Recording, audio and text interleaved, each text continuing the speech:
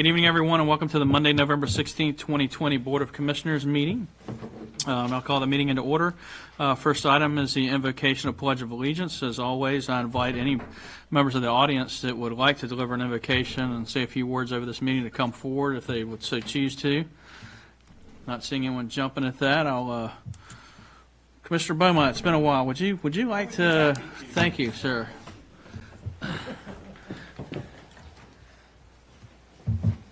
Heavenly Father, we sit on the threshold of Thanksgiving.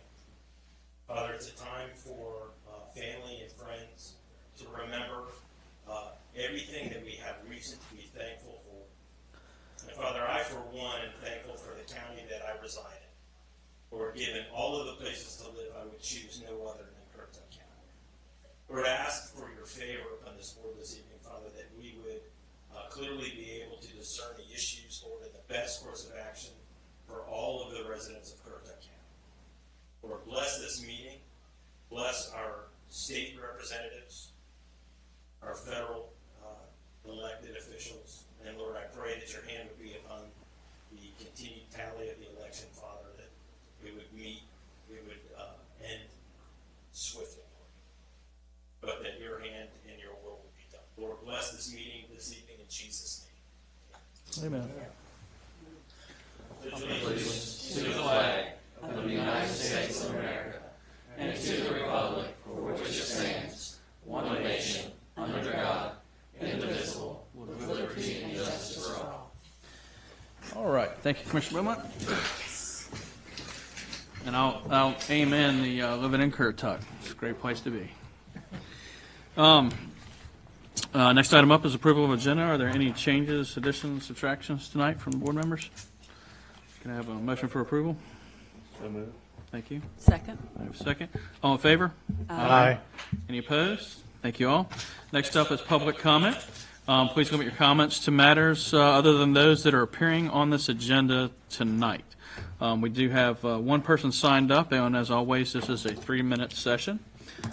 Ms. Barbara Zemanowski, is that right? Did I get it right? Yes, sir. Wow.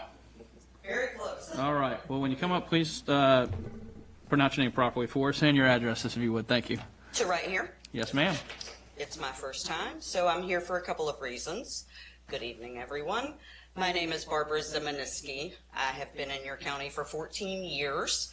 I live at 166 North Spot Road, and my comments tonight will be in reference to the Gallup Mine. I know that all of you are very familiar. Some I did see at the meeting, the community so-called meeting. I apologize. A little frustration going on. I am also very honored to be a local resident of Currituck County. Prior to that, I lived in Portsmouth, Virginia. If anyone knows, it is a metropolis. We feel as though at times Moyock is a small mini Chesapeake, as it's been called. That aside, I bought 3 acres back in 2007 on North Spot Road. I sit in the back of the woods, literally.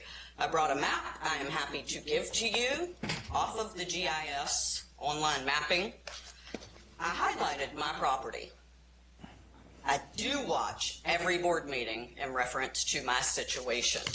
You've never seen me before, although I have development all around me. There's a reason for that. I don't disagree with growth, potential, business, commercial, even, when it's not literally in my backyard. I've heard y'all discuss things in reference to the parameter that we were notified. None of my local resident neighbors knew about the meeting. We all found out by word of mouth, not by notification. I know that Mr. White had mentioned before about changing parameters of notification and other things. I want you to know we are here to fight.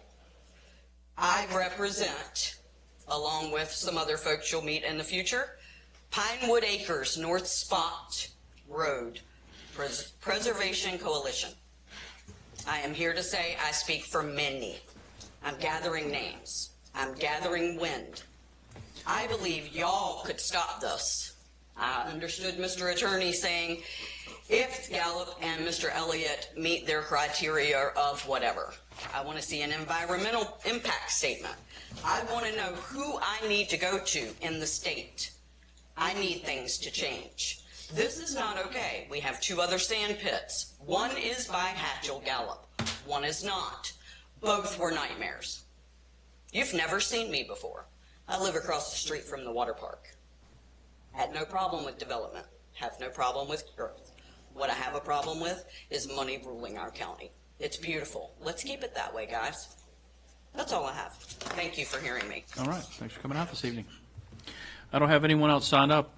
Is there anybody else that would like to speak tonight for public comment? All right, seeing none, I'll close public comment and move on to Commissioner's report. I usually kick this off, so tonight I will do that as well. Myself and the county manager recently met with Kimberly Hoyle, the Corolla Wild Horse Fund, over in Corolla to talk about the condition of the fences there, specifically the north fence, and how we can move forward on helping them get that fence repaired as needed. The damage to it is pretty extensive on the ocean side of it, so we're gonna we work through that with them, and that will go onto their board. I do sit on that board, so we'll be working through that with staff to get that moving forward. I know some people have raised some concerns about that fence, so we're paying attention to it from a county standpoint as well as a Corolla Wild Horse Fund. So I just want to reassure people that we're going to be doing that. We're also working on finishing off the south fence on the ocean side, specifically the cabling portion of it. We got some of it done this year as a repair, and we need to go out a little bit further. So staff is working through that and going to be putting that out to bid soon to finish that up this spring when we get the right tides, favorable tides in January and February. While I was there, we took a little stroll through the new Maritime Museum. It's coming along nicely. It's going to be pretty awesome when it gets done. It was really it was good to see the drywall going up. They had just laid down some sidewalk and we're cleaning that the aggregate sidewalk off over there, and the view through the breezeway, if none of you guys have been over there, walking through, it just welcomes you right to the lighthouse and conversely into the park coming from the lighthouse. We got that. It just nailed that. It's pretty amazing. Just walk through, bam, there's the lighthouse. So I'm just looking forward to seeing it done. It's going to be a great addition to our county and something I think we can all be very proud of as a county that no one else is going to have. Our tourism board met for the first time March, I think, January, almost. Yeah, it's been forever, and we didn't quite have a quorum. We've got a couple people we've got to appoint tonight, so we'll fix that going forward. But one of the things we talked about was looking at how we do advertising, specifically once you get here. So right now, our tourism department is designed to advertise and go out and get people to come to Currituck County. Once they're down here on either in Currituck or in Dare County on the Outer Banks, we do advertising there too. But it's not really driven towards getting them necessarily to come to Corolla or Corova.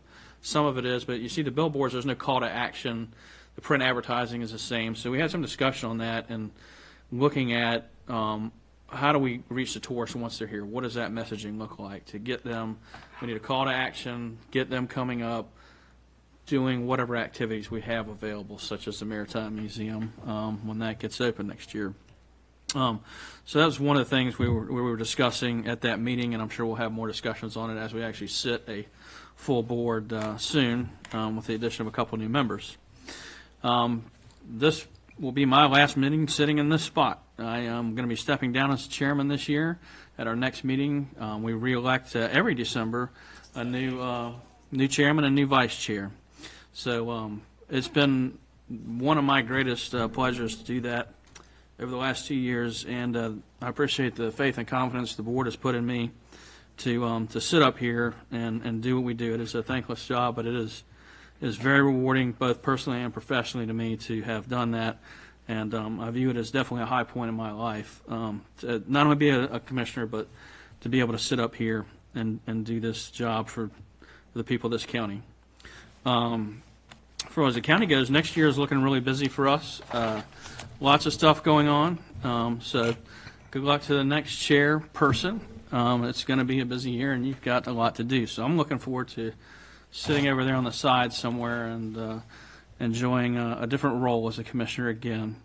Coming up at the beginning of the new year, just harping on our annual work session, otherwise known as retreat. We need to change that. Retreating, we don't really run away anywhere. We haven't dumped the flag and said, we surrender. We're here. We'll probably have it in this room or somewhere at one of the county facilities here, depending on how many people want to show up.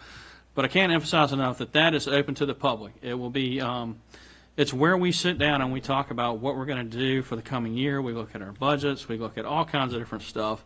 So if you have any interest in what's going on, how we think and why we do what we do, those are open to the public to come in and see what we do. And while you can't actually participate in them, you can come over and choke us afterwards if you want to, or pat us on the back if we come up with a good idea and find out why we do what we do. I would encourage that. Again, just come and see what we do. It's going to be over probably 2 or 3 days. There'll be some short days, some long days. We realize not everybody can get away from work. It's a challenge for all of us to be able to do that as well, but we do that as part of our job. And with that, I think I have I've said my piece this evening. So, how about you, Mr. Payment? Thank you, Mr. Chairman. And I will just say thank you for your dedication for the past 2 years as a chairman, working for this board and the county. A lot of extra time it takes that you put into it. So I do appreciate that you doing that and stepping up to that position there.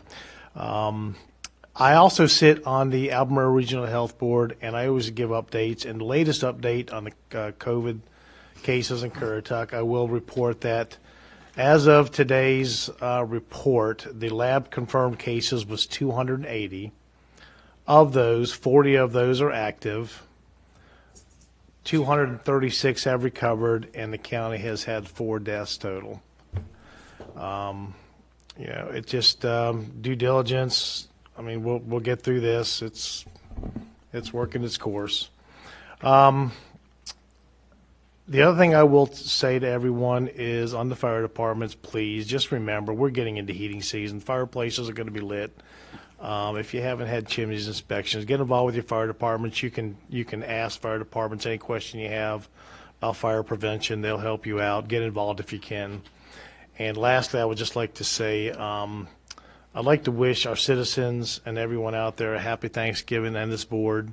Wish everybody have a safe, with your families. Traveling out there, if anybody's traveling, be safe out there. But everyone means a lot to everyone out there. And again, I'm just thankful for this board and being able to serve as commissioner and work for this community out there. And I just want to give thanks for all that on my family. So that's all I had to say for tonight. That's good. Thank you. Mr. Etheridge? Thank you, Mr. Chairman. I have a few shout-outs and thank yous for tonight. First, I'd like to thank our senior citizens department and all the wonderful volunteers who've gone above and beyond to make sure Meals on Wheels have been delivered. And I think Ms. Jarvis is one of those deliverers. Usually we have a banquet to honor the volunteers and announce our Volunteers of the Year. But this year, as we all know, it's been a little different. So I'd like to give a thank you and congratulate the following winners of the Volunteer Award for this year. In Moyock, Mark Burton. In Barco, Dale and Gail Hassenbacher. Powell's Point, Richard Brown. Grandy, Pam Lane. Knox Island, Ed Yamalowski. And again, I'd like to thank all these wonderful volunteers for what they've done for the citizens of Currituck County. Second, I'd like to thank the voters of Currituck County for allowing me another 4 years to represent you as your county commissioner. With your vote of confidence, you have my assurance that I'll always stand for the will of the people and not the will of any big interest. My campaign was self-funded, and the only person I would be indebted to is the citizens of Currituck County. I promise to work hard to keep our taxes low and to preserve our way of life. because the reason you moved here was because of that, or the reason you stay here is because of that. And third, I'd like to thank our chairman for all his hard work the last couple of years. We do appreciate you leading our board. Thank you. Commissioner Beaumont. I don't know about appreciate him leaving. Oh, leaving. I thought I'd appreciate you leaving the board. Yeah. Now we know how you really feel. Freudian. So I wanted to wish everyone a belated Veterans Day. I blew that holiday for last week. And, we owe a debt that cannot really be repaid by most of us for the folks that laid down their life in support of and in defense of this country. And at the end of the day, today's military is all volunteer. Folks join, and we have one of the finest fighting forces in the world. I'm proud to say I have 2 sons that are Marines, and I wouldn't trade it. My experience as a veteran, I wouldn't trade it for the world. And keep those folks in mind, especially as it comes around the holidays time.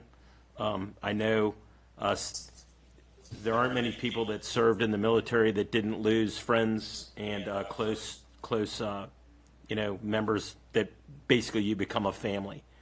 Keep them in mind because holiday season can be very depressing to veterans. Just keep in mind. Second of all, I too am thankful for the opportunity to serve Currituck County for another 4 years. Likewise, I try to look after the interest of everybody in the county, not any specific special interest. And I think, and there have been many instances where everybody has loved decisions made, and I think I've angered just as many in the opposite direction, but I try to do the best I can with the facts that are presented. But I do look forward to another 4 years. And then finally, I too will echo the sentiments of Ms. Etheridge that I am grateful for you, leading the board. And it's been a pleasure serving with you. And look forward to another 4 years with you as well. Yep, Okay? we'll be here for a few more. That's all I have. All right, Mr. Kevin. All right. First off, I'd like to congratulate the 4 winners sitting up here that won re-election. I voted for all 4 of y'all.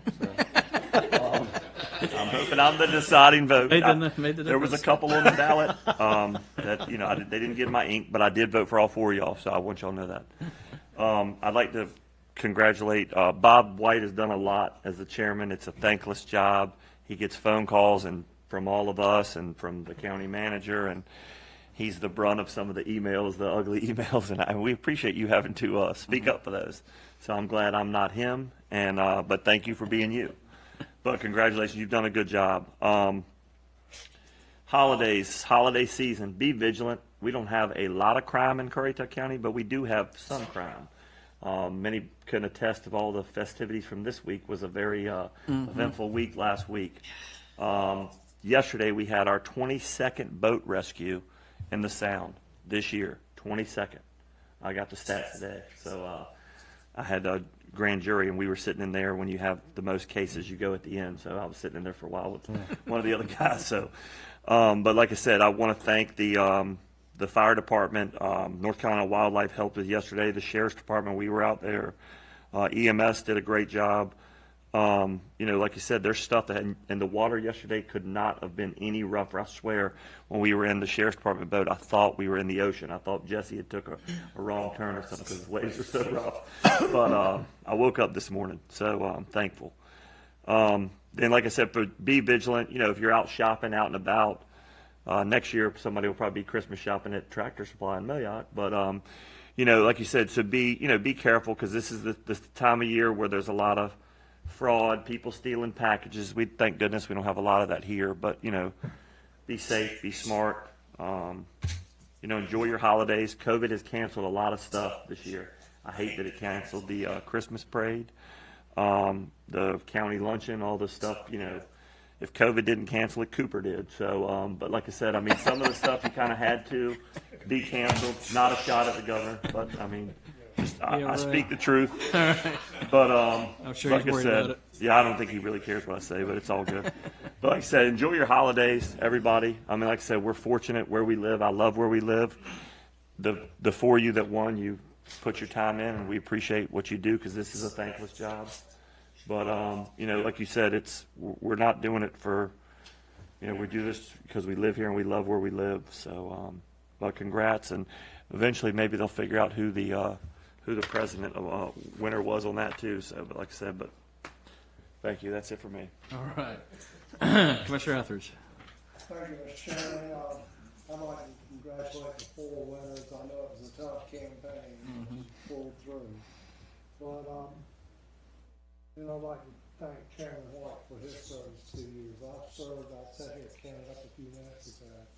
Under like 6 or 7 different chairmen for this board of commissioners, and you right up there at the top of them. Thank you, sir. You've done well. I'd like to also congratulate the voters of Currituck County because last week in the election we had a 74% turnout, the largest in the history of the county, I believe, in modern history. And with that, I'd like to thank our Board of Elections and Sidney Banks, who is our director, Gary McGee, who is the chairman of the Board of Elections. I attended several of their meetings throughout the fall season as a poll observer and an observer. And the professionalism I saw being used in that office was next to none. And I congratulate them on that. As many of you know, our Chief Justice of the Supreme Court race still has not been decided. And I heard today there was 11 counties that were yet to officially certify their candidates, not certify their election, but certify their candidates. And our Board of Elections, like I said, ran a great show, I think. But I looked at Robeson County, they found a ballot box in a fire department Saturday night that had 1,900 early votes in it. Oh, isn't that amazing?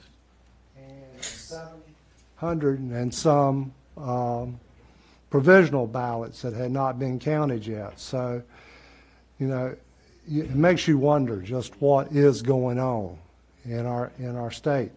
But the latest tally on our Chief Justice is that Justice Newby has a 231 vote lead, I think, and that's out of 5.5 million votes that's been cast so far. Sometimes Friday it was down to 4 or 5 votes difference between the two. So don't ever say my vote doesn't count, because there's over 2,600 precincts in North Carolina. And if one person doesn't vote in each precinct, there's the difference in an election statewide. And happy Thanksgiving to the citizens of Currituck. We deserve a good Thanksgiving this year. Well, a lot of family at the house.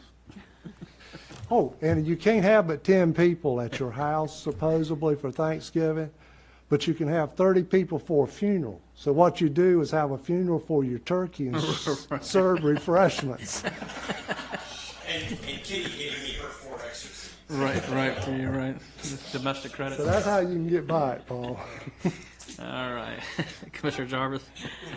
Along that same vein, someone said to me last week that they didn't even want to celebrate Thanksgiving, that they just wanted 2020 to end. And I know many of us feel that way.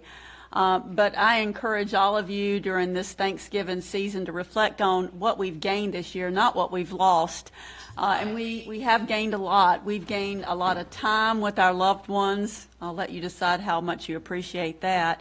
We've gained a new respect for our first responders, our nurses, our educators, and we've all gained a little bit of joy when we are forced to look for some of the things that we search for in life and are pleasantly surprised to find it in the store, like Clorox wipes, a box of mac and cheese, or the ever elusive Charmin toilet paper. So when you think about the big things we might have lost, reflect on the little things. And when I say grace over my family's Thanksgiving this year, I will bless the food. And I'll also bless that I have overcome the struggles this year that so many of us have faced. And I encourage you to find joy in the time you spend with your family and in the time that you have And of course, when you give thanks to God, also bless that food, no matter how many people you have in the room, whether it's 10 or 30. And I do want to say thank you to the voters for your confidence in electing me. I appreciate that.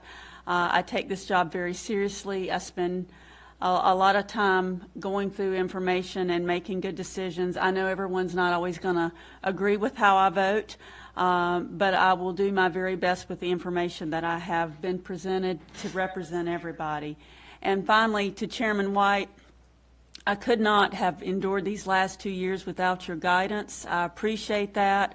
I have a respect for all that you've done, and I just want to say thank you for the time you've spent giving me such insight, and I appreciate all that you've done. Thank you. I appreciate it.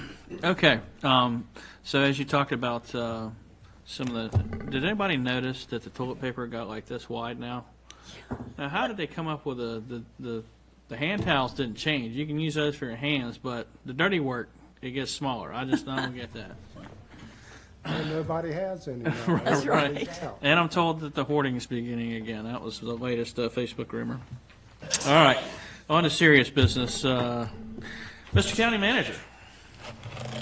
Thank you, Mr. Chairman. I wanted to talk a little bit about the county's response to the new executive order and COVID-19 in general. Just kind of a refresher. We haven't talked about it in a while. County departments are still working staggered shifts for the most part. The reason for that is to maintain a continuity of operations.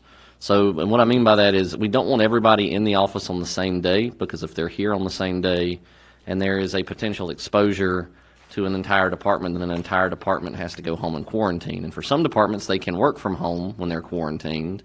And for some departments, like the water department, if all of our water operators have to quarantine, we have a pretty bad problem. So, for the most part, county operations are still functioning the way that they have in the past. Building permits are still, electronic is the preferred method, and that's working well, I think. Some of the contractors who don't pull a lot of permits have needed some guidance getting through that, but the ones that pull a lot of permits, that's gone very well. The senior center is still obviously closed. However, there are conversations and details will come out as we head into the cold season. One of the things that I think we can facilitate for seniors, at least some of them who want to participate, is the pickleball. They've been practicing and playing at the high school, and I think there's a way so that they can socially distance while they do that activity in our facility. So you can kind of look on Facebook for some guidance coming out that will allow them to reserve a court in a certain time, and there'll be a lot to it, but I think we can at least facilitate that. Libraries are still operational. If you need to check out or return books, it's a curbside service, so libraries aren't open to the public still, but the main mission of the library, which is to provide, the books check-in and check-outs, is going on. If you need to use the internet at the library, while you can't get on a computer in the library, there is Wi-Fi that's available in the parking lots. So, overall, the county, any of the functions that have been performed by the county are still able to be performed. We do still have some employees working from home, like I said, because of the staggered shifts, so that we don't have an entire shutdown of a department if we have potential exposure.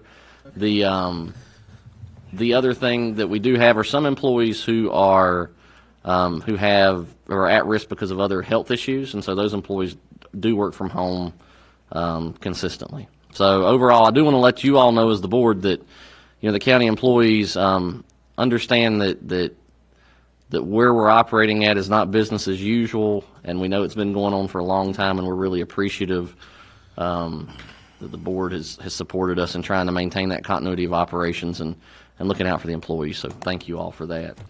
To speak into something that Commissioner McCord said, just to address, I know we've had some questions about the Christmas parade. The Christmas parade is organized by the Fraternal Order of Police. They have canceled the Christmas parade this year. The county is putting on a kind of a thing. We're going to decorate our county offices. Some will be really decorated and some won't be as decorated, but we're going to have maps available. So you can drive by and look at the Christmas decorations around the county. I think that we're going to have a heck of I'm going to put Samantha Evans on the spot, but I think we're going to have a heck of a show out front here. So we will have a Christmas tree, and it will be lit up, just like we had last year. None of the festivities will go along with that. Real tree, real 20-foot plus Ashe County grown Christmas tree. So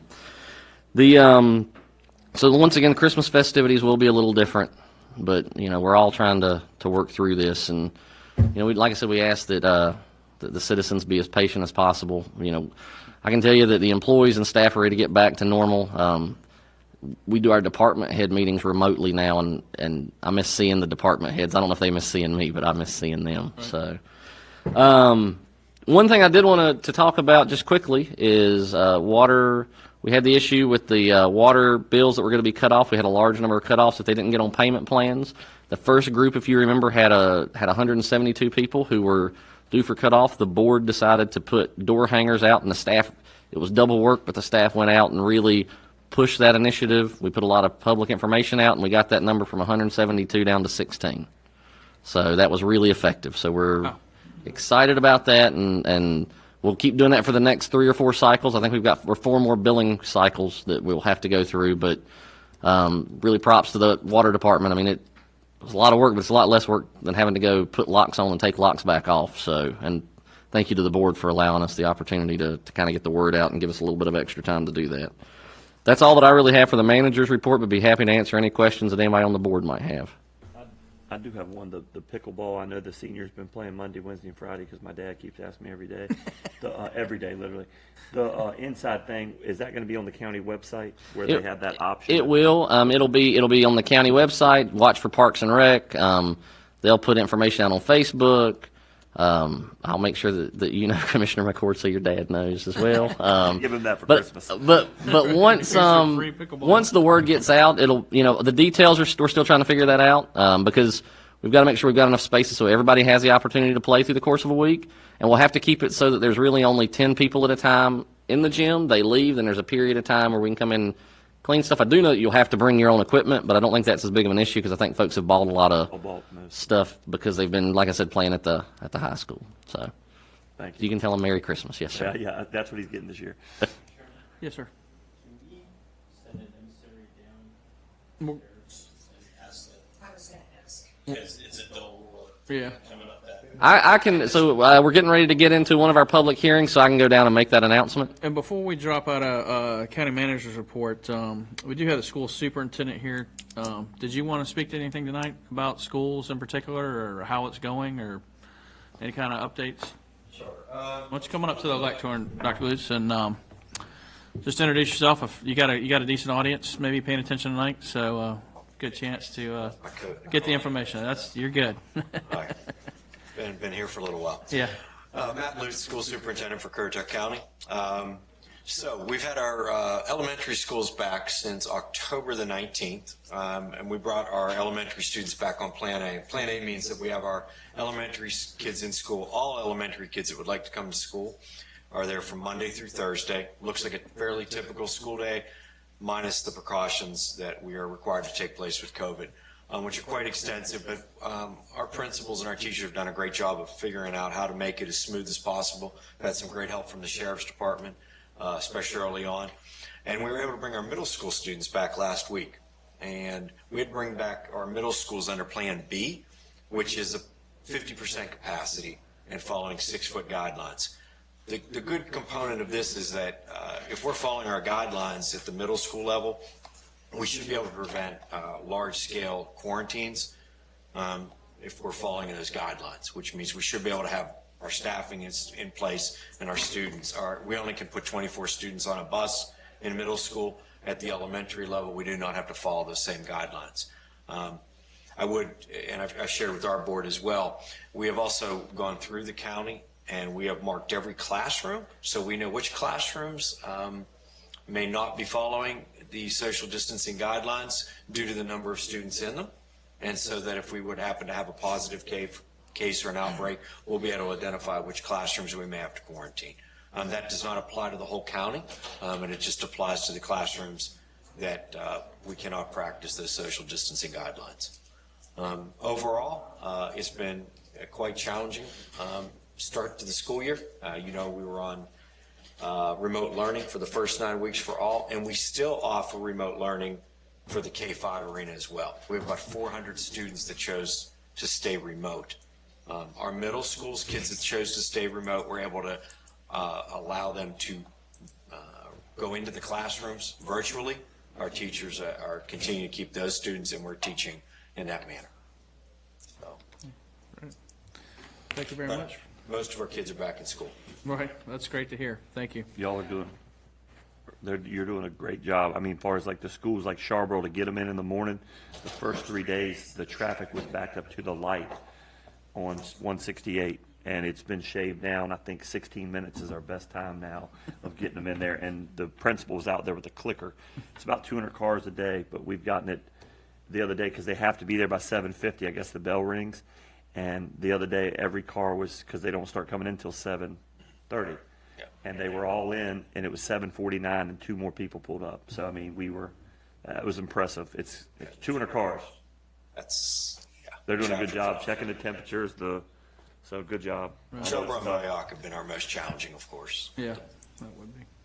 And Dr. Lutz is coming back in December, correct? He is. He's going to be on your agenda for the first meeting in December to give just some updates as we close out a calendar year, and then I'm sure that we'll see him again as we head into the spring as well as we get into budget discussions. I anticipate he's already a frequent visitor to our meetings, and I think we'll be hearing a lot more from Dr. Lutz over the next 2 or 3 months as we work hand in hand to figure some stuff out. Maybe we can save the hard questions for that. Yes. Yes, sir. Thank you. Sleep in fear. Bring your A game in, In other 2 words, weeks. sleep in That's what fear. Yeah, I'm not ready for that yet. Right. Almost ready. Just softball's ready. All right. Thank you. Thank you. It's not a political race. All right.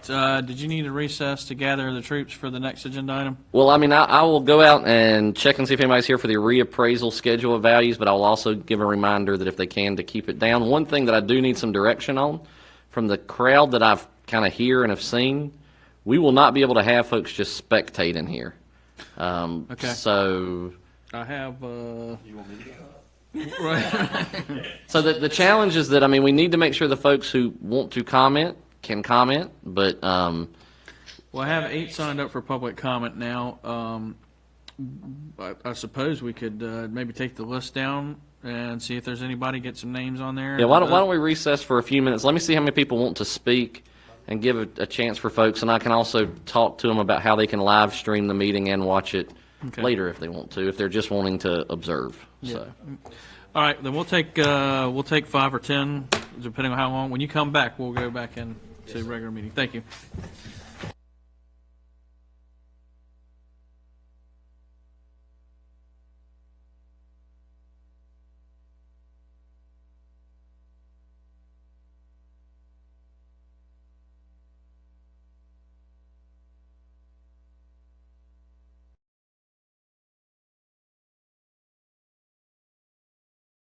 Things on our agenda tonight, but the next one doesn't have a huge number of people signed up. Item A is public hearing on the 2020 reappraisal schedule of values. And we have our tax guy here, Mr. Tracy Sample. Mr. Sample, why don't you just come up for the public and just tell them what that means exactly, and then I'll open the public comment.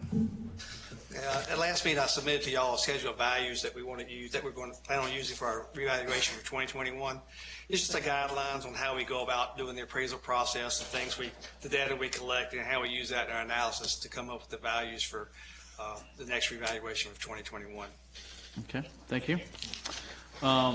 Any questions from the board for Mr. Sample? Okay. I don't have anyone signed up for this agenda item this evening. Is there anyone that would like to speak to this agenda item this evening? I wanted to ask, was that, Mr. Sample, was that a county-owned tablet that was stolen on Monday, or was that the contractor? It's a contractor. Okay.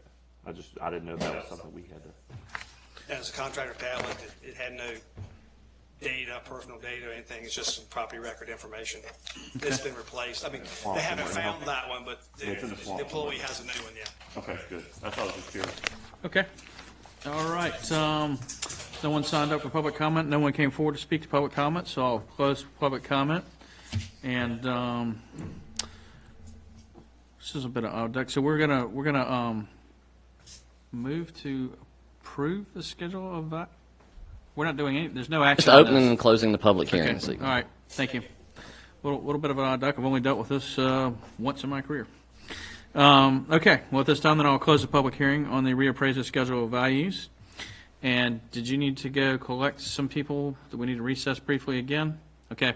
For those of you out there on TV land, we're going to jump in and out of recess just for short periods of time so the county staff can go grab the people that are interested in the next agenda item. So I'll recess the Board of Commissioners until he returns for a few minutes. Thank you.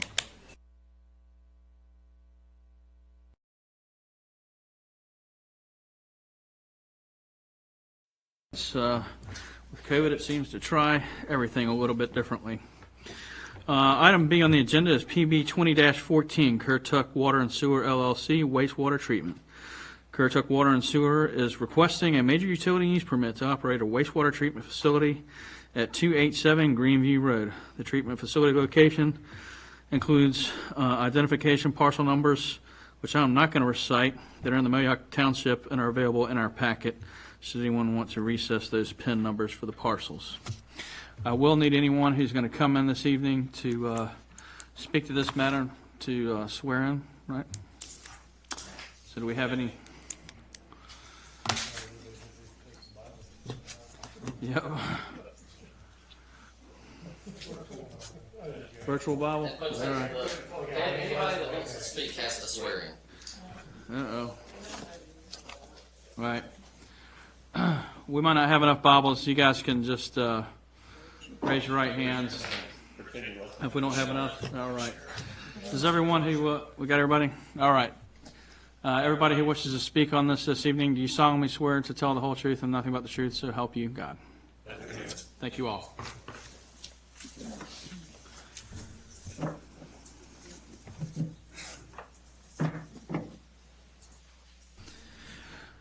All right. And since we got so many people signed up, I'm going to take just a minute and ask the county attorney just to remind everyone what this means as a special use permit as far as people signing up for public comment and what the information that we receive and how we're supposed to view that. Well, this is a quasi-judicial matter which the board can only consider evidence that is competent, substantive, and material in making your decision. That evidence must lend itself to the particular findings that you must make pursuant to the Unified Development Ordinance and also pursuant to North Carolina law.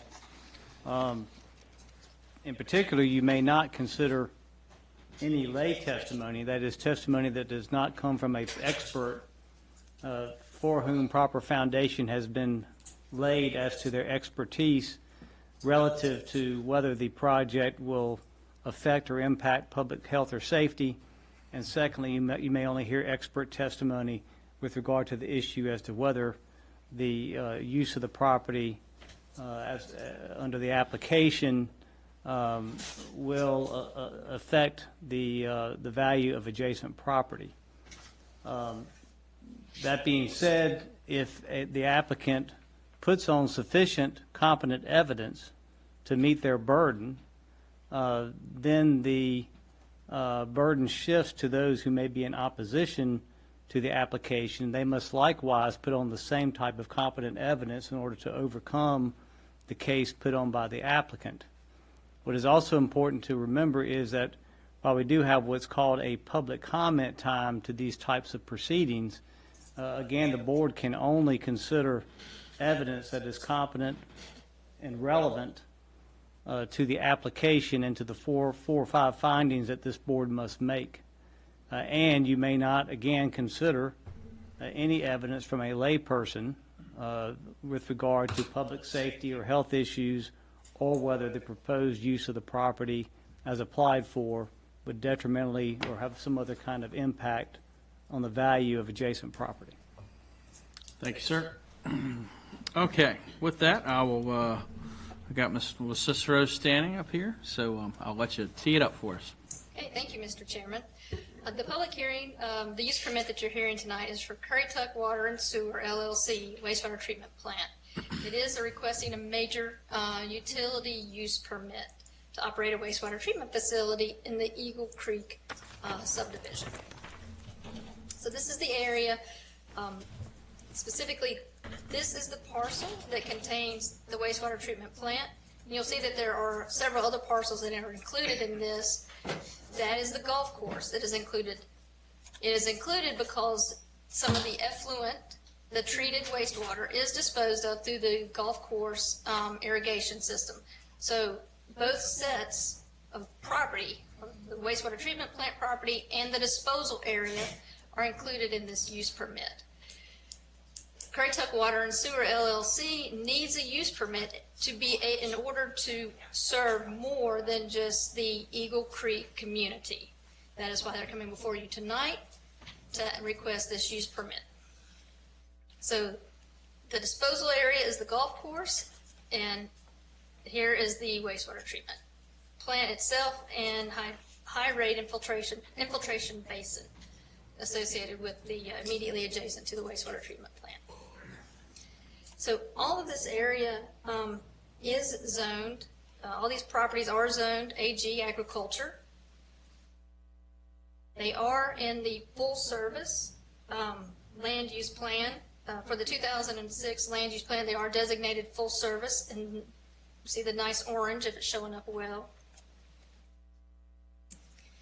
In the Moyock Small Area Plan, there's a small area up here that is within that full service area, and the rest of this area is in the limited service area of the Moyock Small Area Plan.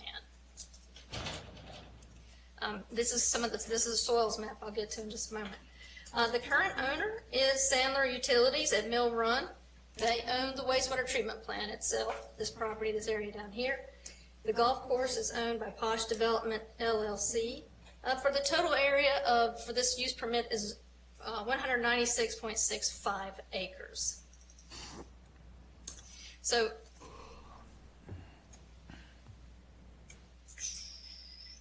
on the soils map, the majority of this area is Cape Fear loam with some Wasda muck and Roanoke soils.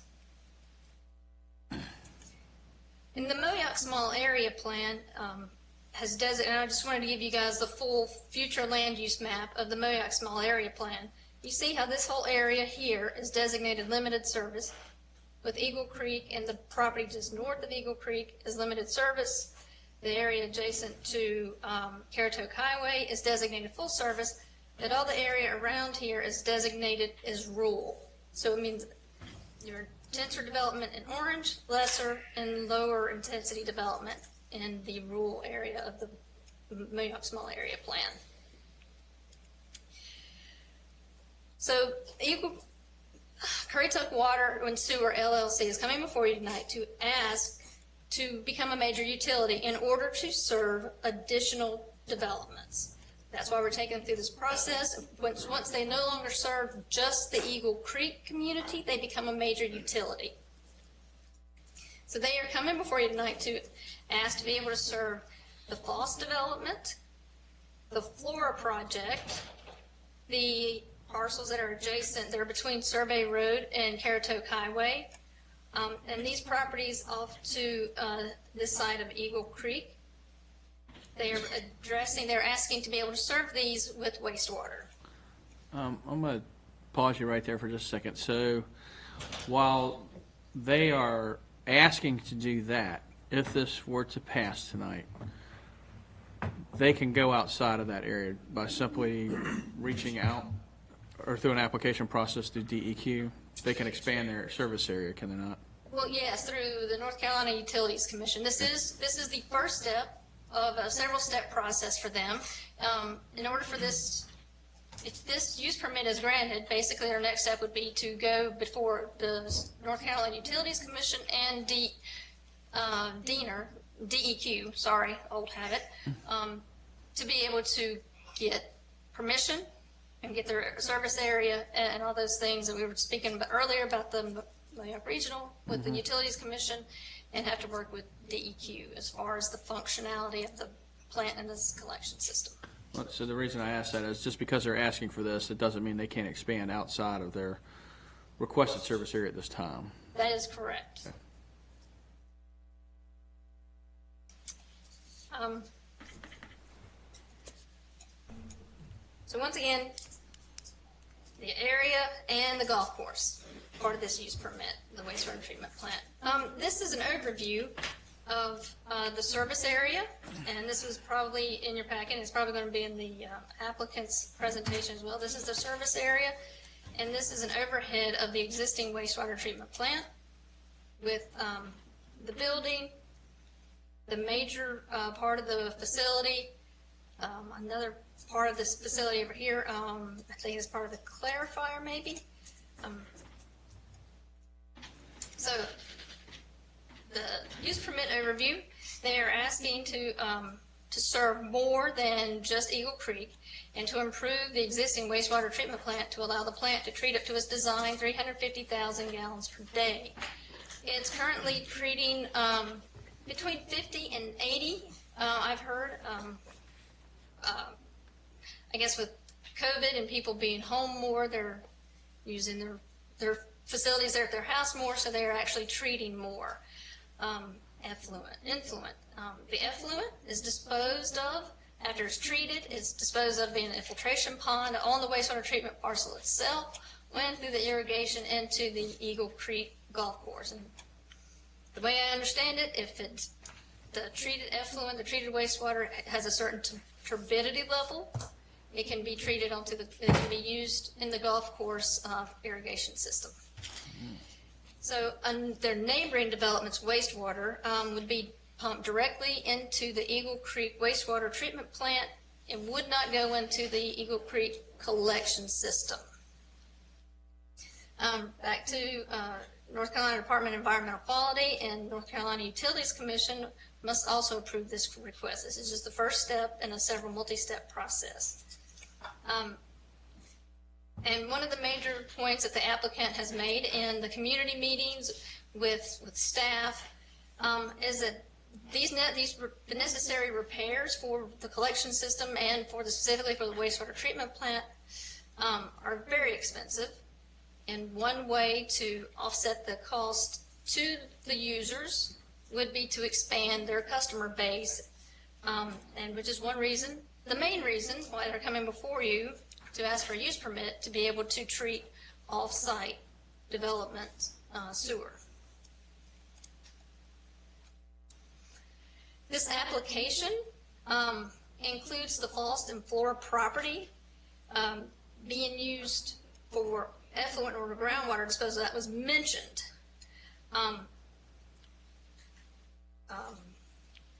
So they are no longer pursuing off-site disposal. Who they? The applicant. So they're saying now that they feel like they can handle all the effluent locally. Right now, they're saying that they can handle the 350,000 gallons. Thank you, that was the number I was looking for, okay. Any future request to expand that disposal area would have to come back through for an amended use permit to the Board of Commissioners. So, if I understand that correctly, where's Eric? He leave? Unbelievable. Okay, so. You look for Eric? Yeah, what's up with that? Is he downstairs? So,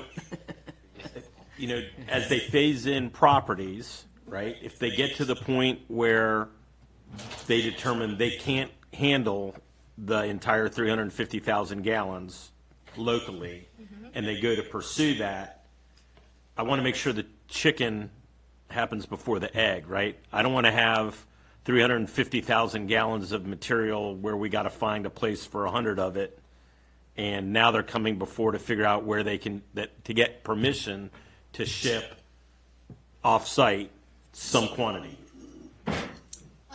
We brought that to the applicant's attention.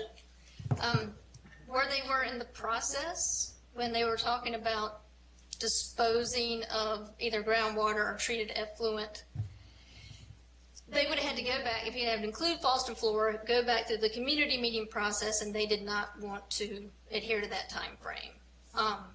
So we did alert them that that's going to have to be an issue. I just want to make sure we don't have a crisis when they come back for a rezoning. In other words, the advanced engineering, I guess, is for the applicant. Got it. Yes, for the applicant. Now, I will tell you, we have received an application for the FOST rezoning or a zoning amendment to add an area, to take off their own wastewater treatment area, and to show an area on the FOSS project for effluent or groundwater disposal. Is that considered off-site? That would be considered off-site. Got it. So it's already designated there. The rezoning level, Got it. that change is Perfect. coming through on the rezoning level. So, and they've been notified with this as well. So, to change it up, to give you something a little more than just maps and words, I went out and visited the actual plant a few weeks ago now, because before the October meeting, and I just thought you guys would like to see some pictures of a wastewater treatment plant to break up the monotony of me talking.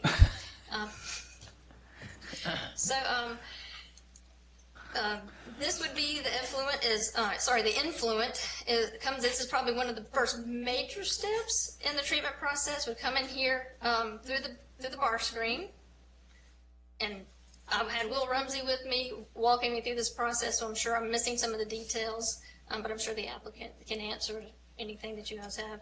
This is a picture of the equalization tank, which is pretty much the next part of the process, into the equalization tank, and then into the aeration tank, which Will said this is a nice chocolatey color. So I'll leave it. He was happy with the color? Happy with it. He said that's a good color, and I told him, I said, I don't know if I can look at a Hershey's bar the same for a little while. And into the clarifier. And this is all within that first major round concrete overview that we looked at. Whoops, the wrong way. And this is through the sand filter system. That's another level of cleaning. Then it goes into the building there where some pumps, vacuum pumps, and the other pumps are housed. But in through this area, the UV, where it becomes treated effluent, so the UV light in this system. And then, like I said, if it hits that certain turbidity level, it will either be used for irrigation at the Eagle Creek Golf Course, or it will go into the infiltration basin there on the property of the wastewater treatment plant. So how much clarified material can the golf course handle? Like, the sprinklers got to come off at some point for people to play golf, I would think. And that would be that would be a question for the applicant. Okay. Because, like I said, it depends on that turbidity level. And Yeah, they ran. I mean, they ran. I mean, I ran that place before. They ran in the morning and in the afternoon. Not at 350,000 gallons of material? No, not that. Just checking. so, I mean, like we've been talking all along with the county attorney and Chairman White, this is a use permit, so there's a different level of consideration before you tonight than with the legislative decision. And a use permit shall be approved on the finding that the applicant demonstrate the proposed use will meet the following findings. The use will not endanger public health or safety. It will not injure the value of adjoining or abutting lands and will be in harmony with the area in which it is located. The use will be in conformity with the land use plan or other officially adopted plans. The use will not exceed the county's ability to provide adequate public facilities. So these are some policies in the land use plan that address infrastructure and address this situation. Policy AG3, county actions concerning infrastructure and regulations shall serve to direct new development first to targeted growth areas near existing settlements identified as full service on the future land use map, rather than leapfrogging to locations in the midst of farmland and green space identified as rural and conservation areas. And you see, in their modified service area, there are 260 acres of land designated as rural in that request. So I'm going through this. Are you saying that supports it or goes against it, or it's kind of weird? Because it is kind of weird, and it's going to depend on which way you're looking at it. I look at it, and I think it would support. It can be a pro or a con. It can be a pro or a con. Unfortunately, we some policies like that. It depends on how you look at it. Let me go back here. You have these areas here that are designated full service with the 2006 land use plan. Then they, in 2014, with the Moyock Small Area Plan, a little deeper dig into into the Moyoc area, and it came out that this area is limited service with the rural areas around it. When you talk about the small area plan, explain to the public who decided about the Moyoc. Was it the county commissioners decided, oh, this is going to be what we call Moyoc small area, and it'll be limited growth there, or was this, how did you come about with the Moyoc small area? Why the variation? Yeah. Well, the 2006 land use plan was adopted in 2006, and between that time and 2010, 2012, Moyoc saw a lot of growth. And in 2012, the commissioner, the sitting board at that time were hearing enough concern from the Moyoc citizenry that they opted to take a little bit deeper dive into Moyoc concerning the rate of growth, the placement of growth, kind of some standards that the Moyoc area would like to see. It was essentially a 2-year process, out of which came the Moyoc Small Area Plan, and this is the future land use map of that Moyoc Small Area Plan, and it was your typical planning document. Lots of community meetings, surveys, open houses, and a steering committee for the Moyoc Small Area Plan. And out of the Small Area Plan, it came, the green areas are the conservation, and the orange areas were for the higher intense uses and higher intensity and higher density and intensive uses. This is how, with this employment center here, was the basis of the idea for Currituck Station, that this employment center here was something that we kind of jumped on and said that this is the place that we would like to see to have jobs. You're saying we, but it was really the people. It was the people, right. Okay. And this was the area that they would have liked to see to become mixed use and a little bit higher intensity right here, and with the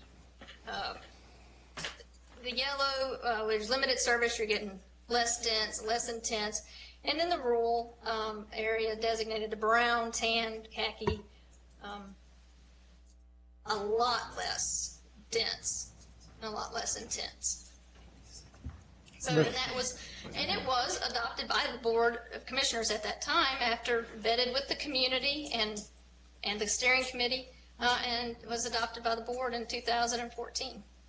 Mr. Chairman, Yes, sir. I have a problem reconciling how you can call Eagle Creek limited service when it's fully built out. Take the golf course out of it, it's small lots, it has water sewer. Compared to the Falls project, it's about the same density. So why are we still calling it limited service? It's a full service district. I thought Eagle Creek, when I was there when we adopted the small area plan in 2014, Eagle Creek was considered a full service district. Well, land use plan shows it full service Yeah. overall, but the communities, I'm assuming the map that you were just on, the future land use map, is really in response to community meetings that took place after this map was created, right? Yes, exactly. This was the 2006 land use plan. Right. Future land use plan map, I think that's to your point, Owen, is not grabbing that little finger coming off of their thumb that is Eagle Creek. Yeah. But it's, well, okay, so I guess the bigger question is limited service. Does that mean that we don't have sewer systems in limited services areas? What does that mean exactly from a development standpoint? Obviously, the density we want to be lower, but that doesn't negate having full services there, right? Just a Foss, for instance, they're going to have, well, that's going to be a higher intensity use. That's not a good example. But Eagle Creek has obviously full services in the form of sewage and water. Got a school. And Got a school. and a school. So what does that mean exactly, I restaurant. guess, is a bigger, what typically would that mean, or would you associate with limited service? Well, limited service, I would say typically you have one or the other service. And because of the rural nature, our existing infrastructure, it's typically you would have water availability. Right, And septic for your wastewater. septic and water. I mean, if you're asking me right now, without, I'm just, just as Yeah. a general rule, because we're talking about it, so, you say limited, but what does that really mean, so that we're all on the same page? Yeah, the old auto auction property, that's limited service, along with ranch land. So is Lakeview then, that's how that map is. After something is built and there's sewer and water, and then you adopt a plan, it's just saying that would be developed around it. The community wants to see limited development. that would be my interpretation, is that the community, for whatever reason, maybe they didn't like the rate or something about the intensity of that development and wanted to see a little bit less development around it. So can you pop that future map back up again? Yes. So this encompasses really what the Mayock Small Area Plan currently looks like, with the exception of Foss, where we changed that through our actions there, right? That's now a much higher use parcel there. So this is reflective really of what came out of those meetings, and the individuals said I guess you guys kind of drew the boundary lines based on information you were given at that time from the community? Okay. So the community itself wanted the surrounding properties, I would assume, to be limited service, and the map just kind of went right over Eagle Creek, I'm guessing. Eagle Creek's at the bottom, correct, right there? Right. So they just didn't throw that on the map. It was already tapped out, but it encompassed the surrounding properties to stay more limited in nature. Right, and really focus the development right here, Right this, on the corridor. this mixed use area, Right. retail, mixed use. And this closer is to the R. county line. Closer to the county line, and with this employment center here, Okay. so. All right. Now that we've messed your whole program up, where were you? We can go back through our fund. So, yeah, I mean, these policies can, depending on what your point of view, because I look at the Mayock Small Area Plan as having a little bit more weight since it's newer, I would say that it doesn't support in that one, that's not an area that we typically want to see development or a full service development. So to me, the targeted growth areas would be on that retail mixed use area. So policy WS3, Currituck County endorses utilities extension policies that focus water and sewer services.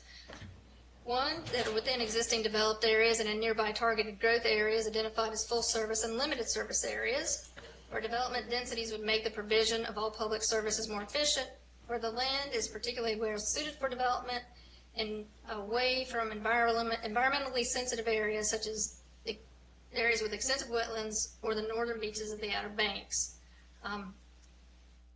So yes, Eagle Creek and the Falls are going to be developed or will be developed at a higher intensity. The forward development property, the west of the Eagle Creek, are developed areas at this point. None of the properties in the service areas are targeted growth areas in the Modoc Small Area Plan.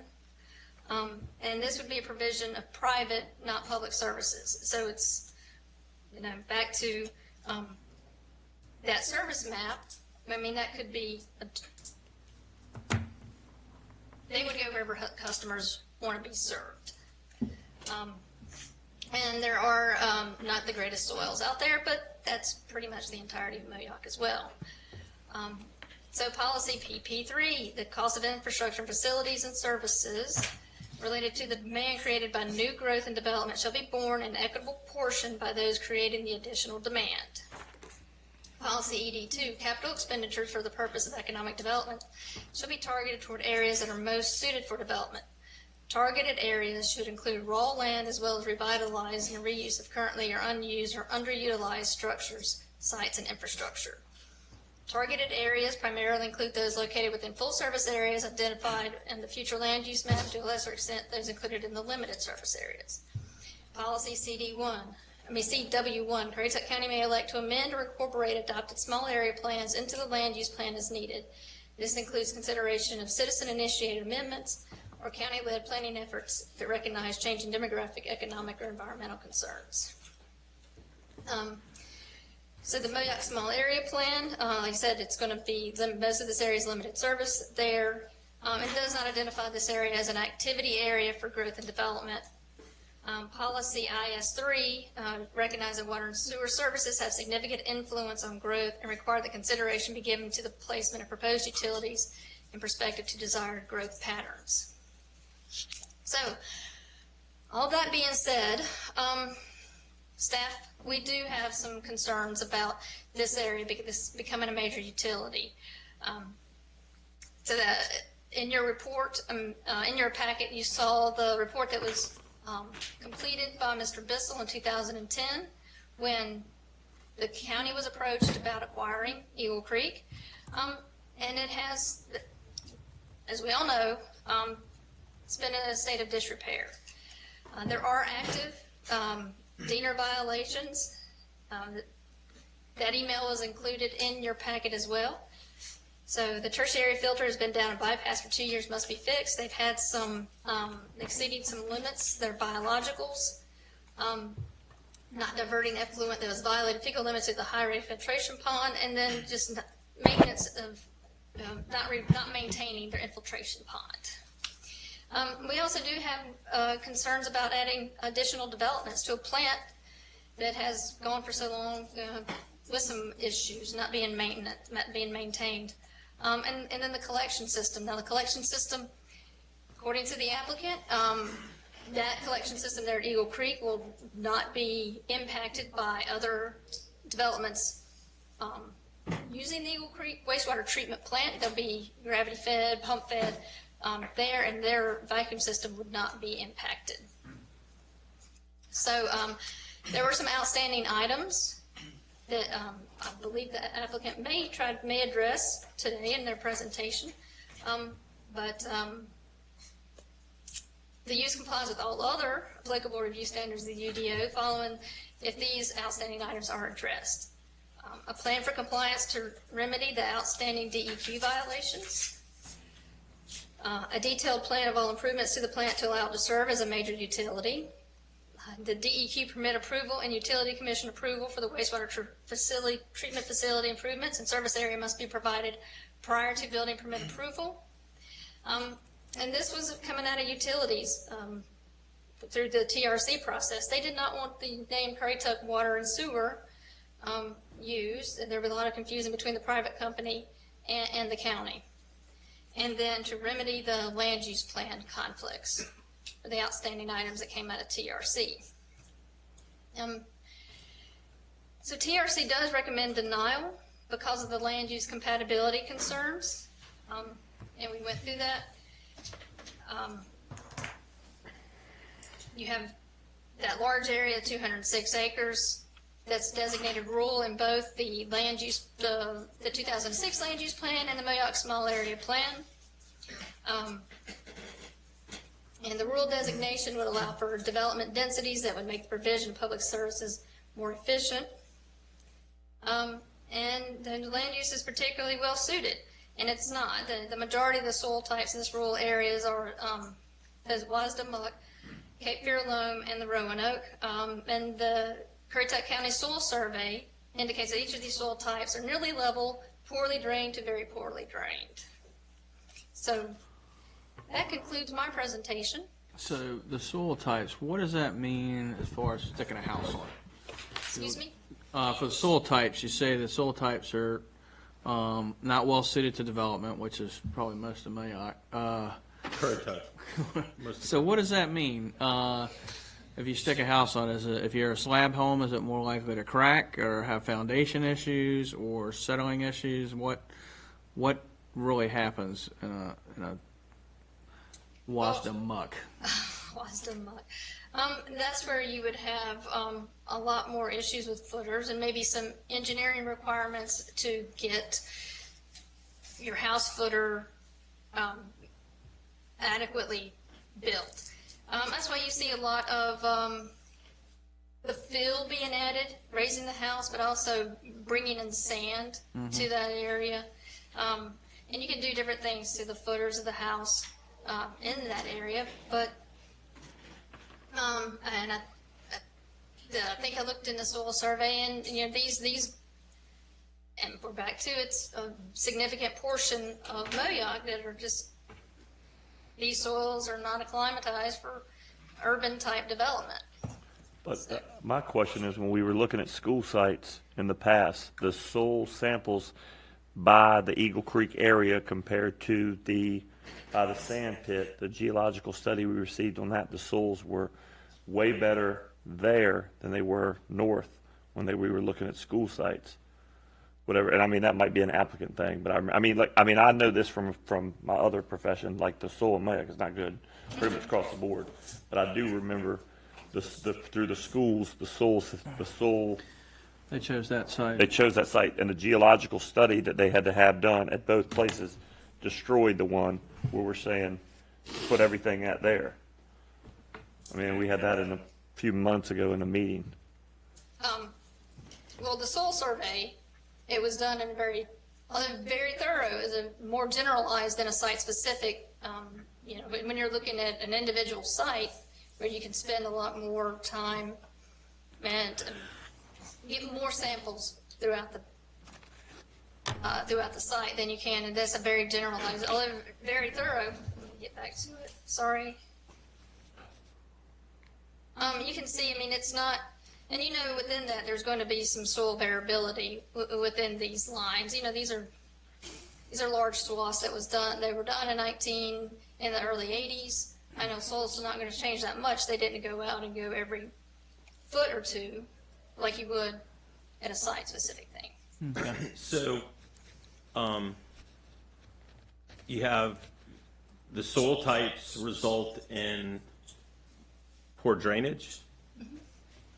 So we have constraints in place that when a subdivision goes in, I mean, the same amount of rain is going to fall on that development, no matter what, if there's a subdivision there or not a subdivision, correct? Correct.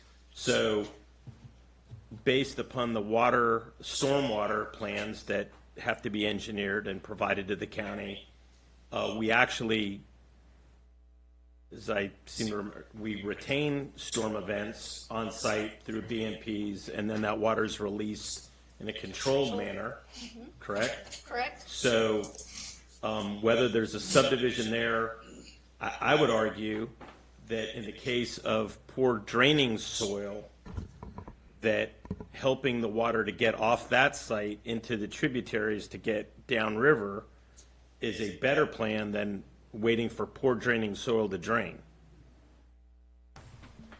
I mean, typically in well draining soil, the challenge is when you build a bunch of asphalt and you put a bunch of concrete down, that results in the inability of the ground to be able to actually absorb the water, right? We have impervious material that's in place. The challenge there is you have to wait for it. Unless you engineer wastewater or stormwater, there's no way of water to leave a site, whether it's good draining or poorly draining. I would almost think that a well-designed drainage system benefits even the local area because that gets the water downstream in a more expeditious manner than waiting for the flooding to recede. Does that make sense? Yeah, if you have a properly functioning stormwater system. Got it. How much of the Eagle Creek subdivision is Wadsland muck?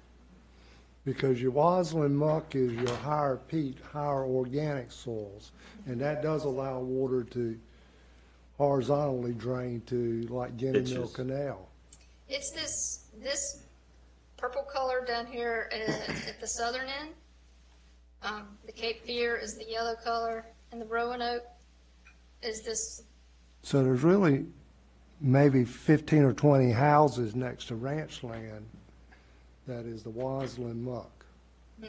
Back there off of St. Andrews on that side. All right. Well, drainage is terrible in my up. All right. Currituck. Currituck. Nah, that's what good's beach works great. That's true. All right. Thank you, Ms. I LaSister. have a question also. Are you familiar with the strategic visioning that the county commissioners did back in October of last year? Yes, I was there. Okay. And one of the things for Moyoc was to manage and control growth in the Moyoc area. Yes. Okay, so how many, if you have on-site septic tanks, how many houses can you put on an acre? To have an engineered system in Moyoc, potentially 2 per acre. And if you have a sewer system, how many can you put on that same acre? Well, then you wouldn't have to worry about a septic tank, and that would leave you to lead you to your zoning regulations if we're talking that. And the maximum amount that we allow is 3 units per acre. Well, the UDO or land use is 3 to 4 units. 3 to 4 units. So in your opinion, is that controlling growth? No. Okay, thank you. Okay. Anything further for the staff? All right. Thank you, Ms. LaSister. Appreciate your time this evening. All right. At this time, I'll invite the applicant's representative to come up this evening and present their case. So, some strange guy we've never seen before coming up this evening. Thank you, Mr. Chairman. Before I start, I need to say that one of the 40 active COVID cases that Commissioner Payment mentioned is my client's attorney, who will, as a result, not be with us tonight. So Thank him for us. We have not had personal contact with him, but we will be proceeding tonight without legal counsel. I should, I guess, represent myself as an expert in development engineering. You probably have heard my qualifications before, but I'll just run through it just to make sure that I'm qualified as an expert to speak to this. Can I interrupt you? Would you think that would be for some reason you'd like to table this to a later date? We would like to proceed. Okay. I think, we've seen Mr. Bissell enough. Ms. Ike, would it be okay for us to stipulate to his expertise, or does he need to reestablish that for this? No, you cannot rely upon evidence in another matter Okay. to determine whether he is an expert for what he purports to be an expert in this matter. I guess also I should note that the North Carolina Bar has determined that a non-attorney may not represent a corporate entity in front of a body in a quasi-judicial proceeding. I have to make that comment ethically. There is no consequence. I will tell the board if you continue on with the hearing, but that warning should be made for a non-lawyer that seeks to represent a party in a quasi-judicial proceeding. So, Bar Association issue rather than a legal issue. Well, it's the unlicensed practice of law. so then Mr. Bissell would be here representing the engineering side of this. Do you have a witness for the other stuff, your other findings that you have to present this evening? Do you have an expert for that? Yeah, but you need the attorney to establish their expertise. Is that correct? Each would need to be careful that they are not advocating a position with regard to this application, which may seem kind of ridiculous because, of course, there would need to be some advocacy to approve the application. So they would need to be careful not to cross over into advocacy. And then secondly, yes, they should present sufficient evidence with regard to their expertise so that you can make a finding that they are expert in those areas where expert testimony is required. And so what it really comes down to is if we approve this tonight and there was an opposition wanted to sue, we could turn it into a lawsuit. Or vice versa. And it would hurt us or the applicant either way, right? We wouldn't, more so the applicant. They may not, they could have bigger problems with not having presented an adequate case for us to find. There would be the more merits. that risk than I would say with regard to there not being a lawyer here to represent the corporate entity. Again, the North Carolina Bar has determined that you may proceed as a governing body sitting in a quasi-judicial capacity to consider the matter should you wish, and that in and of itself, if you choose to do so, would not have an impact as to what decision you might make. Okay. I think with everything that I've heard, and there's going to be if it passes or fails, if it passes, it's going to be a big impact on the county. And I personally think we need to table it. I would say so as well. If it failed tonight, you guys, I mean, we can point the finger right at you. We can say lack of evidence. So I tend to agree with Ms. Kitty. And I would, well, assuming the attorney's okay, in 2 weeks, this individual should be Day isolation. So right, should be able to come back in or find someone else to step in and represent possibly. Do you feel like if we brought you back in 2 weeks, that would be enough time at our next meeting, our first meeting in December? I do. Okay. Do you want to make that into a motion, Ms. Kitty? I make a motion, we table this to the first meeting in December. Which would be the 7th, I believe? Yes, sir. Okay, so if I understand Ike correctly, the county itself, we're not at risk in deciding this case tonight. That's No. correct. They're at risk in that Right, they are found whatever, right, right? right. So in deference to her request, I appreciate it. To me, I think Mr. Bissell needs to make the request because it's no sweat off of us whether or not we hear this case tonight or not. It's definitely in your best interest, I would suggest, to make sure that you bring forth the strongest case possible. Well, I think also the county needs to make sure we're aware of the impact that it will have on the county. Well, that will Yeah. come out through your testimony, I guess, going forward. All right, well, that being said, would you like to I'll withdraw your withdraw motion? my motion. Mr. Bissell, what do you want to do? We will agree to table this to your next meeting. So you would like us to table this until the first meeting in December 7th? Okay, Hey, Kitty. all right. It appears it would be better for I think all so. parties. I think so. I just don't want a lawsuit. Hold on, the county manager. Give Yeah. staff just 1 second, because this is a little more complicated, because I believe they have already requested one deferral. Is that, They But this did? was a code. so it would have to be a commissioner decision Okay. to But defer it, I'd like which to is hear the request from the applicant. fair not enough. Volunteer it up is completely my. And because of the COVID situation going on. Yes. I just don't want the county to end up in a lawsuit if it can be avoided. So And they could say the that, applicant's requested, and the kitty can do the motion Okay, again. so, all I'd right. be kicking you right now, but you're too far. here.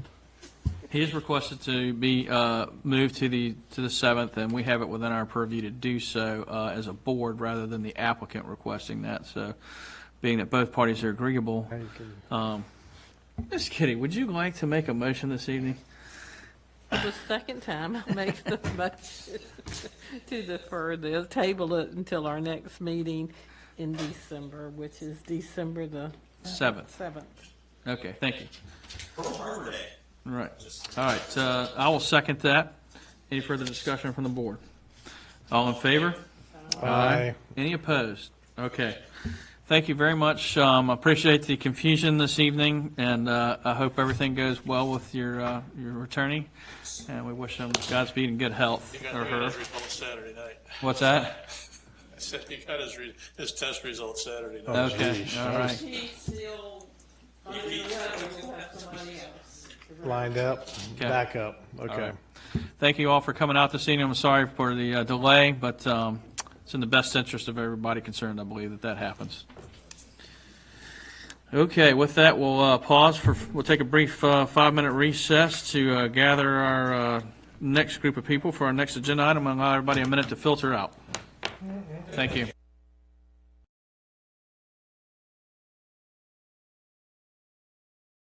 $1,229 acres located off Puddin Ridge Road, tax map 10, parcels 11, 12, 13, 14A, 18D, 18F, and tax map 11, parcel 1 in the Moyock Township. And at this time, I'd like to, everybody that's going to speak this evening will need to be sworn in. That includes people that are signed up for public comment. We don't have enough Bibles to go around, but I will ask the applicant, county staff, and any professional witnesses that are here tonight to come up and be sworn in. So we need the applicant's representative up here, the attorney, and any of their witnesses, or experts, I should say.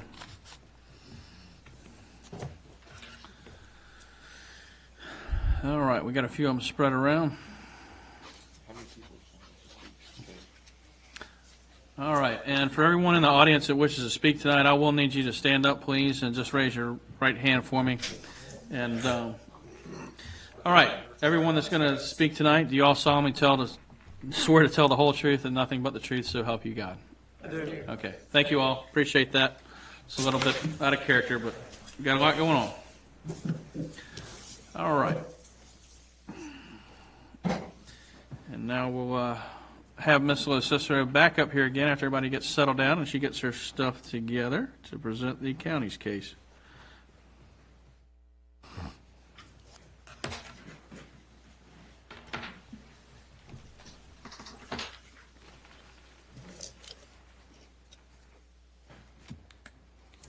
Hello again. Hi. Long time no see. I know, fancy meeting you here. Hello again. This is another use permit public hearing to consider a 100 megawatt solar energy for solar energy facility in the Moyock area.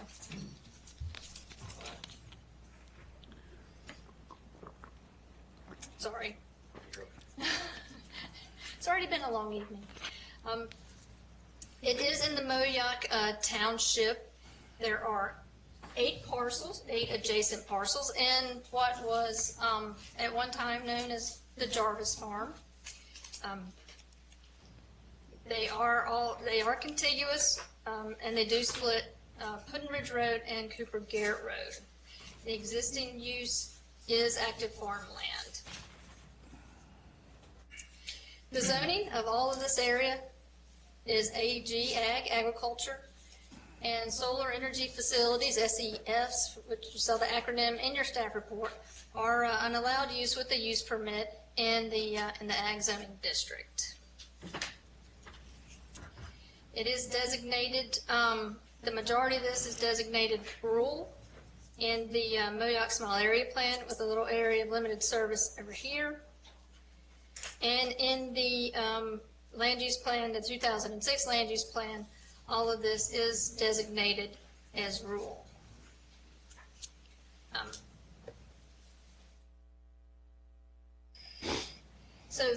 This request is, once again, for a 100 megawatt solar energy facility with over 1,229 acres, but the total disturbed area is going to be 878 acres. This is a preliminary site plan that they have. You can see the areas it probably shows up a little bit better than our zoning maps show up. See all the areas, all the properties that are involved in this. This is also site triangle and setbacks from the road right of ways. So our use permit overview: 100 megawatt solar energy facility with 8 adjacent parcels. 100 just over 1,200 acres, with the disturbed area is 878 acres. And these panels will track on the sun's path. And this application, as this board sitting here updated our text, our UDO with specifications for solar energy facilities. And this application is compliant with all of those requirements. It is located in the rural designation of the 2006 land use plan, and the majority of it is in rural and the Moyock small area plan. It is under the maximum size of 1,500 acres. Then the project is not located in a significant heritage area. So they do have the proposed setbacks, 150 feet from all right-of-ways and adjacent parcels that are not, all surrounding parcels that are not part of the project. And it is not located near any CAMA areas of environmental concerns or CAMA or Army Corps wetlands.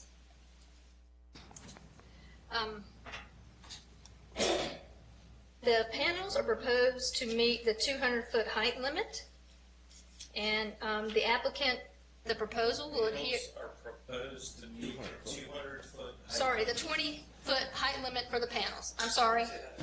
Yeah. You're going to reach the Got some sun. ambitious trees. I can't read my own. I can't read my own handwriting.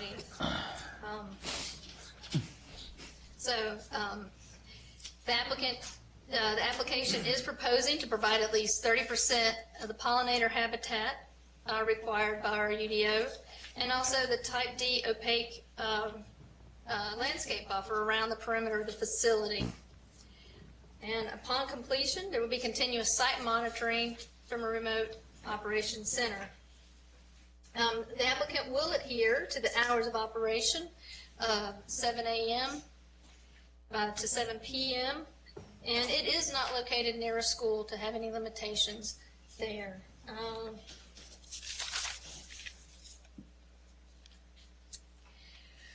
For drainage, they will be required to have a state stormwater permit, and they will have to adhere to the county regulations when it comes to stormwater as well. And these things, all of these things will be specifically checked during the major site plan process. So at this point, they're going to ask for the use permit, and if approved, then the next step would be for them to prepare a major site plan with the details of all these items. So the surface waters and stormwater quality will be protected through erosion and sedimentation control measures that are going to be installed and maintained. And they are proposing, and shown on that site plan, the 25-foot maintenance easement along the ditches, and they will be cleaned out and, where necessary, and maintained. They are proposing 3 monitoring wells to check and protect groundwater.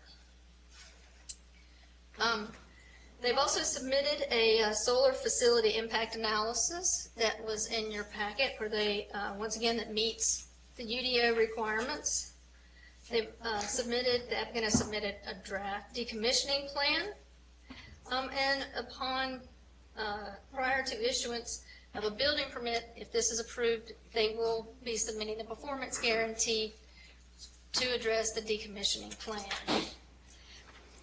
And this is a use permit, and because I haven't said it in 30 minutes, I'm going to go over the use permit review standards. A use permit shall be approved on a finding that the applicant demonstrates the proposed use will meet the following findings. The use will not endanger public health or safety. The use will not injure the value of adjoining or abutting lands, and will be in harmony with the area in which it is located. The use will be in conformity with the land use plan or other officially adopted plans. The use will not exceed the county's ability to provide adequate public facilities. So these are some of the policies that the 2006 land use plan let me hold up. So in a use permit, staff typically gives input on two of those requirements, and one is the land use plan, the conformity with the land use plan. So these are several of the policies that staff feels addresses consistency with the land use plan. Policy AG3, county actions concerning infrastructure and regulation shall serve to direct new development first to target growth areas near existing settlements, identified as full service on the future land use map, rather than leapfrogging the locations to the midst of farmland and green space identified as rural or conservation areas in the future land use map. All the land designated in this project is, all the land in this project is designated as rural, and the facility will not increase population density. Policy ID1, to diversify the local economy and broaden the local tax base, the county shall encourage a public service and regulatory environment conducive to compatible industrial development. Compatible shall be defined as, among other things, industries that do not adversely impact the environmental quality of the area or overburden the local infrastructure. Because there are no dwellings associated with this facility, there should be minimal impacts on the local infrastructure. According to the tax administrator, taxes will increase from $11,300 annually to just over $23,000. Sorry, $11,300 to just over $23,000 once the facility is installed. Policy PP2, Currituck County shall continue to implement a policy of adequate public facilities sufficient to support associated growth and development. And this facility will have no impact on water supply, school capacity, park and open space needs, and limited impact, if any, on firefighting and law enforcement.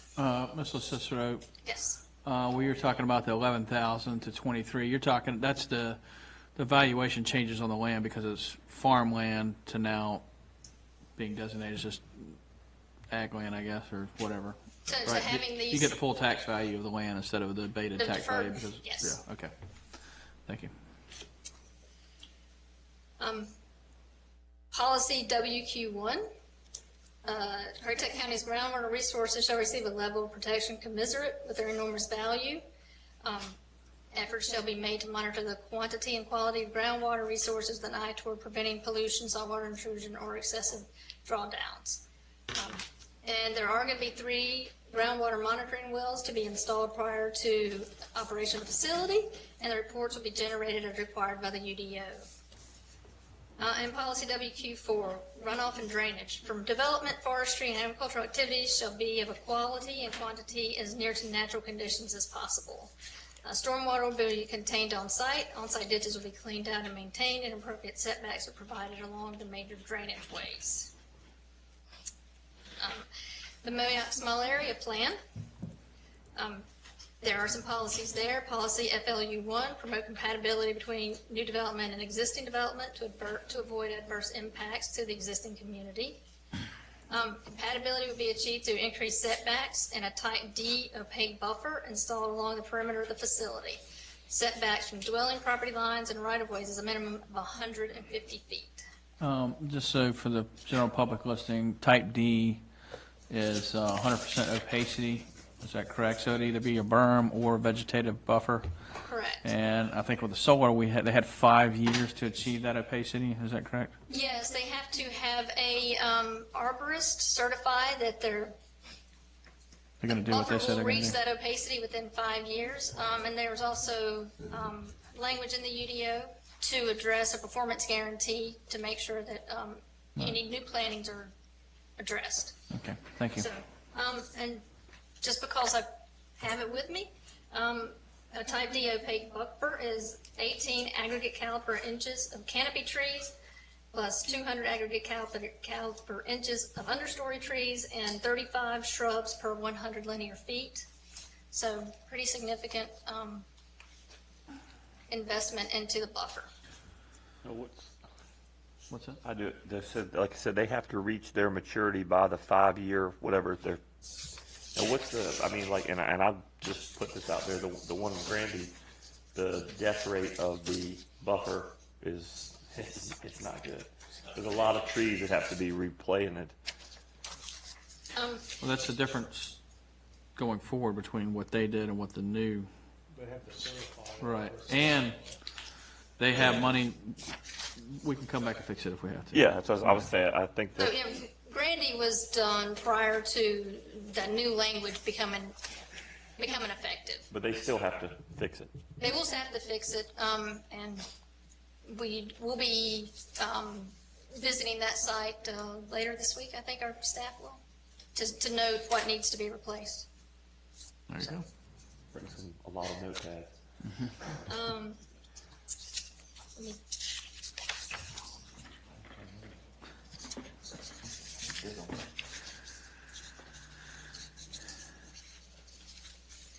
Okay,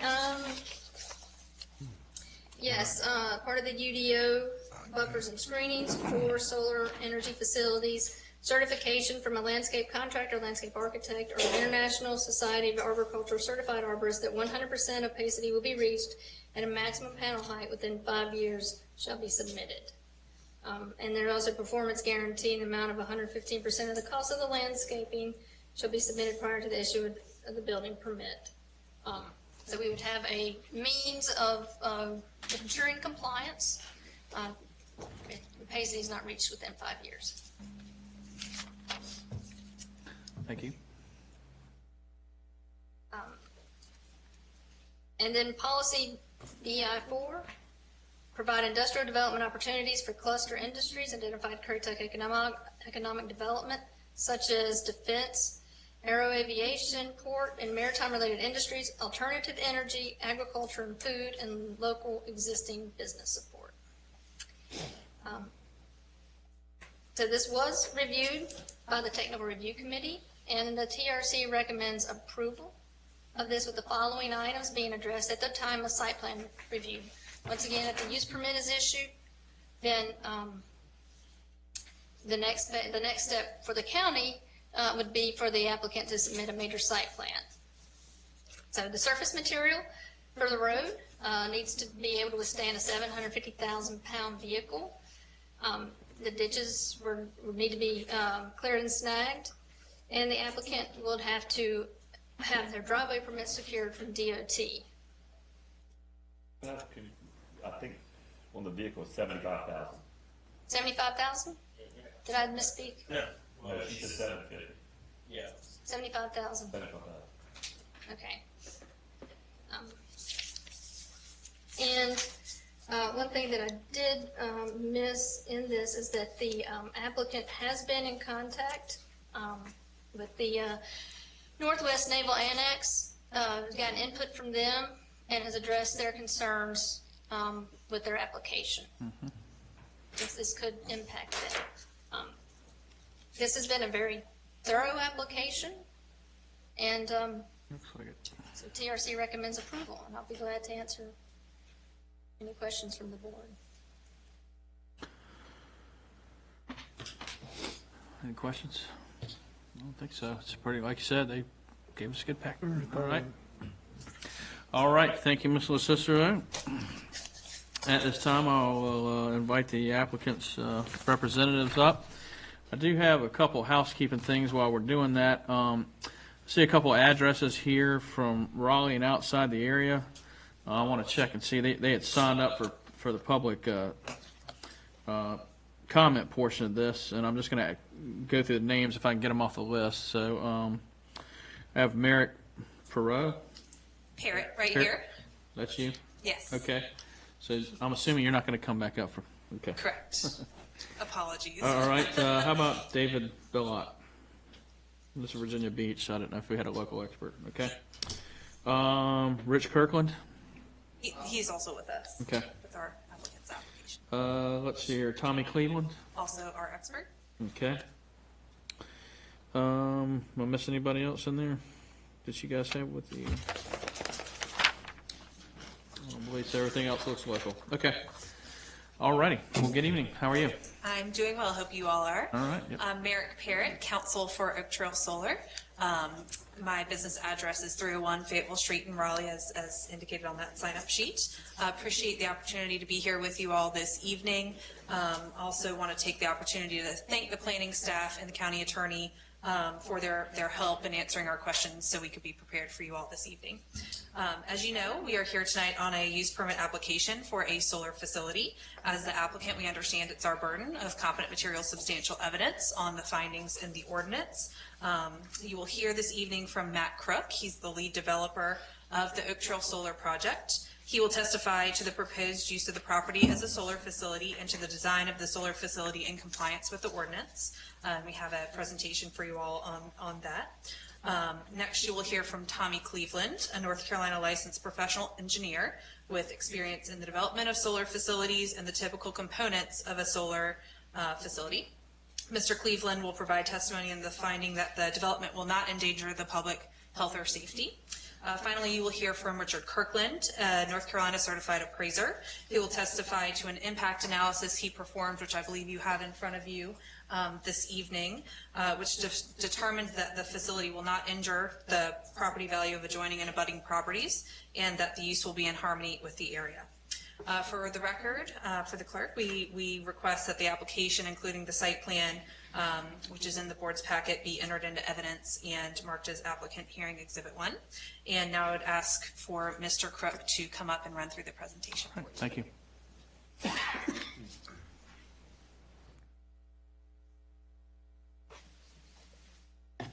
Good evening, Chairman, members of the board. It's a pleasure being here with you all tonight. As Merritt said, my name is Matt Crook. I'm a developer for First Solar.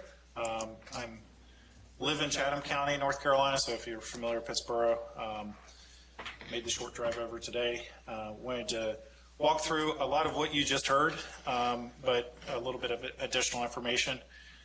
For those that aren't aware of First Solar, we're first and foremost a panel manufacturer based here in the United States. We're one of the only, or if not the only, American company that's building panels in North America, in the United States.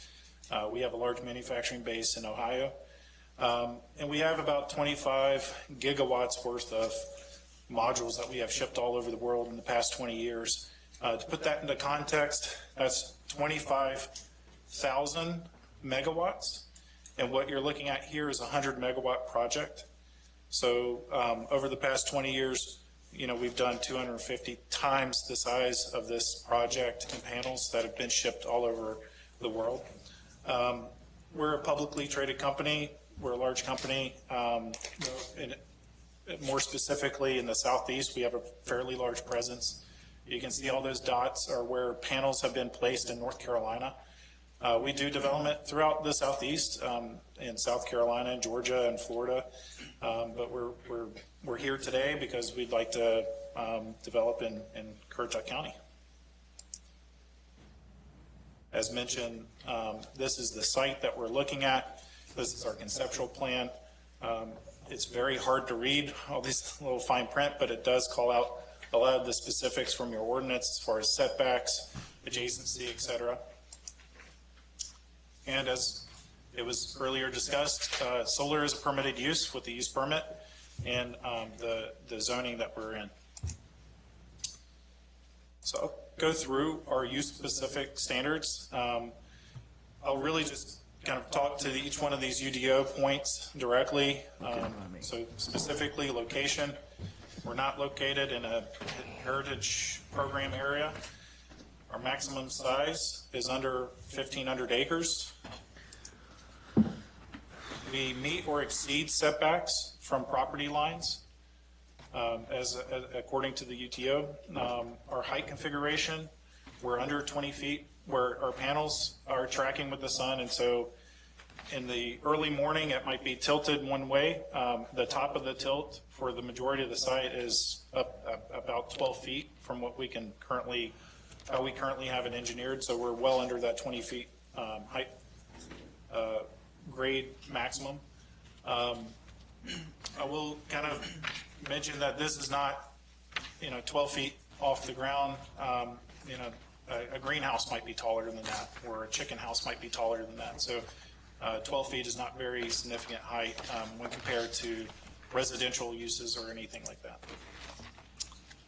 Sound, we will comply with sound limitations during construction hours, so from 7 to 7, Monday to Saturday, I believe, and it's not within 1,500 feet from any public schools.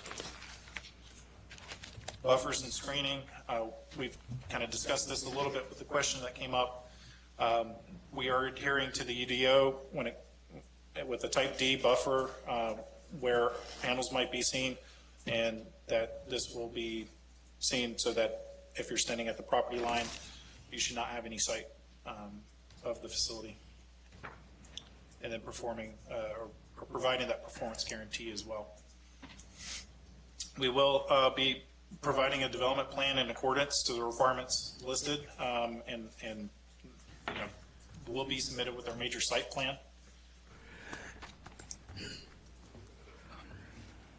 Other environmental concerns regarding ground cover, as well as groundwater monitoring wells. We've mentioned that we will have wells throughout the site. Additionally, the field where the solar panels will be stabilized with ground cover, grasses, and will be maintained by operations and maintenance crew. And we've provided a solar facility impact analysis. Ditch maintenance, we've provided that as well as far as our 25-foot buffer for ditches to be able to be maintained and cleared. A lot of the major canals and that are near our site will have additional setback requirements because they're on property lines, and so that they'll even be 150 feet away. Oak Trail will comply with the discontinued use and decommissioning requirements in the UDO. This is, you know, part of this is that any part of the site, if it's not in operation, it will be decommissioned, and there's a decommissioning bond that will be a part of the project from day one before the building use is permitted. So now I'm going to walk through the use permit findings. These are really there's 4 major findings of fact. The solar facility will not endanger the public health or safety of the residents in Currituck County. Solar facilities are safe, low impact developments. They do not emit any emissions. They do not discharge anything. The design and construction will meet all applicable federal, state, local rules and regulations and codes, including state building codes, and all equipment is certified. The facility will add minimal vehicular traffic. So during operations, a pickup truck, you know, might go into the site and come out of the site, but this is not a traffic generator. It does not leach chemicals, and again, the site will monitor groundwater as accordance to the UDO. And the solar panels have been tested and passed tests that they're not hazardous. But even if they're not hazardous, but there's still a decommissioning bond, and so even if they were to be there in place, they will be removed if there's any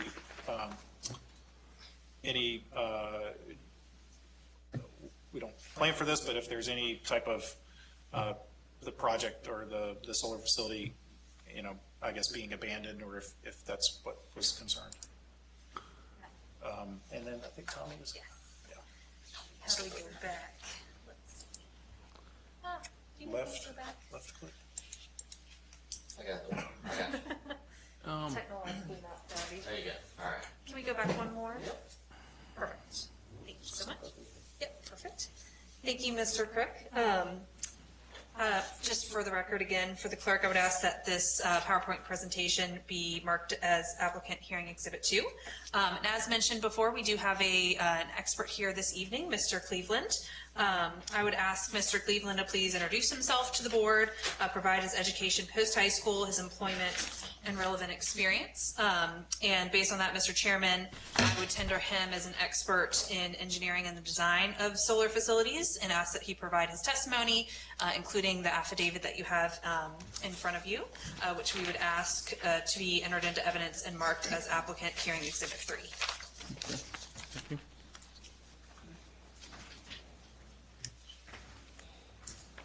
Good evening, excuse me, good evening, Board.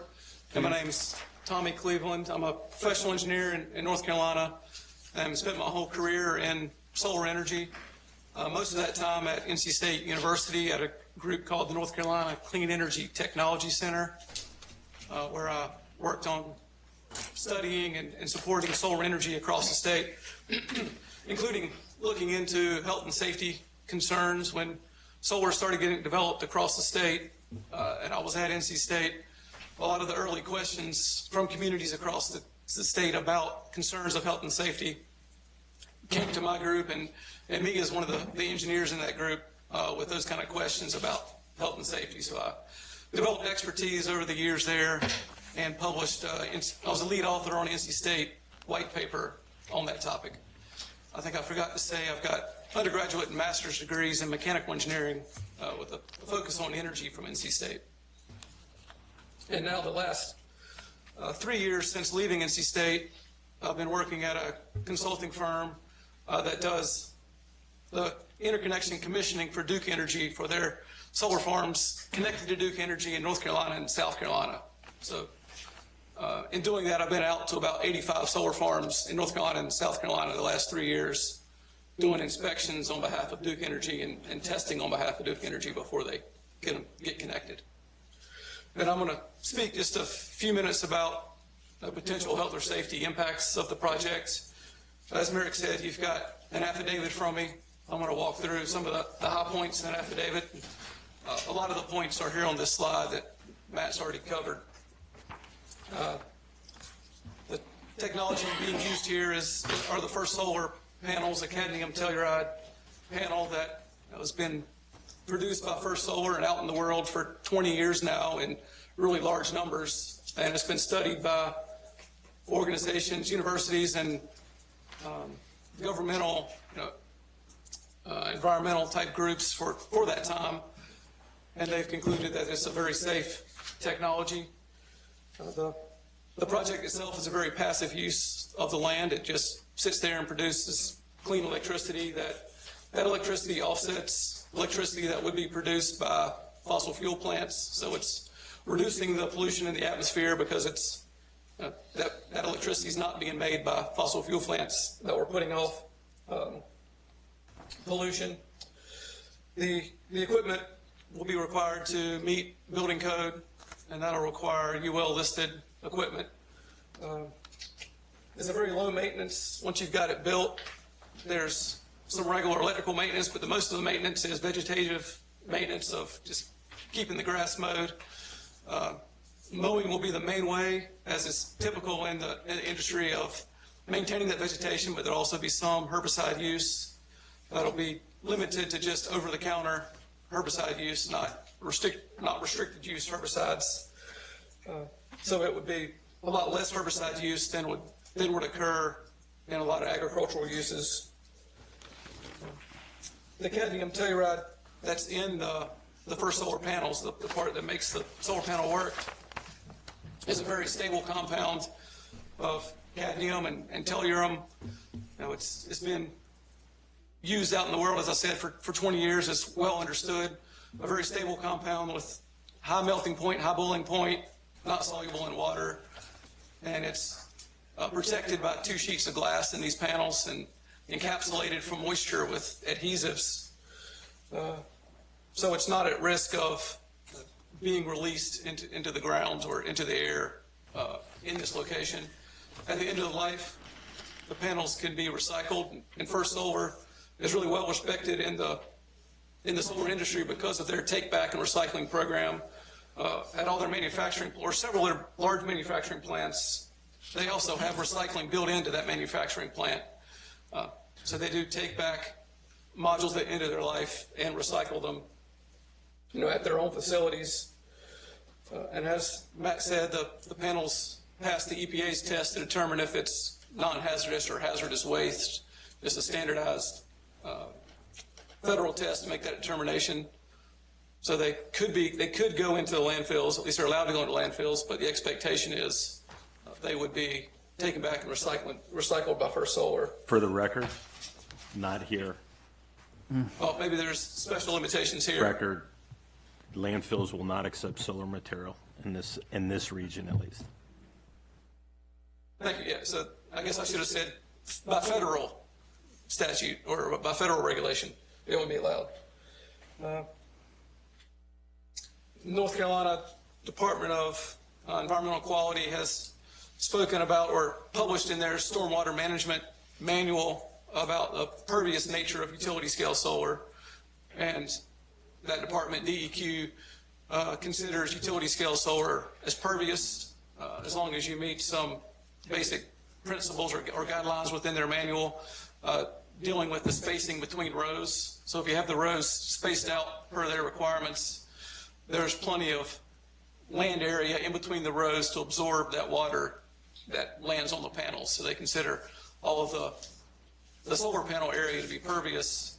There are portions of the site that would be impervious where the posts actually go on the ground, the concrete pads where some small concrete pads where some of the equipment is, and the roads and the substation portion of the site would be impervious. But by and large, the site would be pervious, allowing water to still absorb into the ground. So with those high points of my affidavit, I'll stop there and come to my conclusion that it's my professional opinion that the proposed site would not endanger public health and safety. And I'm glad to answer your questions if you have them. Are you familiar with what the design will be on the inverter system? I'm not familiar with the specifics. I understand it to be a central inverter, but more specific than that, no, I haven't been involved with the specific designs. Okay. Central inverter meaning a larger inverter, not small inverter spread around. Currituck County has learned lots of lessons the hard way, right? So I guess I can wait till the end and then ask the team, and whoever's the appropriate expert can attempt to satisfy my curiosity. What's your question besides the type of number? So what does your inverter system look like? Because we've got several versions of it in the county. Some are housed, some are unhoused. What's your design? So we're currently in design, but we have sat down and spoken with Fire Chief Hurt about some of, just to understand in Moyock, what has occurred, because there is a solar farm that's very close to ours. If there was any considerations he had, and he had mentioned that there had been an inverter there that either had leaked or something like that. He gave us some information on that. No, it exploded. It exploded. So we've taken that into account, or we're taking that into consideration. We're still in design phase. Mm-hmm. And again, with our master site plan, that's where a lot of the technical design information would be. And we're taking that type of feedback into account from folks in the community. So, okay, so you don't know the cooling system, what you're using from all of that yet? I don't personally know. We do know that we're looking at specific manufacturing types because of our cooperation with the DoD. So these will not be Chinese-made inverters. And that we also know that the UDO stipulates that the doors that open for the inverters are to face away from the horizontal radar. Correct. So we're taking that into account at this point as far as the major site plan. I couldn't tell you how many inverters we're currently going to use, where they're going to be. Got it. And I wouldn't expect it at this point. A couple of points that I would toss out there are, and I toured where the inverter exploded, right? And I talked to people who were on scene when it went. And so one of the things that I'll tell you, I'm going to be looking to see how close the closest inverter is to the first house. Because the quote was by a solar technician was, had he been any closer and his windows been up, it'd have blown his windows out. And he was about a quarter of a mile away from where the inverter went. So I will be waiting to see what that looks like. We learned the lessons the hard way. And then the other one is, and that's your expertise, right? And the other one addresses the grass, which, we've heard, I'm trying to find out. I thought herbicides were not allowed. I believe we added that. Herbicides are allowed, or I think around the panels, but not on the entire. Okay, I didn't. The Grandy site can't use herbicides around the panels, I believe. Okay. The control of the vegetation, so they can spray herbicides underneath the panels? I'm not 100% positive, but I mean, the main thing, the control of the vegetation, the ones we have now are not controlled. I mean, you would test, I went to the site when the inverter blew up. I was there too as well. And hence, just, again, background, the 75,000-pound requirement, 20-foot wide, was because apparatus couldn't get to the scene of the fire, right? Right. And we're told, if that happens again, just let the fire go and stand at the fence line and wait for it to get there. That is not an acceptable answer. That is not an acceptable answer. But are you aware of, collectively, fires created by racking panels tracking? Trackers? Mm-hmm. And I'll also mention that, an inverter blowing up, or if something were to catch on fire, this is not a public safety issue because there's not people there. And the only people permitted to be on site will be there, operation and maintenance and things like that. Well, the public safety comes in when it's not, again, going to the vegetation piece. Right. When the grass is too long, and I'm told, just put your fire people at the fence and wait for the fire to get there, is a complete and total lack of understanding of what happens in a wildfire scenario. And while the inverter blowing was, granted, not a threat to the neighborhood, when the wildfire gets there with a 2,000-foot-long fire line, that then becomes a public safety issue. The other thing that we learned in that experience was that the racking systems, if the vegetation is not maintained, there is the ability of, we have vines here that will grow up the posts, and as they rack, they will unplug the solar systems, whatever the feed cable is, and allow a hot feed to then land into dry vegetative material. Right. And there are actual cases of that racking system basically setting off a grass fire, which is a threat to public safety. I do believe the UDO, I don't have it right in front of me, but I think it does, there's a requirement there that no grass can be taller than 2 feet. So that's part of our operations and maintenance, is to make sure that we're in compliance with the UDO at all times, and that we'll have on-site inspections. Our O&M will be looking for things like that and making sure the vegetation's maintained. Again, we typically would mow and weed eat before we spray Roundup all over everything, especially with the incorporation of our pollinator habitat. We're not really wanting to just ad hoc spray Roundup over everything. We want to kind of maintain areas. So could you slide this way a little bit? What language do we have, or are we prepared to insert to ensure county personnel have access to inspect the facility? Because right now, and I understand it, there's nobody there.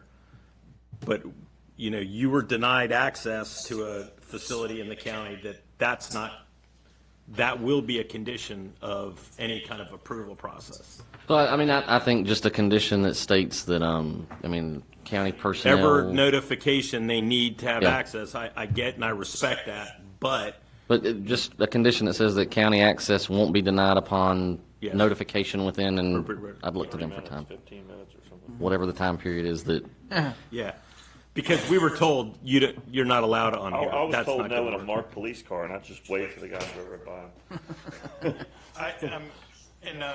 In part of our conversation with Chief Hurt, I think it came up as far as being able to have access. One, we do want to properly maintain, make sure people don't get hurt if they come on site. So usually our O&M provider would want to be there with the person. So it might be more than 15 He's minutes. But being- it might be, he was kidding. a day or two, Yeah, he's notice. being facetious. I mean, on an emergency, literally on an emergency, there was site guys on the facility with the explosion, and I was there. Yeah. The day of that, they did tell, and they told county staff too, which we went there with fire, public safety, law enforcement. How good were those roads? Took like 20 minutes to get the first fire truck to the scene. Yeah. That's unacceptable. That's like he said, Mr. Bell said, we learned there was a lot of flaws, and it's not a First Solar site, it's the other company that was there. I mean, there's been lots of issues in the past. And our site entrances will have Knox boxes Yes. located, so that's another thing that we talked to Chief Hurd about, is having security boxes so that, and trust me, if an inverter breaks like that, we will know immediately, and we will be in touch with folks locally, even if there's not somebody here locally, and be coordinating with that. And we are taking that into account with our And then my final safety and health concern is we have other facilities that fenced in the panels but did not fence in the BMPs and the water retention ponds.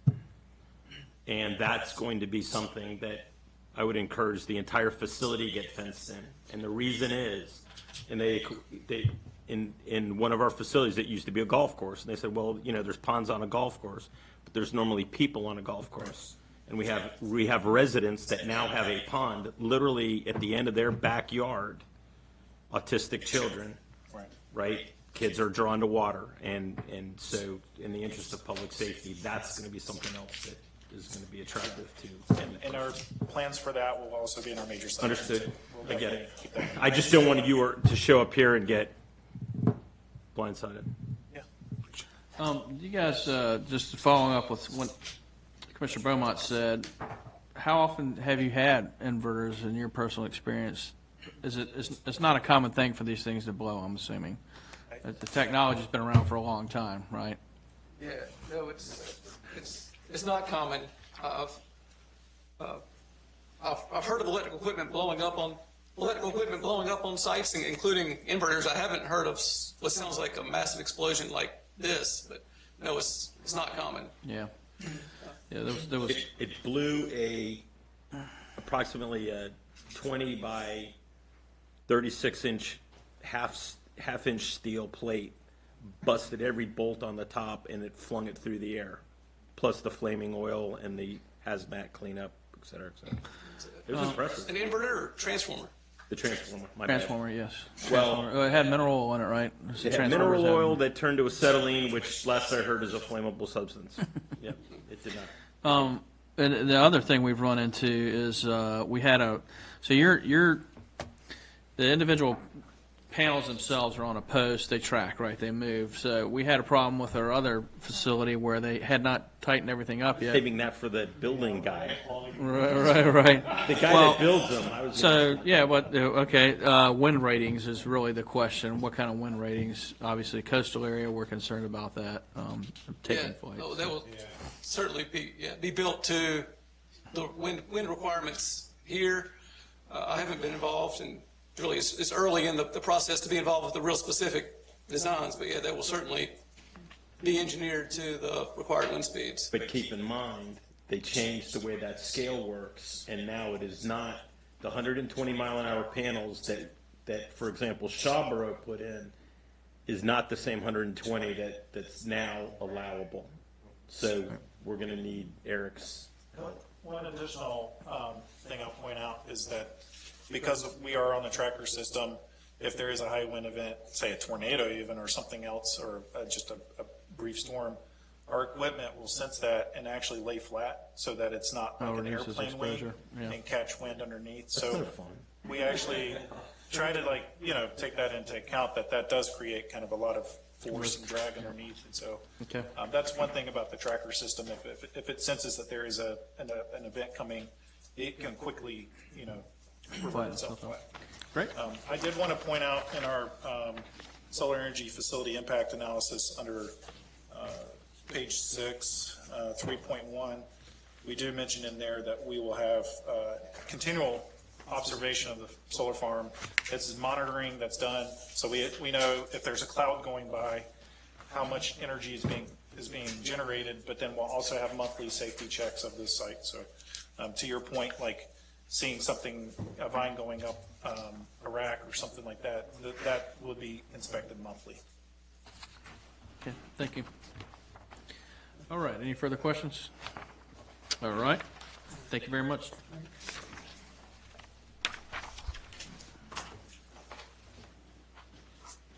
Thanks, everyone. I will talk to property value and harmony. So the Oak Trail facility will not injure the value of adjoining or abutting lands, and it will be harmony with which it's located. Solar facilities are good neighbors. You know, they are fenced in and secure, and they're not noisy. They do not produce an odor. They're low impact developments. It is in a proposed rural agricultural area, and this is typically where solar farms are found, and this is not too far from a solar farm use that's currently in existence. And the parcels, you know, they're all abutting agricultural areas, so it's not like there's different higher density uses that's happening around where the solar facility will be located.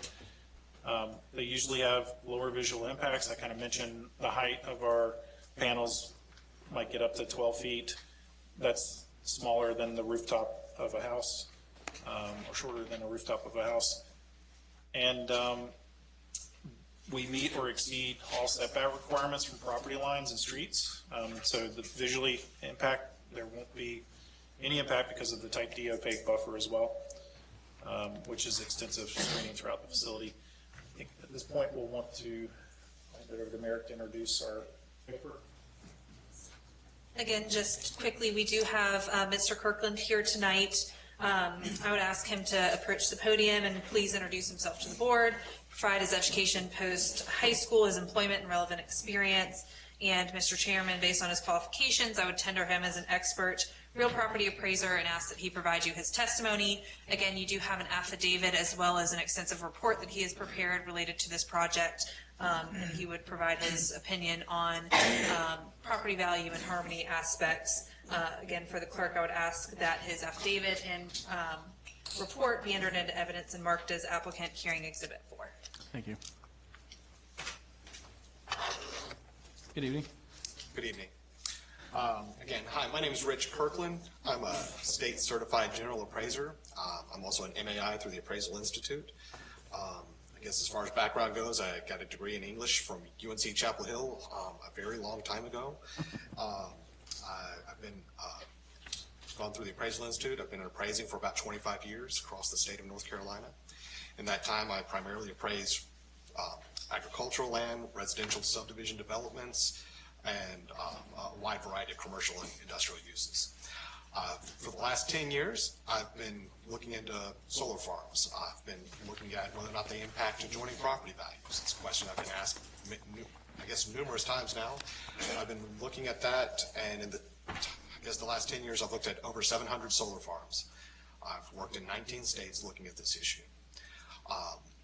I have been doing what's called a matched pair analysis or a paired sales analysis, which is where you look at properties that are homes that are sold next to a solar farm, compare them to similar homes nearby that are not next to the solar farm to see if there's any impact on property value. This is the methodology that's approved by and taught by the Appraisal Institute, and it's used nationally and recognized by banks and other institutions. This is essentially a typical appraisal tool used to figure out how to make adjustments in any appraisal that's completed.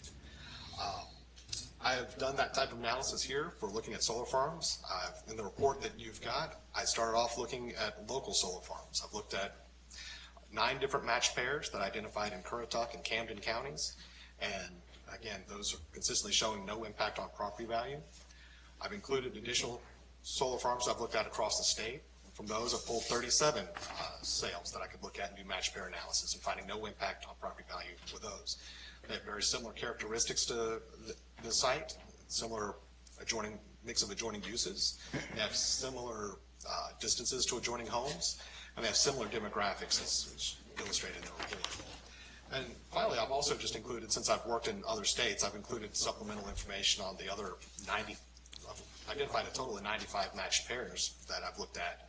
And again, there's a striking correspondence when you look at nationally, state, or local.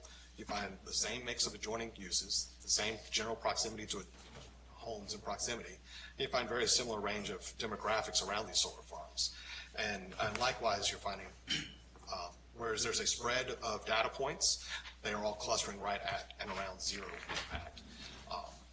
Over 85% of the data points I'm looking at cluster between plus and minus 5% impact on adjoining property values. And real estate is an imperfect market. Plus or minus 5% is a very common and typical range you'd find on any properties. You can look at a subdivision, two identical homes in the same subdivision will sell for slightly different prices. And you find that to be the case in any active real estate market.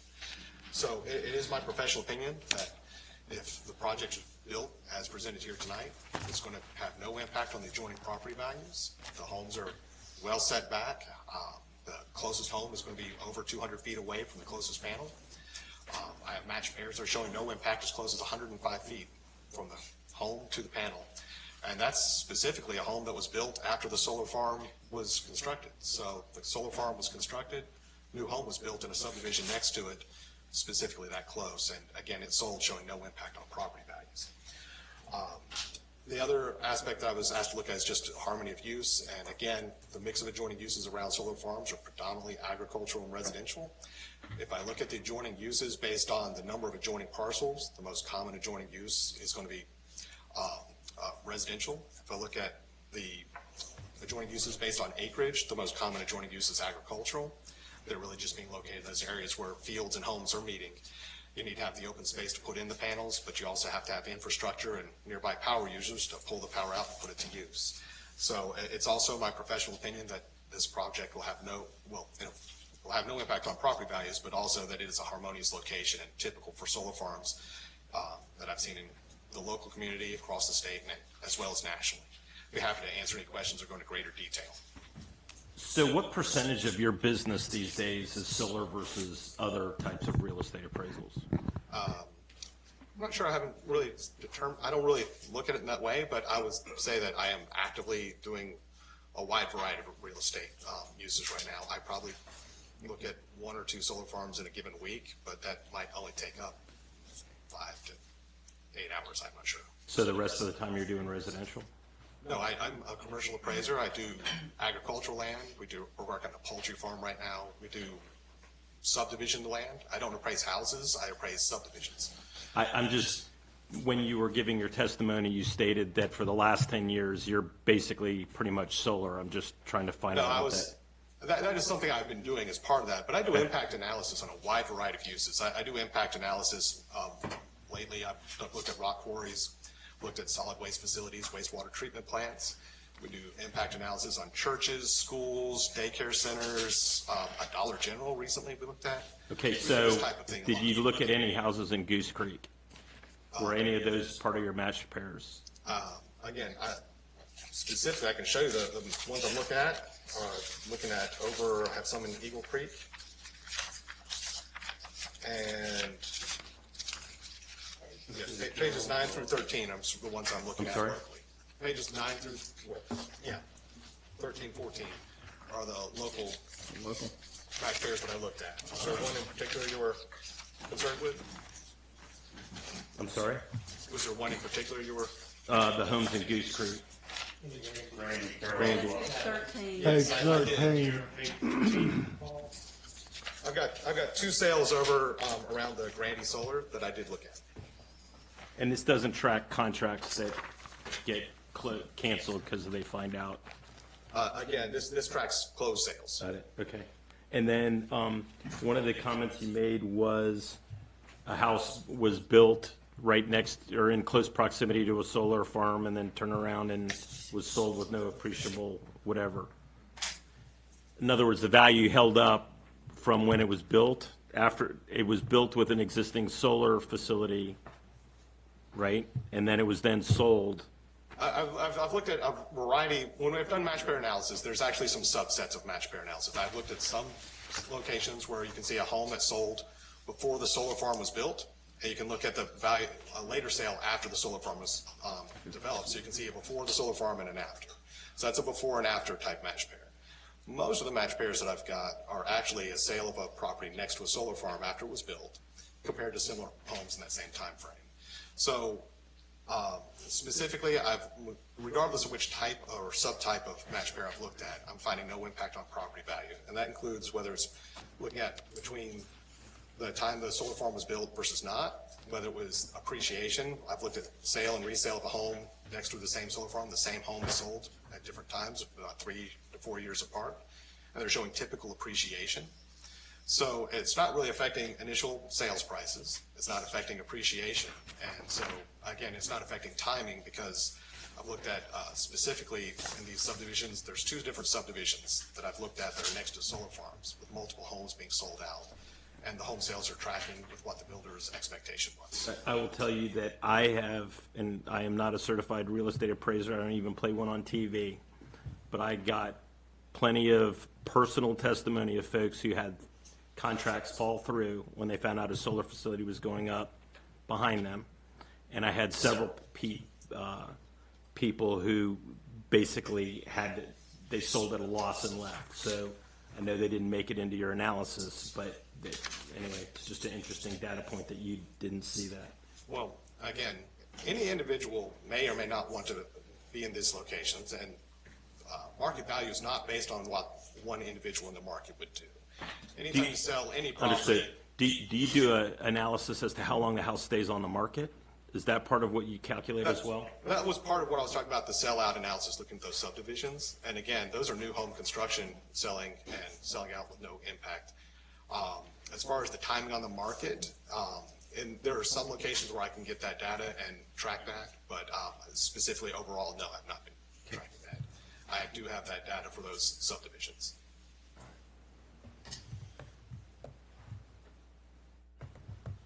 Anything further for the board? You good? Yes, sir. Just a follow-up question. Those anecdotal stories, were those current solar farms in Currituck County? Yes. Or with the current ordinance or previous ordinance? Both. So they were passed with this current ordinance, so they have 150-foot setbacks, they have type D. No, we don't have any. No, you're the first of this kind. So, Yep. and that's another thing that, we're wanting to make sure that if that, we're putting in that buffer, that screening, that buffer, and making sure that there's no visual impacts. And so if that was an issue at somewhere else, I don't know if it would necessarily. Well, they had the same, they had the same visual, but I think it was more, again, the lessons we learned, we're having to live through it, right? You have a building expert coming up next, right? Well, this is it. This is it. The 3, okay, so,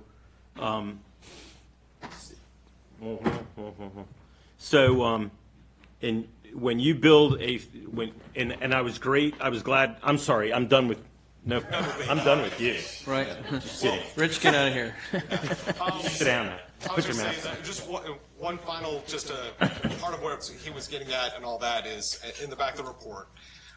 Like I said, I do impact analysis on a wide range of different uses. And when you do find an impact, they tend to go cluster in certain ranges and it's sort of a hierarchy. The number one thing that's going to cause an impact is going to be hazardous materials and things like that that get into the ground or the air and be an issue to neighbors. That's not an issue with solar farms. It's not been found to be an issue with solar farms. So that category of impact isn't really in play. Coming down from that, the next impact area is odor. Again, solid waste facilities, poultry, wastewater treatment plants, these can have impacts on the neighbors that you can't screen. There's no buffering. When the wind blows, you smell them. Try broccoli. So, Right? So again, there's no issues with odor associated with solar farms. Next coming down would be noise. And again, there's no noise issues related with solar. The inverters hum, you really can't hear it from the property line. Can't hear it from the fence. During construction, it's kind of obnoxious. Well, construction is an issue regardless. If you're in a subdivision, you're going to have noise during construction. So that's a different thing. But under operation use, solar farm, no issue under noise. And you keep on coming down. The one area that could be an impact is really the smallest area to track is appearance. And appearance is an area that can cause an impact on property value. And when I found an impact related to appearance, it's typically tall things and things that can't be screened. The setbacks and the landscape screening and the buffering really mitigates the visual impacts, which is the primary thing that you'll hear neighbors say is they don't want to see it. And again, if you can't see it, you can't hear it, you can't smell it, then where's the impact coming from? And that would be why I believe the data that I'm looking at is showing no impact on property. Does anybody else require a berm in 100% opacity I'm not that sure. have you run into? As far as other uses, or you mean other counties requiring that around solar? No, I Welcome won't to say that Currituck. none of them require that, but that's not typical. Got it. Thanks. All right. Thank you very much. Okay. You're welcome very much. Mr. Kirkland, thank you. Yes, sir. So my question for you is, and again, this goes back to lessons learned, right? Did you gavel me? No, that was Mike's ring. Mike is Yeah, gaveling Mike's you. on. The So- vice chair is saying you're out. So one of the other things that we learned the hard way, right? And it's during the construction process. And again, this is going to be one of those things that is going to be one of the recommendations as a condition of approval. And that's when a panel is installed, it's torqued to the way it's supposed to be torqued, right? When we go home for the evening, there are no panels that were finger tightened or whatever, because that turned out being used as an excuse as to why their panels all started flying around. So you can address that to public safety. People don't like seeing entire sections of panels go waving around in the wind, right? Yeah.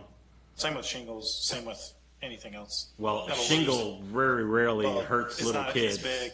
An Yeah. entire solar panel flying around is a little scary. We have YouTube videos of installation of our Series 6 panel, and it's a 3-person team. As they come in, it clicks in, and there's a torque wrench that tightens it immediately behind it.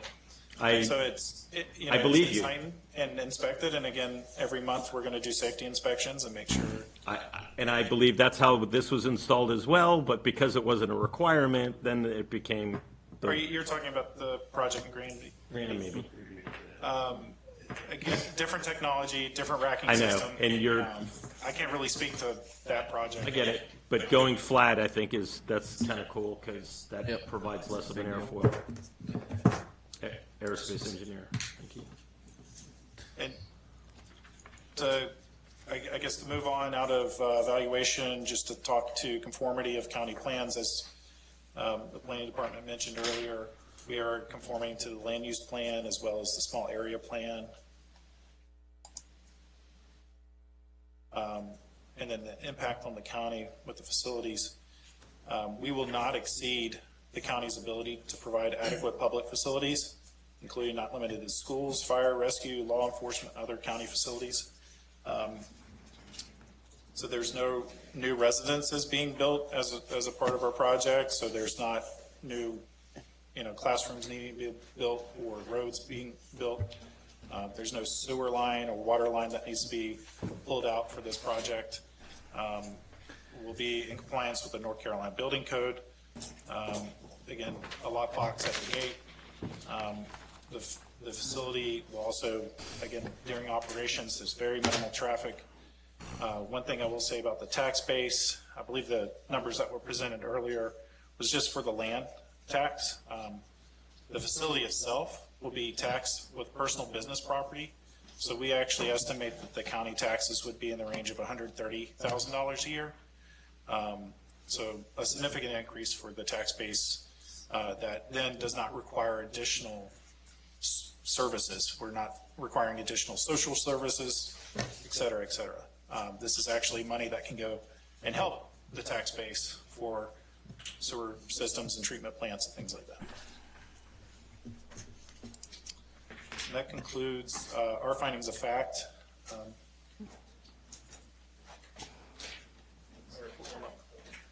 And yeah, we can field additional questions. I do have one quick question. Far as, like you said, far as the initial impact of the construction, and I've been on this board during both of the constructions of the well, 2 of the 3 solar farms that we have in the county. Ballpark, and I mean, we're not holding you to this, how many, when construction goes, how many employees roughly to build 60, 120? I believe it's about 200. I believe that was 200's what's in the packet. Okay, I didn't even look. During construction. Okay.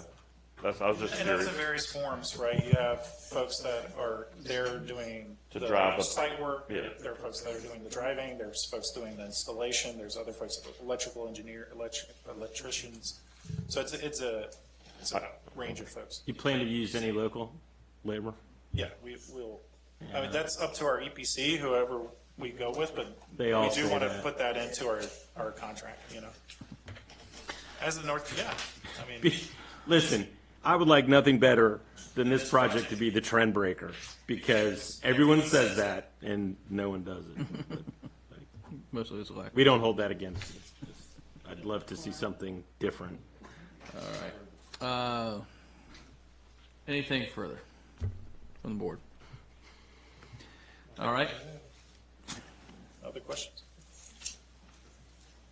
Thank you. Just briefly, again, that concludes our formal presentation of witnesses. Again, available for any questions now. Understand you don't have any, but happy to answer additional questions at the end.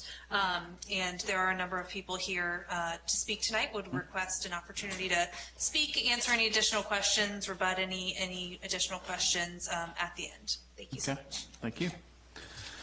All right. With that, anybody need to take a break before we jump into public comment? We got quite a lot signed up. Everybody good? Okay. All right. I'll open the public comment section then. The first person signed up this evening is Mr. Josh Bass.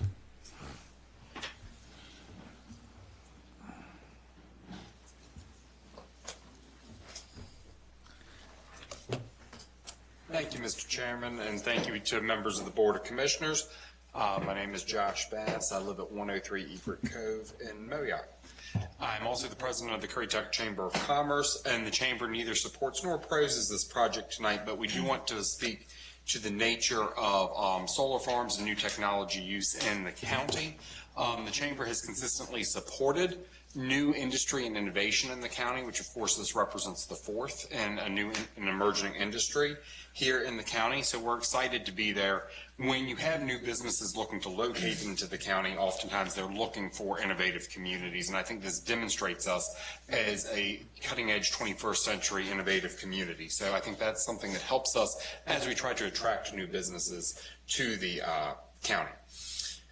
I did want to say that working with First Solar, they are the type of company I think we want to recruit into the county. As they came into the county, one of their first acts, I believe they appeared in front of y'all and gave money to the Operation Santa program that Social Services does, which will be going into effect in the next month. They've given a sizable donation to the Moyock Fire Department for a new fire truck, or for the Moyock Fire Department to use however they would like. And that, I know there were some questions about, the county being allowed to go into the facility in times of emergency. This is a company that wants to be a community partner, and so I think they've demonstrated that with some of their gifts to things like school supplies for children that were home at the start of the pandemic. So I think, again, this is the type of company we want to partner and to relocate in our community. Again, I heard a lot of talk about lessons learned. I think those are important. And I think that through those lessons learned, y'all crafted an ordinance that is probably one of the leading ordinances in the state and puts a lot of restrictions on the facility use. And of course, as a good corporate citizen, First Solar has wanted to comply with that. So I think as a community, we thought through a lot of those problems. Y'all developed an ordinance that they're following that I think takes many of those lessons learned into effect. So we appreciate your consideration tonight. I know that we have some people on the board that come from the agricultural community, and as many of you know, it's getting harder and harder for our farmers as commodity prices fluctuate. But this is a way for landowners to keep land in families, but also diversify their holdings, get some additional income. And with this project, most of those local landowners are here locally, and so that income is going to be spent in the local community. So we appreciate your consideration this evening. Thank you. and not for you, Josh, but that brought up an interesting question. In the decommissioning plan draft, it lists that the landowner, this is you, /I, it lists the landowner as to be held harmless in the decommissioning plan. And I think it is important that the homeowner will own the decommissioning if the entity that owns and manages goes defunct, correct? What do you have a bond in? I'm sorry? Why do you have the bond? Just feel good. The bond is for decommissioning purposes. Correct, but it says, go ahead. Yeah, and I think the bond will be held with the county, so if there's any issues, the So we county go to draws there. up the bond Okay. and do that. And then, regardless of the ownership. and then I didn't see, just as a heads up, like if the grass doesn't get cut, right? You all don't get the fine. The homeowner gets the fine, or the landowner gets the fine. So that's an important relationship to understand that as well. Okay. So you're saying with code enforcement within the county, if somebody's not mowing their grass, you're going to find the correct landowner, property owner, and then Yeah. And just that's any violation. Agreed. The just- property owner is yeah. the responsible party, not just grass, but any violation. So. And it doesn't matter if it's solar or not. That's just, it goes with the land and the property owner. Sorry, I meant to say that earlier. Okay.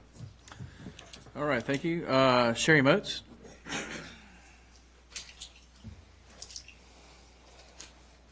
Hello, my name is Sherry Moats. I live at 266 Summit Farms Trail. That is at the end of Puddin Ridge Road. While I won't be directly impacted visually or otherwise, it is my route home every night. I guess because this is such a preliminary thing, I didn't hear a whole lot of talk about drainage, because that's certainly a concern of anybody that lives in this corridor, because I know when I built my home, there was a clause in there that I couldn't do anything that would cause any harm to the surrounding property owners, as in I couldn't bring in, 10,000 trucks of fill dirt and build my house up on a big hill so that I didn't flood when everybody else did flood. I guess at this stage, none of those issues are going to be addressed until it proceeds further. I will say, I know he revised his 14,000 to upwards of 120,000. I did my homework and called the tax office, and I used First Sun Energy's tax records to figure this out. Basically, it was all zoned the same as this property zoned, within like 100 acres. It's the exact same amount of space. And the tax records did include business property because there is a fee levied on each panel. It's like a quarter. So, it's not like it's going to be a great revenue enhancement. Sun Energy, at the end of the day, didn't pay much over $20,000. I took my tax records and the first 10 houses on my street, and we paid more than that.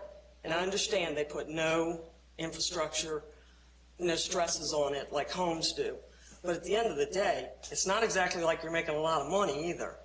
So you're going from like 11,000 to 14,000. It's not a significant increase by any revenue stream.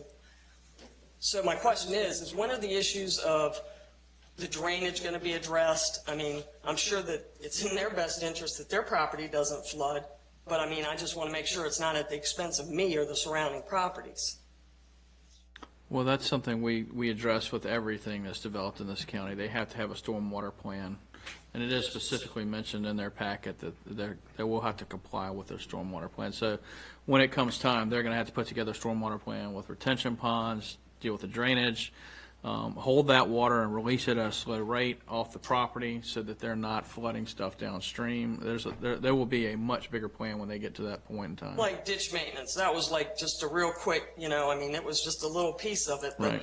But that's... When I talked to them at Eagle Creek, they were under some kind of mistaken impression that Currituck County has some kind of ditch cleaning process that occurs. We do to some degree. In certain areas, we have stormwater districts, and if you're in that stormwater district, and if part of their parcels fall into that, they will have to pay into that stormwater district, as every property owner, well, the landowner would have to pay into that district. But they're going to have to clean out the ditches as a condition of their use. They're going to have to come in, open up, clean out the ditches, and keep those in a good state of repair. Also, we added language to allow, and they mentioned it, a 25-foot setback so that anyone can access those ditches in the future. So once they're done, if it goes defunct or anything happens, we can come in if we have to or need to and open those ditches back up and not have a problem of encumbering the property where we can't get through there.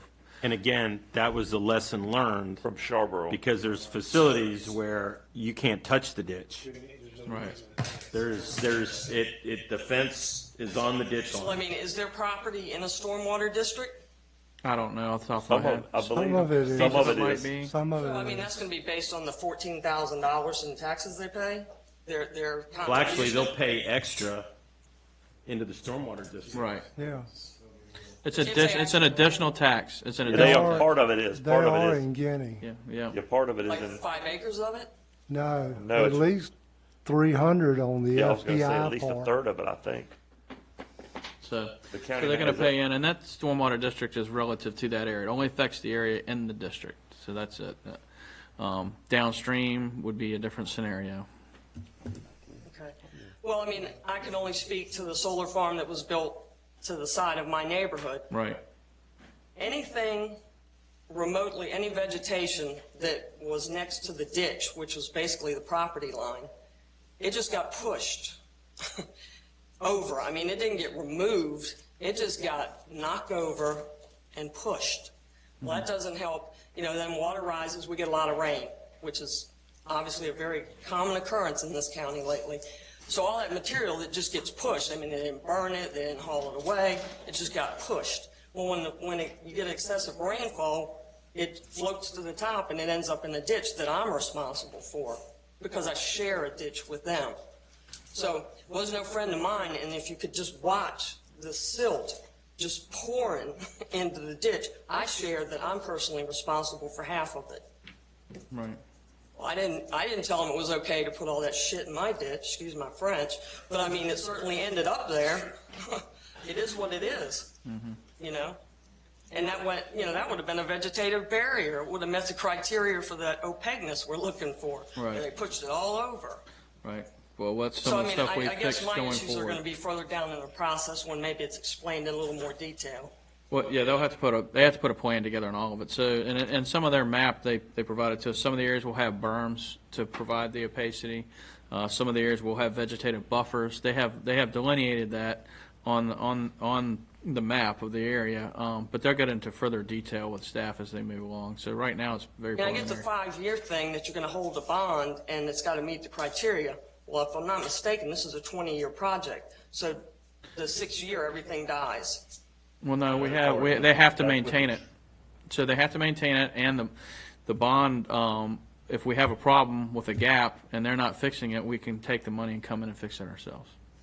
So we Well, I put a appreciate lot your time. further thought into it, given what happened exactly with your facility. That really we hit the pause button.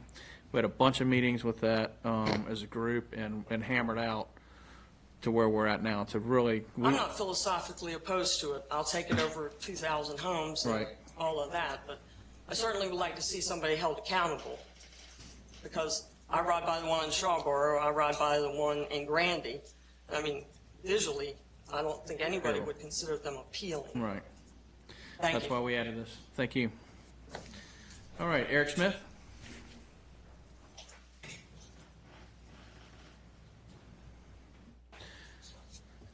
Good evening. If you would, please state your name and address for the record, please. My name is Eric Smith. I live at 336 Pudding Ridge Road in Currituck County, adjacent directly to the proposed solar facility. As a resident of Currituck County, I'd like to state my opinion for the proposed project and encourage the Board of Commissioners to take some of these thoughts into consideration before making a decision on the matter. When I initially heard about this project, I was really concerned about the impact it would have on the view from my home as well as my property values. The proposed solar facility was going to be in front of my house, to the side of my house, and behind my house, all directly adjacent to my property lines. Me and my 3 neighbors had all just purchased 3-acre lots within the last 2 years and had homes built on them. The last have just finished his house in February or March of last year before finding out about the solar facility. We all felt the same way and were very, very uneasy about the upcoming project. I had a conversation with the project team expressing my concerns at the community meeting in Eagle Creek, along with my neighbors, where we explained some of our concerns about the view of these panels. After working with the developer, the rest of the project team, at that meeting we were still kind of unsure how we should feel. 2 of my 3 adjacent neighbors have actually put their properties for sale and sold their homes because of this solar project going into effect. They were worried about the panels being surrounding them and wanted to, even without knowing for sure what would happen, they were worried that they would be stuck there viewing these panels for the next 30 years. I myself had several more conversations with the project team throughout the last few months, and thankfully the project team listened to some of our concerns. The plan submitted to the county now has a panel exclusion area directly behind our homes, meaning the panels would only be in front and to the sides of me and my neighbor's property. But we all would like to continue to see the crops grow each spring and being harvested each fall around our homes. We do feel that a solar facility would be better than having a large subdivision of homes built on the land surrounding us. Pudding Ridge Road is already a busy road, and any more construction of houses on the road would be a real problem. The solar project would not strain our local infrastructure like our schools or public services and offers this advantage over other potential uses. We understand from talking with the project team that a screening buffer is required along the perimeter of the project boundary. We do have a couple of concerns about the buffer for the entire project boundary. While we do want that screening buffer that blocks all views of the solar panels, we do not want the screening buffer to be required for that panel exclusion area. We understand that the design is shown that pushes the screening back towards an already existing tree line behind our homes has been submitted and can be approved with an alternative landscaping plan. We encourage the county to approve this proposed design as it will eliminate a visual disturbance and maximize the extent of the open area behind our home. I brought with me some pictures printed out of that view behind our homes where we're asking for them not have the requirement of that vegetative buffer. If I can pass these around to kind of show that view that we're talking about.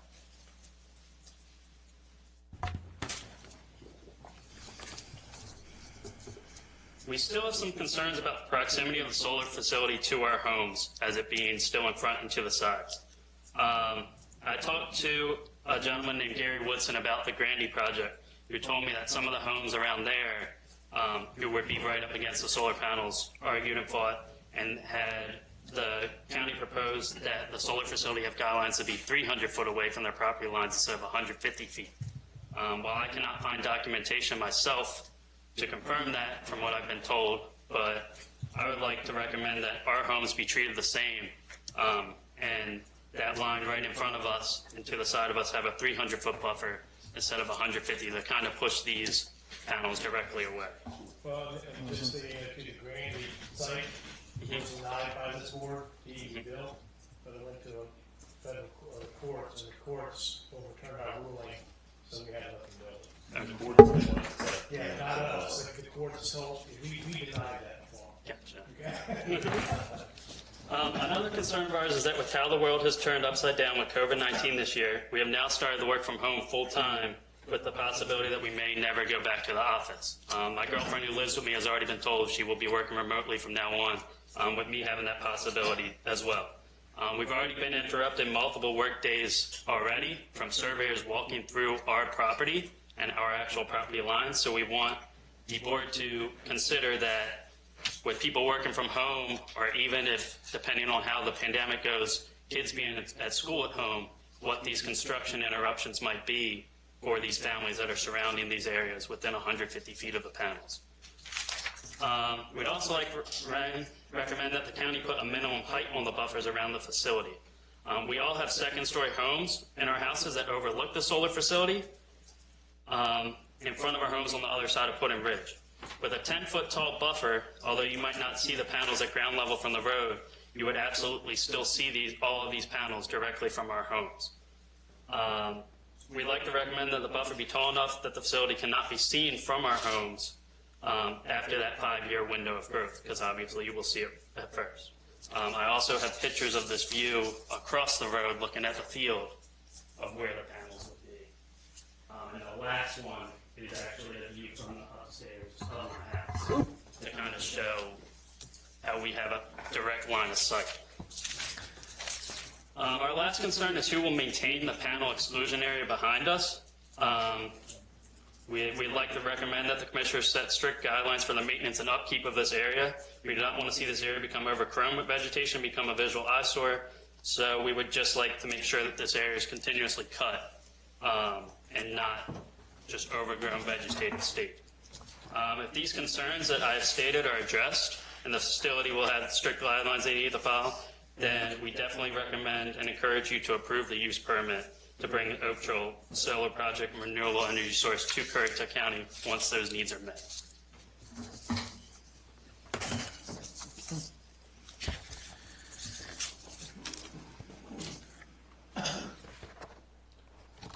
So just some of the things that you mentioned, for example, an opacity that would shield your second story from being able to see them, it'd be cost prohibitive.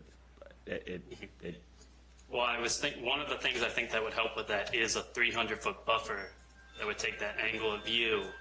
It takes some of it. It would take some of it away. So, I mean, just anything that would help, because we are concerned about, although they say that it won't hurt the property values, originally being surrounded by 3 sides of it, we were definitely concerned about that. Well, the exclusion areas would eliminates one side. It would still be 2. Anything further? Thank you very much. We appreciate you coming out this evening.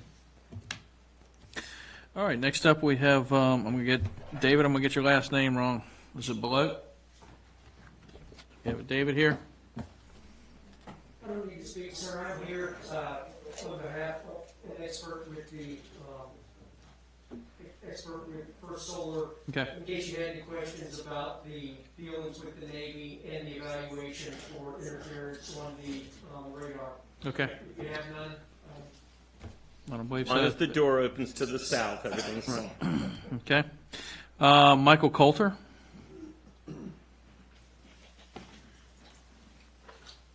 My name is Michael Coulter. I live on 156 Summit Farms Trail, obviously in Moyock. The back of my property butts up to Lateral Canal B, if you guys are familiar with that. I did live through the flooding and Hurricane Matthew, where a whole lot of people claim the sun energy solar plant that was being built at that time was causing us to flood. I crossed the canal, trespassed on their property, looked around. When they saw me, they picked me up, drove me around. I didn't see that their facility caused a blockage on my property. I'm not an expert in water flow or anything like that. So my house is roughly 1.1 miles from sun energy, and it would also be roughly 1.1 miles from the closest point of Oak Trail's closest point of approach. So I don't have a view issue like Mr. Smith does. I understand his feelings there.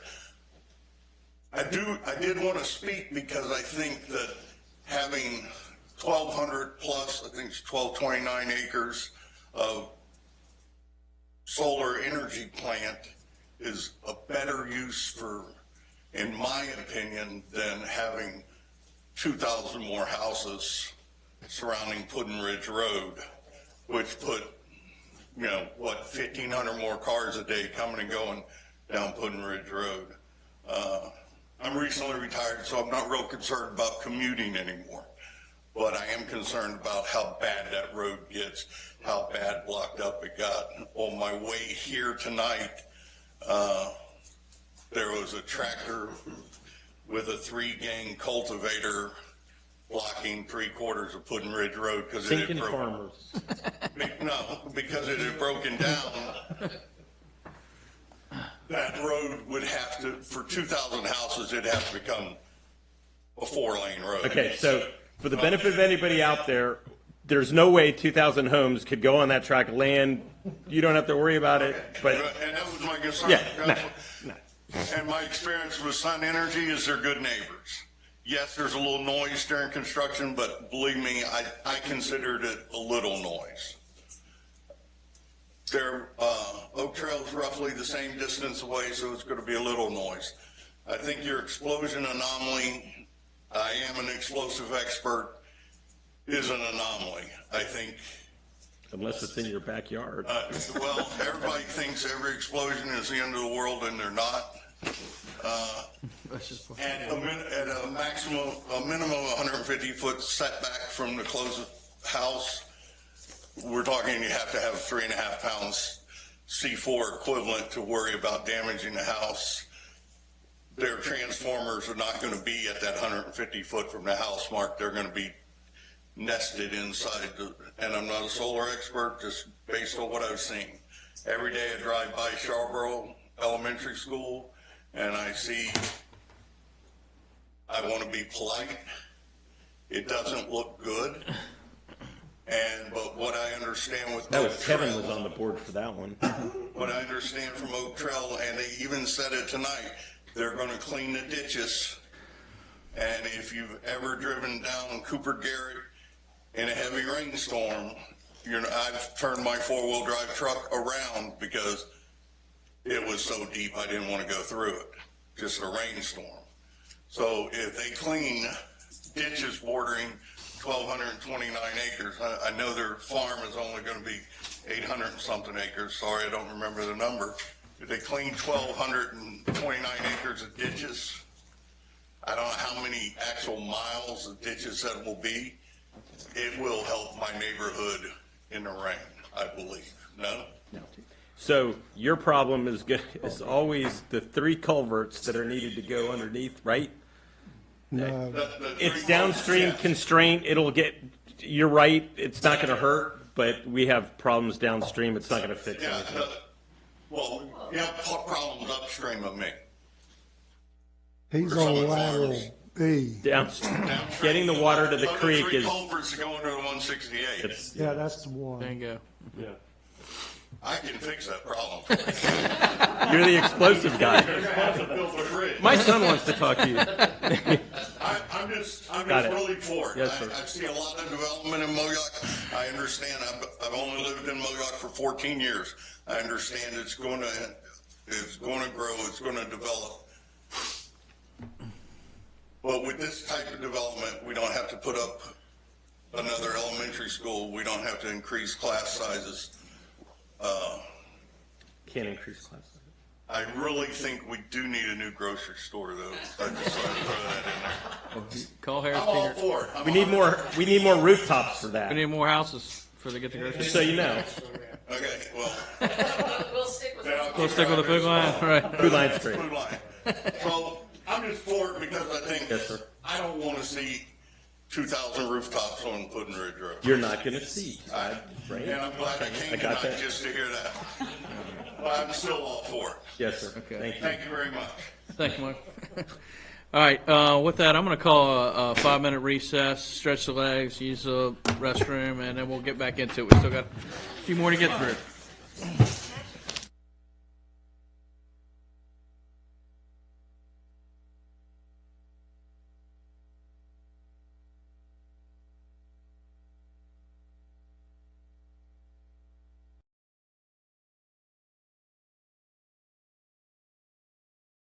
Back down, and we're going to go ahead and plow through this. Yes! All right, continuing on with the public comments, Nicole Riles. Good evening. Good evening. Chairman, Commissioners. Nicole Riles. I live at 460 Cooper Garrett Road, and kind of right in the middle of where this construction is going to be going on. And I, like probably others, had similar concerns about property values, how's this going to affect us. In doing the research, I wasn't as concerned about property values afterwards. The view, little bit of a concern. The tree lines are there, though. I think probably if everything can come within 5 years and is not as visible, not as big of a concern for me. My concern is that the road, Cooper Garrett, is right logistically in the middle of where this project is surrounding. So it seems like it would be used, and I was told that they are not going to be using Cooper Garrett Road in the construction process, but they'll be going, I guess, around it. So if I could have someone under oath attest to that tonight, I think I'd be satisfied, because it's really, it's not fun. Going up and down it every day, we're about a half a mile down. When we built 7 years ago, we were told that it was likely to be paved, and they had the funding from the South Mills side for a half a mile down, then the budget structure changed, and so here we are. It hasn't happened. Very unfortunate. But here's what's worse, because I serve on the ARPO, which is the Division 1 Transportation Board, and the Raleigh folks back in the day did a thing called the MAP Act, and basically they locked up property that they shouldn't have locked up. And DOT has been sued and lost, I think, $1.2 billion. Yeah, ballpark. So it'll be a long time before Cooper Garrett gets. You're not getting paved anytime in. And they overspent their budget last year, almost $900 million. On which budget? On maintaining the roads, or just on paving you name it. secondary road? They're Not robbing secondary, Peter to just pay roads. Paul. Just roads. And when COVID hit, no one drove, therefore no one bought gas, therefore they have no money. Worse Yeah, it's- situation than before. So what we're saying is don't hold your breath. Yeah, don't hold Hold your my breath. breath. I understand. This came up and it was like, should we move now? Cost of, but I will say that maintaining the road, they are fairly good about coming and grading it whenever we call. Because that's local. That comes out of Reggie, local. Yes, Reggie, I've spoken with him before. I appreciate that, but I can tell you it's not going to get any better. It will be so much worse with any kind of, there's already heavy equipment going up and down. And what was a broken down combine, I thought was there to tow, because there was a semi that tried to turn left onto Cooper Garrett, and it nosedived into the ditch, completely blocking the road. So I couldn't get home, and then I turned around and remembered, there's this tonight. I need to get here. So, Thank you for coming. Right. for having me and letting me speak. And I just wanted to, can anyone attest to that they're not going to be using Cooper Garrett Road?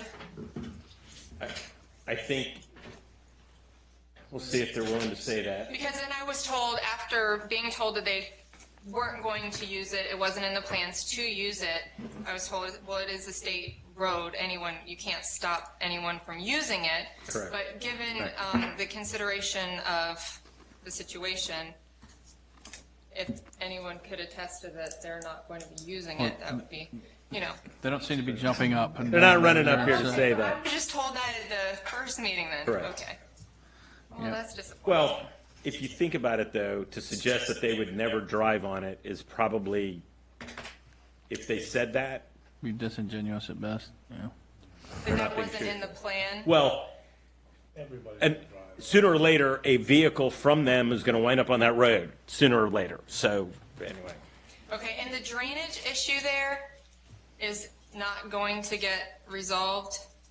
Was that something else that I heard So recently? the problem is flooding on the- downstream, right? And I think there's like 3 culverts that, what Army Corps is saying is part of the solution is like basically a canal that goes underneath Puddin Ridge Road right now. Oh. And until that bridge gets built, they're talking 3 like 15 feet or 18 feet wide of culvert. 15 by 20 foot box culvert. Right. So that's a That's a tunnel. tractor trailer. Until that gets built, that is your restriction. It will flood. The water will get off their site. Their site will drain when it can, but it's until the bottleneck, until the water gets through, it can't continue to They're run. going to have to develop their stormwater Yep. to retain their own water. So they'll present a stormwater plan for Yep. us to use. To not make it It worse. shouldn't make it any worse. Right. The goal is to not make it won't make it any It won't worse. make it any worse. Okay. Okay, so then maybe we can just put a plan together for maintaining the road a little bit. Well, the county can't because it's not within a county's jurisdiction to be able to do roads. It's Got to be state. because it's coming out of the state budget. Well, And it's see- by statute, counties cannot do roads. How many times do they grade Cooper get? 4 maybe a year, 3 or 4? Probably more than that because I call a lot more than that, and they. So you're going to have them on an auto Reggie. dial, I'm guessing. Fax, I do email. have them right, on yeah. in my contact list. Yes. Yeah. And, He's got about 16 more months, I think. He's Short. yeah. Well, I appreciate him. He's been a Anytime you pleasure. see a big rainstorm coming, they'll come plow it the day before. Yes, because for 3 days I Guaranteed. couldn't take my car down the road. I had to park at the post office and get a ride. We call it the rain plow. Okay, well, all right. I'm not sure I'm really satisfied with Right, that answer, right. but But anyway. at least it's the truth, Yeah, right? yeah. Well, I mean, I guess then for the record, if the use of Cooper Garrett could be very minimal as to not add to the wear and tear on. Did we take that note? First Solar, Yep, they're jotting. There's jotting going on they back there. took note. I got a nod All from the right. attorney. Okay. Thank you. All right, thank you. All right, next up we have Greg Thompson. Mr. Thompson? Oh, there he is. Yep. I'm here for solar. Okay. Oh, what's your expertise? Usage of country roads. Excellent. All right. Okay.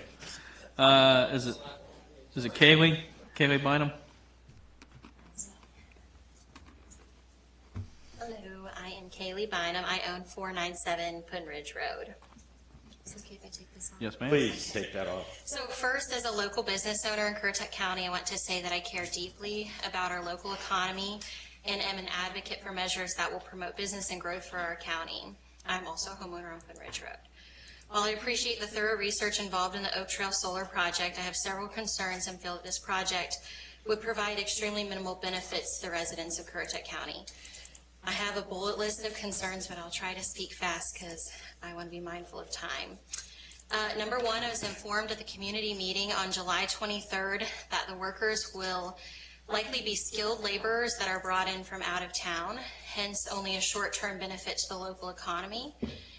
Activities may also not be performed concurrently, which means all 200 contracted laborers would not be in the county for all 12 months. I was also informed at the community meeting on July 23rd that the power would go to the grid and be sold to Dominion Power, likely in Virginia. I was informed at the community meeting on July 23rd that this special use permit would allow them to only pay 20% in county taxes. I was also told that the company is based out of Arizona with headquarters in Texas and that the solar panels are manufactured in Ohio. Therefore, the benefit to this county and even the state of North Carolina is very minimal. This was confirmed in a conversation that I had with Currituck County's Economic Development Director on 8/12/2020. In this conversation, he agreed that solar farms do not create jobs nor stimulate the economy, which has been demonstrated with the other solar farm located in our county. While I'm grateful that this company has donated to worthy causes in our county, as Mr. Bass stated previously, I do not feel that they will be a long-term community partner because they have no ties to this area other than to make money. Number four, I know that many residents are concerned about the eyesore of chain link fencing. When I asked about the shrubs and how long it would take to hide this fencing, I was told 5 years. Due to the nature of the various fragmented land plats planned to be used across Quinn Ridge and Cooper Garrett Road, there would have to be a tremendous amount of unsightly fencing with no guarantee of adequate cover in 5 years. Number 5, according to page 2 of the facility impact analysis, of which I read all 68 pages, noise of construction will be from 7 to 7 p.m., as previously mentioned. But what they failed to mention is that this shall include generators and that it will be for 6 days a week for a minimum of 12 months. Also, according to page 2 of the same document, areas that require grading are expected to be freed from irregular surface changes, smoothed, compacted, and sloped to drain. Where concrete slabs are to be installed, final earth grade will be sloped away to maintain proper drainage. This is a concern because drainage is already an issue with abundant vegetation during inclement weather. Number 7, I have a concern about the use of calcium chloride for dust suppression.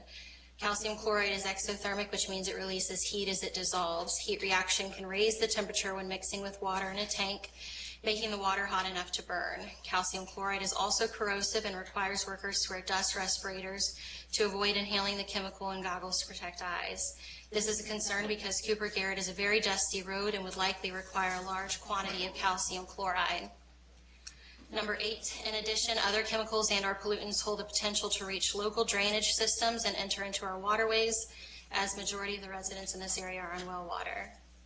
Number 9, small concern, but security and maintenance lighting disturbs the dark country sky that many of the residents off of Quinn Ridge and Cooper Garrett have come to love.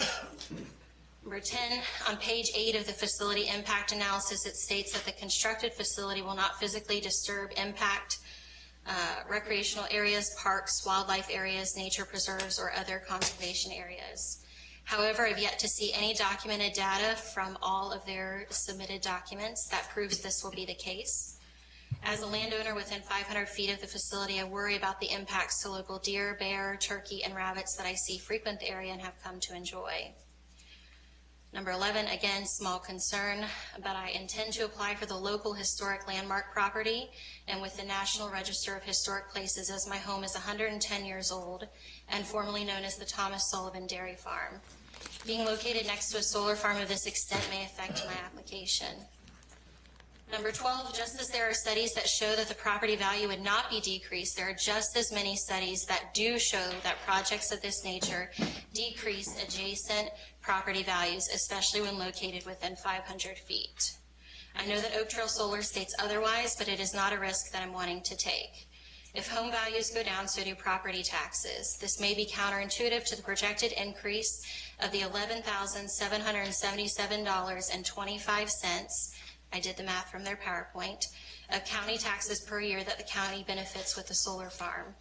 And in lieu of Mr. Beaumont's concerns about inverters potentially exploding near homes, as this has happened in our county before, this $11,000 tax benefit is most certainly not worth the potential loss of life or nearby homes. And lastly, I question the legitimacy and honesty of this company, as in January of this year, Oak Trail's parent company, which is First Solar Incorporated, agreed to pay $350 million to settle a long-running shareholder lawsuit which determined the solar panel maker of inflating its stock price and concealing design defects and reporting misleading financials for nearly over 4 years. And I thank you guys for your time. I hope that my concerns will be considered. In my opinion, the solar farm holds tremendous risks and does not stimulate our local economy long-term nor provide any benefits to local residents, in my opinion. Thank you. As it happens, we have Mr. Josh Bass here from our own Historic Preservation Board. Josh, do you think having the solar farm would impact her? And let us remind you, you're under oath. Just generally, just to assuage maybe some of the fears. The National Register, and I would not like to speak for the entire County Historic Commission, but we would typically take a look, I believe, Lori, from planning, I think just at the four corners of the lot. I don't think we would look at surrounding property in terms of an application, but I cannot speak to the National Register on that. Okay. Thank you. You mentioned a couple points that are important. One of them was the 20% property value. That is set by our state, right? The county has we've actually asked that, why shouldn't they pay their fair share when every other business in the county pays their, we lost our advocate there several years ago, and I don't know that anyone's willing to go down that path. Relative to property values, one of the things that the chairman stated at the beginning of this hearing is that the only testimony that really has credibility before us in a quasi-judicial is by expert witness testimony. So you may be spot on with the studies that show that, but unless there's somebody here that's willing to attest to that, it's your opinion. And then finally, Just ask the board to do due diligence we and look at the studies. can't because we sit as a quasi-judicial. The other thing, you mentioned calcium chloride, yes. And this, again, is one of those cruel lessons that we learned in other facilities of similar size and scale. Dust is an EPA violation. So they're required to keep the dust down. And if they fail to, you can call DEQ, and they will come in and they will, yep. And so that's, and I would suggest that to everybody, right? That's where you go to, because by the time typically the county gets engaged, you'll have far better response on a state level. But if there's no solar farm, there's no dust or calcium. Unless they're farming. Unless they're farming, which they already do. Yeah. We're used to So, this. but farming, not ironically, farming is exempt. Construction and land development is not. So they have to comply. And they know that. They'll have water trucks out there typically. Yeah. It's the other facility that their water truck broke and they shipped it off and they didn't have one for a long period of time. That was miserable. And I'm telling you, that was bad. But yeah, 10 months. Thank you, guys. So, yes, sir. Thank you. Thank you for coming out this evening. All right, Charles Jarvis.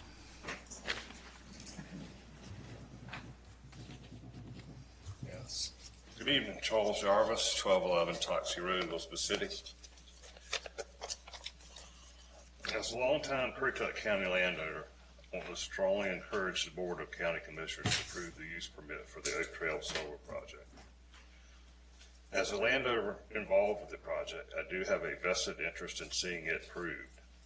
However, there are many ways this land can be used, and by far utilizing it as a site to generate clean, emission-free energy in a way that will not impact already overstretched schools, roads, and other infrastructure is the best possible outcome. Once constructed and operational, the proposed Oak Trail Solar Project will be a quiet, environmentally friendly neighbor, yielding many positive impacts from improving the local air quality to providing additional steady property tax revenue to the county without placing additional burden on the county's services like waste collection, schools, and social services. The project will also create jobs during construction and increase demand for local businesses. Additionally, at the end of the project life, the land can be returned to its original state as agricultural use. Approving the project also clearly indicates the county's support for land use rights, particularly for a project that meets the county's own carefully considered guidelines for solar farms adopted in 2019. Having a renewable energy source based in our community speaks of Currituck County as a progressive and forward-thinking community that is planning for the future now. I strongly encourage you to vote in favor of the use permit for the Oak Trail Solar Project. Thank you. Thank you. Karen Jarvis.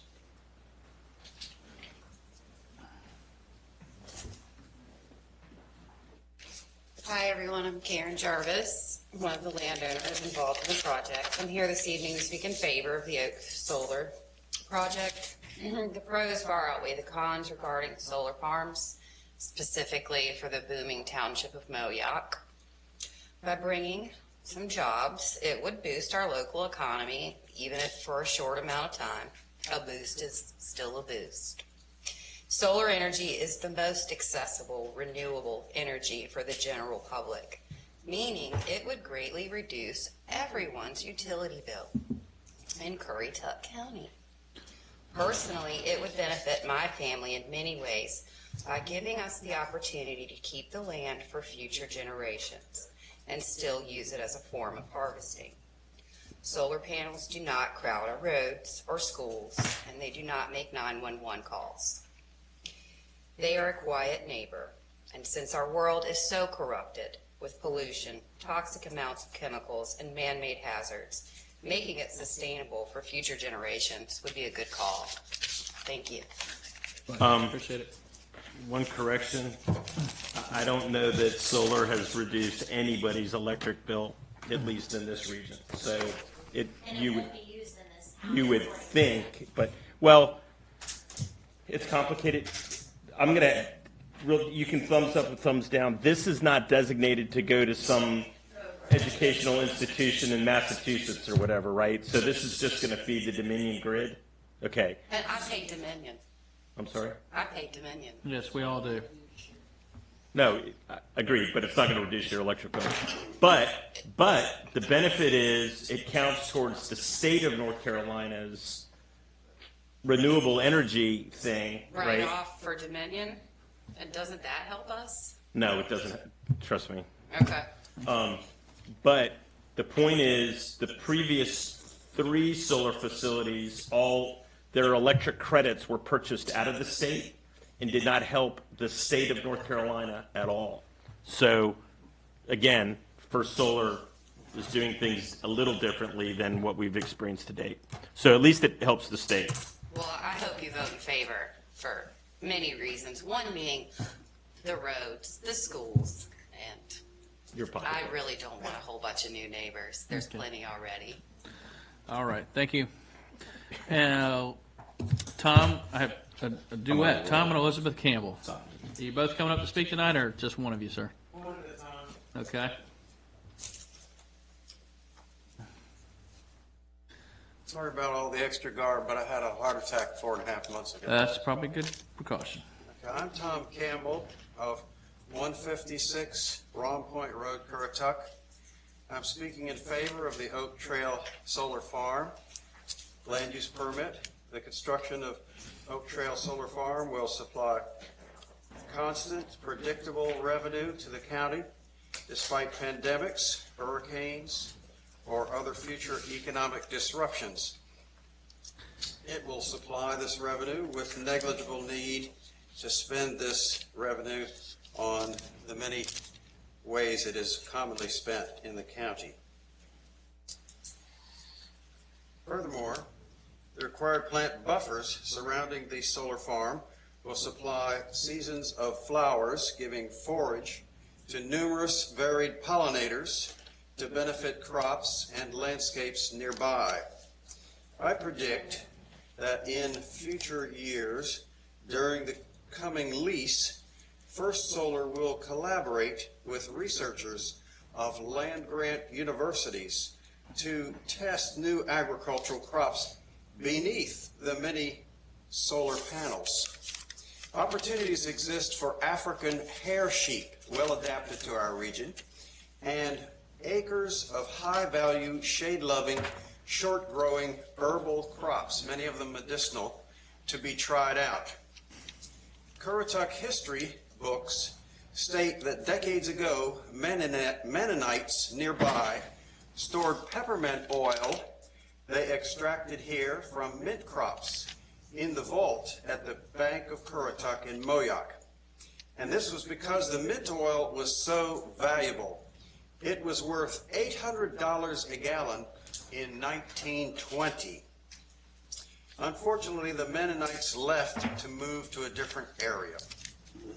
During the years of the Oak Trail Solar Farm land lease, research can refine production methods for diverse crops that will add lucrative sales revenue and new jobs in the county.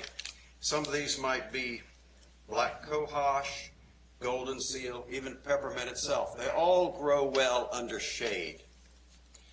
At the end of the lease, the landowners have the option to return the land to production agriculture after First Solar removes all parts of the solar farm they will construct. The publication entitled Health and Safety Impacts of Solar Photovoltaics issued in May 2017 by the North Carolina Clean Energy Technology Center of NC State University states that no materials in the solar farm panels, their wiring, or their supports can't be totally removed, returning the land to agricultural use. Most of such materials are recyclable, and no toxic residues are left behind. For these reasons, I favor the Oak Trail Solar Farm land use permit. Mr. Chairman, can I ask Mr. Campbell a question? Of course. Yes. Could you relate to the board your education and work experience that you made these statements by? Well, I was educated in high school, of course, and then went to Duke University, got a degree in botany there, 1975. Then got a master's degree in horticulture and plant pathology at NC State University in 1982, and worked from 1982 until 4 years ago with the Cooperative Extension Service in Pasquotank County. Thank you. Good. Kevin, I was waiting for a joke, but I wasn't being around when that meant was. Peppermint oil is used in candies and all toothpastes and things like that, so it's widely needed. Thank you very much. All right, Elizabeth? No? Is it just you this evening, sir? No, she's Oh, she's coming. Okay, sorry. Thank you.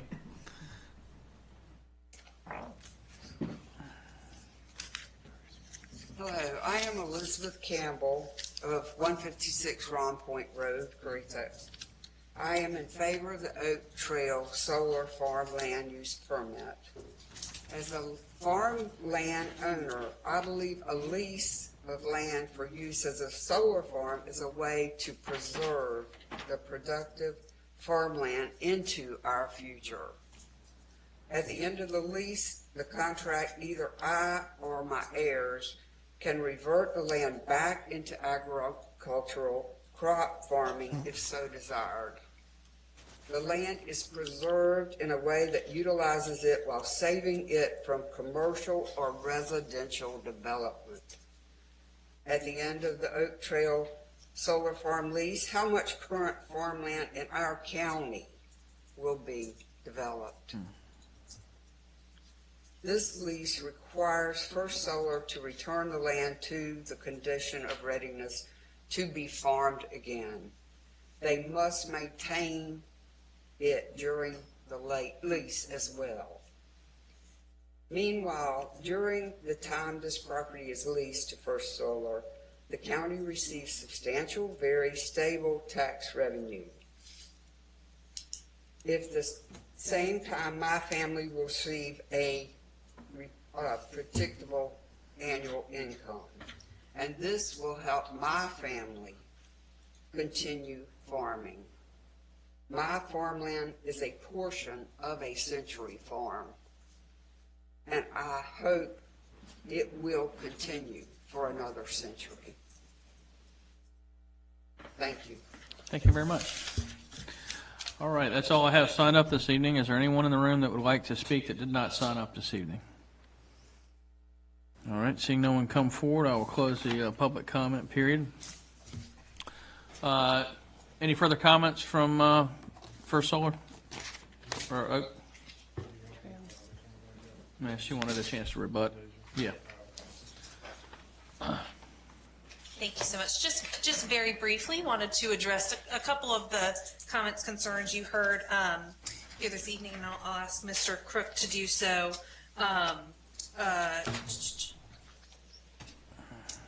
First, Mr. Smith's comment about the 300-foot setback versus the 150-foot setback. I did want to point out in Mr. Kirkland's report on page 6, he does measure the distance from surrounding homes to the closest solar panel.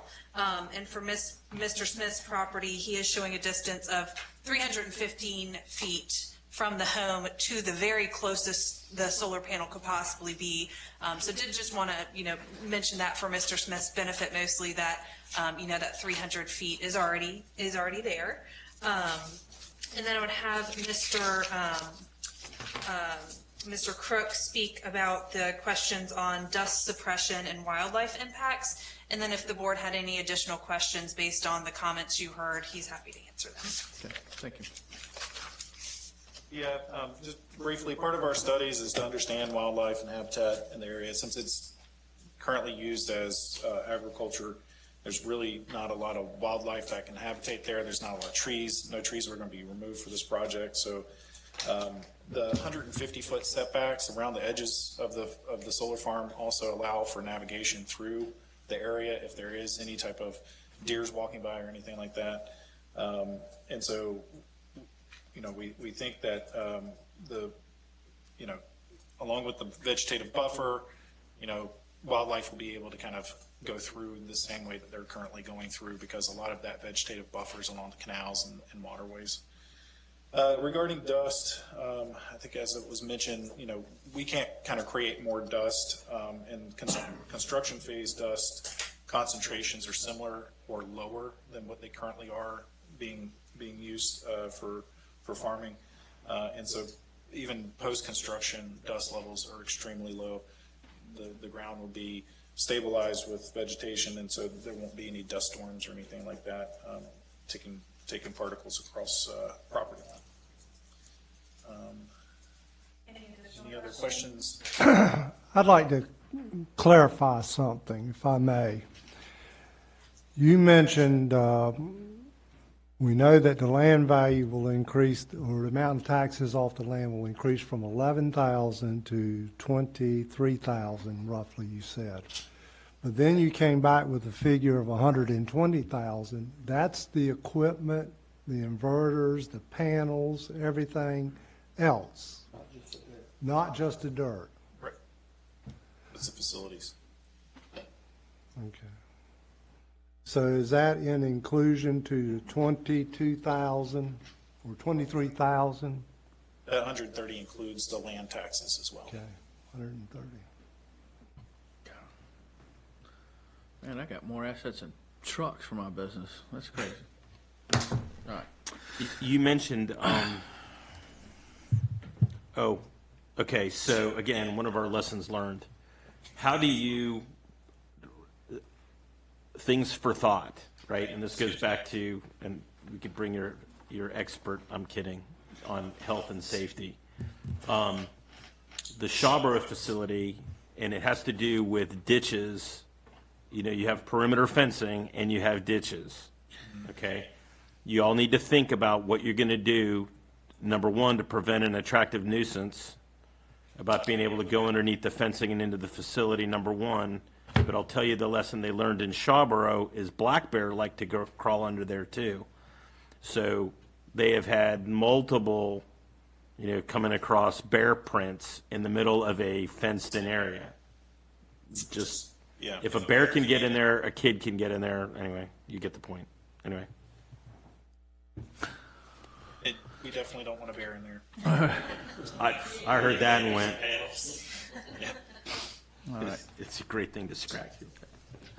All right, anything further from the board? And then one other thing, the solar panel exclusion area, I don't know what your cutting cycle is going to be like, and I'm trying to, I cannot figure out, what's our normal maximum height of grass before it's considered a public nuisance? 2 feet. So 2 feet, period. Okay. Well, I was going to suggest maybe it get cut on a more frequent basis, but. So, and part of our next step with our major site plan, we'll be looking at the pollinator plan or ag use plan as it's incorporated into UDO. We do have to incorporate pollinator plants throughout the site. That might be an area. We haven't kind of crossed that bridge yet to figure out exactly where those might go. I would also think you're not going to allow widespread peppermint growing in the middle of your facility, so. No plans of that yet. I think there's a lot more, work to be done, but yeah, I don't. Now, one of the things I'll say that, again, another facility offered was the ability to open up horseback riding around the perimeter, right? So you've got a buffer between the fence and the property line, right? Yep. I don't think that ever materialized, but that might be another thing, if it's outside the fence line, I don't know what kind of liability, anyway, that's, I guess, your job, not his. That's a part, I think that's a landowner's right to allow somebody to use their property and to not trespass. And so Correct. That's kind of up to the landowners. Our facility will be gated and Got secured. it. Anyway, it was one of those, sounded great in the meeting that never quite. But we've also heard from landowners that are adjacent that don't want people walking by or using easement to get into the property area because they don't know who they are. There's kids that go out there, create a bonfire.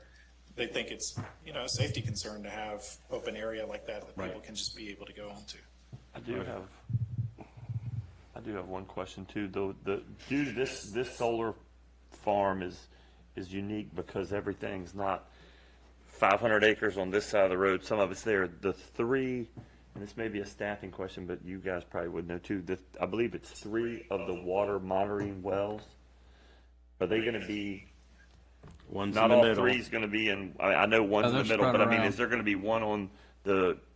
I guess would say They're spread around. They're spread around. One's on the south side of the road. One's on the north. I mean, so they're not all on the same side. I believe they're in the conceptual plan. Where They are. They're in the conceptual plan. They're spread around. I just didn't remember. I figured they were. So. Yep. And to that point, this site there's different areas. Construction's not going to all be happening all At one time on this, it's going to. Yes, it'll be kind of Phased in an area. It's not, and also construction's not going to be always at one place. It's, as things are happening, it gets moved on, and it's not always the pile driving that's happening. For the folks that are only 1.1 miles away, it's going to feel like it's happening. And also our schedule is not that we're going to start construction tomorrow during COVID or anything like that. Hopefully COVID will be well behind us. Folks will be back at work. Kids will be back at school. Of course, that's our hope, but we'll see when we get there. But construction, we don't foresee happening for another 12 years. How long? Probably at least another year. Oh, really? Okay.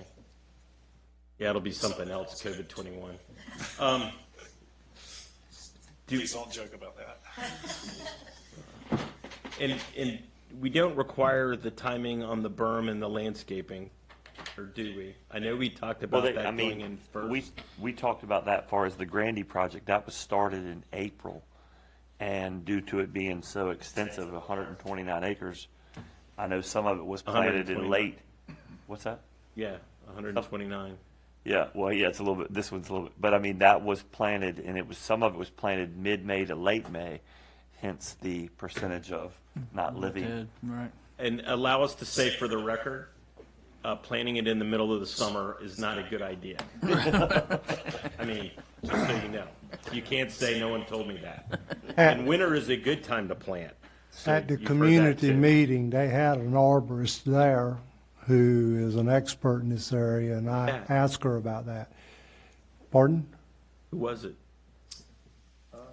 She was from, She's from Pasquoting, wasn't she? no, I think she was from Texas. Oh, That was her degree. great. She wants. She can get stuff to go down there. Yeah. She wants to ski. That This was is something that we're definitely digging really deep into and making sure. Yes. Well, he gets done. Well, exclusion area, you could rent it to Kenny? somebody growing hay. Right. I have a question for the staff. On page 119 of our packet, it addresses about the historical homes. The lady that spoke about the home, is that one of the houses listed? Because it says there's only one that's eligible for the historic. Yeah, that was the Sullivan Dairy Farm. I did read that as well, but I couldn't tell, like, with that little code name, if that was my house or not. Which, It said, like, CDX or something like that, and I couldn't tell if that was my property or not. are you the dairy farm? Are you the Sullivan Dairy Farm? Okay. Okay, it's listed. Potentially eligible, yes. Yep. I just wanted to check that out. Thank you. And I will say, since we've submitted our application, we have received a clearance letter from the State Historic Preservation Office that there are no impacts to this farm for any historic preservation, cultural resources. Can you get her a copy? It's right here in our packet that it's Okay, can somebody get her a copy? Yes. Or how do I access that? Because that's not in the documents that I read online. I read everything. Again, that's post our application. Addressing. It's in our agenda. That agenda is In all. the agenda packet, because it says no description potentially eligible. So a copy of that would need to come from the applicant, I guess. Yes, yes. If you give us your contact information, we'll make sure to contact you. Okay. All right, anything further from the board? Thank you all. I guess that concludes your, I'd like to just make a brief statement. I know Okay. we've all been here for a long time, so I'll make it quick. First, just a point of personal privilege. I really appreciate all of the civic engagement. It's been a robust discussion. I know we're all tired, but it's really heartening to see, the level of engagement here in this community is wonderful. Again, thank you for your time. Just like to say, based on all of the evidence presented here this evening, Oak Trail has carried its burden of competent material, substantial evidence on each of the 4 findings that the board must make to approve the use permit. The proposed development is designed to meet or exceed all conditions and specifications in the county ordinance specific to a solar facility, as you heard, reinforced by staff. Again, the facility also meets the general findings that it will not endanger the public health or safety, will not injure the value of adjoining or abutting property, and is in harmony with the area, that it will be in general conformity with the land use plan and other applicable plans officially adopted by the Board of Commissioners, and that it will not exceed the county's ability to provide adequate public facilities, including but not limited to schools, fire and rescue, law enforcement, and other facilities. And just to echo what Commissioner Beaumont said in this quasi-judicial proceeding, mostly for the members of the audience here tonight, again, it's an evidentiary burden of competent material, substantial evidence, which Oak Trail has met, and would submit that we have not heard, like competent material, substantial evidence in opposition. Therefore, North Carolina case law says the applicant is prima facie entitled to issuance of the permit and would ask that you issue the permit here tonight. Again, happy to answer any additional questions, and thank you again. thank you. All right. Any discussion from the board? I'll open the floor for a motion. Okay. If we could, prior to the motion, that way we don't have to make a motion and then add things, right? So, part of the TRC, right, recommended the 20-foot wide road for fire access capable of withstanding 75,000 pounds. Mm-hmm. I would like to also add to that to be maintained in a drivable condition. Okay. Right. Because they build it and then forget about it, it doesn't help us. So that was number 1. Number 2. How about the clear and snag ditches where necessary, proper drainage from the site? Well, all of that, I'm sorry. Oh, Yeah, okay, all of that include should be all of there. it. But I wanted to add and maintained the road. Yeah. Because right now it's just, That's just during the building. correct. I would like to also add that the fasteners be torqued to spec during construction.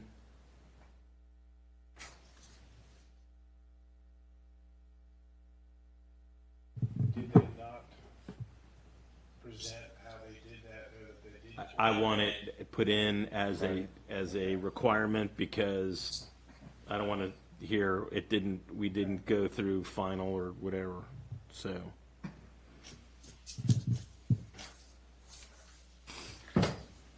Okay. Any other conditions the board's I think concerned with? that's all I had. And we can add more once they go to if it's approved to the. Special use permit.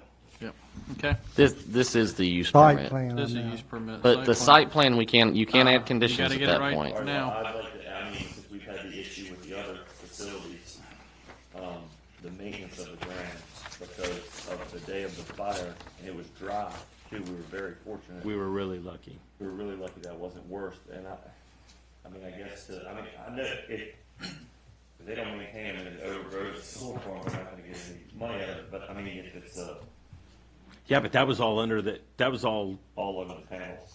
If it's I know the code enforcement is 2 foot, whatever, I mean, what's, It's 2 feet. yeah, I mean, I'm trying to figure out what would be a, That's fine, as long as it's maintained under 2 feet.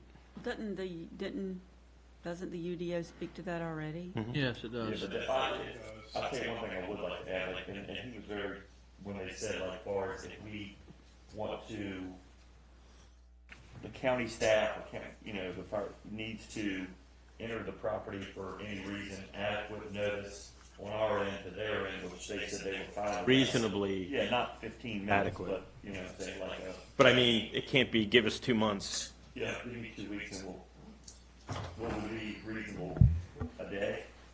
I'd ask them what's reasonable, because it's their security protocol, so I'd ask them what's reasonable. If an email was sent from not code enforcement or from county staff, I mean, would y'all have an issue with a 24-hour? How much time do you need for somebody to drive on the I'll facility? be honest, we don't really get that request from counties that often. If it's a issue of like checking in inspections, that can be done from the property line or from a gate. If you're trying to look to see if grass is growing. You can't It's tell. not supposed to be able to, because you're supposed to be opaque. Just throwing that out there. And so, I don't know what the, So is the proposed condition that, Just a condition of, if county staff, just for, I mean, I'm not just saying for. No, we started doing it. We started going onto the facilities and again, we had somebody say, I'm not letting you on here, you're not allowed. So number one, we're making sure that, is it your condition, we will be allowed. We just want to, we don't want to jerk you through, you know, we want you here in 10 minutes. We understand that that's unreasonable. So what's a reasonable heads up that you need to have somebody on site?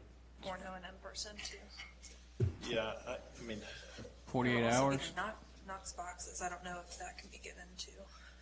yeah, and that would be only certain people would have access to that box to be able. I mean, we could work with that, right? We could work with that if that's permissible.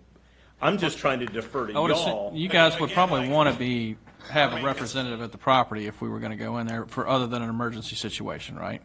So do you need 48 hours, 72 hours? If we had to access the property and you need to get some personnel there, It's what's hard a for me reason? to say because, the O&M provider will need to be the person that says what really works there for us to kind of say what that is right now. But we can probably get you more information as far as what. We could say 72 hours or less. Yeah. Right? If you guys could do it faster, that's fine, but. Yeah, I mean, because if we called them on a Friday and said, hey, we need to come out there and nobody's there on the weekend, so I mean. Right, you're not going to expect you to show up Sunday. Yeah, I mean, this is not gonna happen. It might happen. This money. Never. yeah. I mean, I'm just saying, just leave it at that. And again, it's because of lessons that we've continued to learn, right? And it could get to the point where, their grounds are always maintained, we're not concerned. Yeah, and I'm just saying there might be a stipulation or something I don't know because I'm not an O&M person to think about to say this is something else that you have to 72 hours or less. Again, the primary concern here is safety of people and entering the site. We want to make sure that they're safe. Right. If a staff member, if it's somebody that's No, we rotating get it. through, We we don't understand. know, is it a list? Is it one person is it the manager? Is it? It would typically Planning be department? code enforcement. Code enforcement. But I would just say, if you're going to pay a condition, I'd just say all county staff will be given access within 72 hours or less. It's pretty cut and dry, and you don't get into a whole Range of people, and again, we want to make sure that safety is first and foremost. I would Certain conditions say like steel-toe shoes and that hard hats them might be needed. accompany staff people, maybe in their vehicles. Well, the tax office might have a reason to go in there. Again, I don't think it's a huge issue. I would just want to check with our O&M provider to make sure if they have other issues or other ideas or thoughts that we would incorporate that as well. Well, we need a number now, or we can table it for. I would say at least 72 hours or. I don't know what your O&M is. I Three would days, just- you tell me in 3 days, you couldn't even give us an answer and say, you know what, we can't get there in the next 3 days, but how about Thursday? We can be there if we called you Monday. I mean, is it so unrealistic that within 3 days, you couldn't produce a body to go in with us? He's just saying he is reluctant to make a comment that he can't, that he has no authority. I understand. Yeah. Right. I think we used the 72 hours, and they can bill it into their. I mean, they just have to budget to have somebody Let's available. ask this question. And it could be somebody local, right? Where will the OEM come from? Texas? I mean, I think. No, we don't know yet. I mean, there's various O&M providers, but that's part of the problem too, is that they have schedule, they might be on maintenance, they might be booked out a week or so. For you to say, hey, you need to be here in 3 days, if they're not able to make that, I don't want to be not in compliance with our agreement. It's not an emergency. This is rolling through to make sure the grass is cut, because just because it looks fine up front. Pay 1 week. I would just like to, Just talking about grass. state for the record, happy to have the county attorney weigh in as well. But, North Carolina law around conditions on use permits, is that any condition must be related to standards for the permit that are in place in the ordinance. And each condition imposed must be supported by adequate evidence in the record. And I would say for this condition, your ordinance speaks to grass height. We have committed as part of complying with the ordinance to maintain, that under 2 feet as laid out in the ordinance. So I would say that the evidence in the record is that we will maintain that as part of our compliance with the ordinance, which speaks to this issue, and that a condition would not be required. I would submit to the board that you have the authority to make such a condition in your approval, that you have the right, the county has the right to go upon the property to ensure that its use permit is in compliance. If they can't come to some resolution on time, then I suggest the board place a condition in the permit that you think is reasonable. And then I also would add that the county can always get an administrative search warrant if necessary to go on property upon probable cause. So I was looking at a safety issue too. I'm sorry. I was looking at a safety issue too. If there's a fire or something, I mean, like a small fire. I mean, like, so it's not just the inspection. I mean, we're not like saying, "Ooh, we got you." Not Right, one of those understood. things. I mean, just as far as like a. And for the fire, the safety, the Knox boxes will be at Right, that's what that's entrances, for. which will allow. This is purely a drive-through and make sure it's in compliance. Okay, the question we got there, if we ask for 72 hours and put that in our motion, and they come back and say, we talked to them with that folks, and they need 48 hours. Well, 48 is better than 72. Well, I mean, So they're in compliance. My point is, can we amend the timeframe can we do an No. amendment to the special use? No, once it's done, it's done. You're going to have to go through the same proceeding for an amendment to the use. So we got If we can't get somebody on that facility within 72 hours of a concern of the county, then we got a bigger concern. We need their safety and health guy back up here. To try and quell this, there will be somebody on site monthly, and I think it just might be a coordination thing. Yeah. Just to ride along if somebody's going to be on site, when they're going to be on site. So if it's hey, we want to check it out next time you're here, then I'm sure that could be incorporated. Saying 72 hours, if there's a hurricane somewhere and all O&M professionals are somewhere else, we don't want to be tied down to it because. And then all of a sudden it's, okay, we're out of compliance and the whole thing we cannot have that. I mean, this is a huge But project. you could Because of that? somehow have somebody local that you pay some retainer fee that is. You can't because this person has to be a safety professional. They have to be an O&M, and there's training for that for people to enter the site. I can't just go into the site. Even as the developer, I can't just go into the site after it's built and after it's secure. What if we say this? You provide, the OEMs provide a schedule when they're going to be on site so the county can coordinate when they're coming on. I think if it's and I'm not I'm not an attorney or a legal expert for writing this, but I think a 72-hour response is adequate. If you were to say, hey, we'd like to visit your site, and there's a 72-hour response from our O&M provider to schedule a time. That doesn't say it's going to be within 72 hours, that, hey, somebody's going to get here, it might be next week, or it might be the next day. Did you say that somebody would be there monthly pretty much? Well, that's what they're saying. They're going to have monthly. Yeah, I mean, as long as, like you said, it's. That's why I was saying if we can get a schedule. Yeah, It better be part of the condition. That's why I was trying to, not to discredit you guys, I think y'all are trying to be a good neighbor. But I'm telling you that if we reach out to y'all. Okay, all right. I think we have a reasonable, Ben, let me just stop the chit chat. There's too much going on. Ben? So my recommendation would be to just say within 1 month or less, because then they're going to have somebody on site within a month. They don't have to provide us the schedule all the time. It's just 1 month. And for the things that were outside of the Knox box access requirements, those are things that if we're there in a month, I mean. Okay. Can you live with that? Can we live with that? A month. There, as Owen suggested, we can probably get the schedule with them, make it a condition that we know when they're going to be out here. And I just say that the condition is just within 1 month. And they're going to be out there monthly. Right. Yeah, so that way it'll. Okay. So. And if we email them, like you said, a 72-hour response, so when they're going to be out there that month. Yeah. Okay. All right. So all county staff will be given access within 1 month of notice. Correct. Okay. Appropriate. All staff. Any county representative.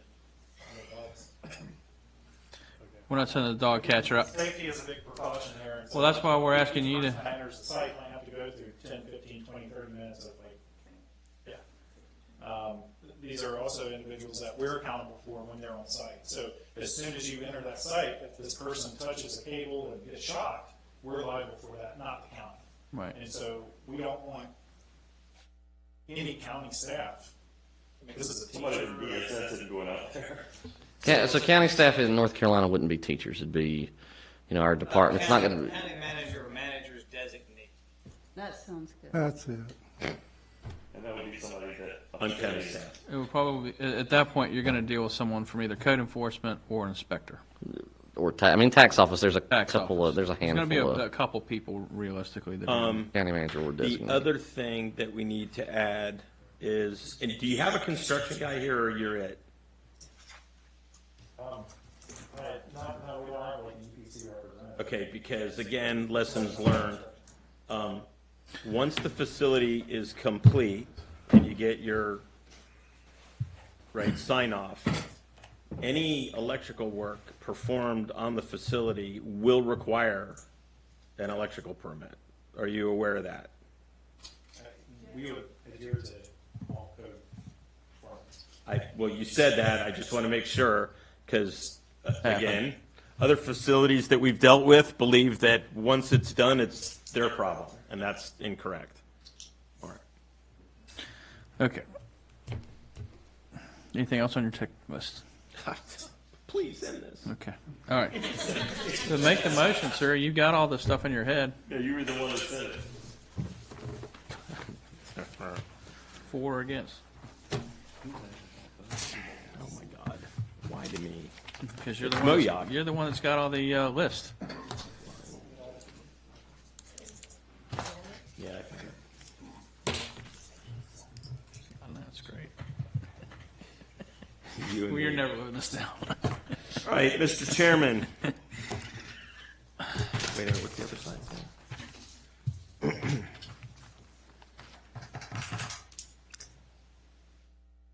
I'm not sure I can say this. Roll the tape. Mr. Chairman, I move to approve PB 20-18 Oak Trail Solar with staff recommendations because the applicant has demonstrated the proposed use meets the use permit require or review standards of the UDO. Specifically, the 2006 land use plan in that the use will not endanger public health or safety. and that the electrical components have a UL listing and the facility will comply with the National Electric Code at the time of construction and during maintenance activities.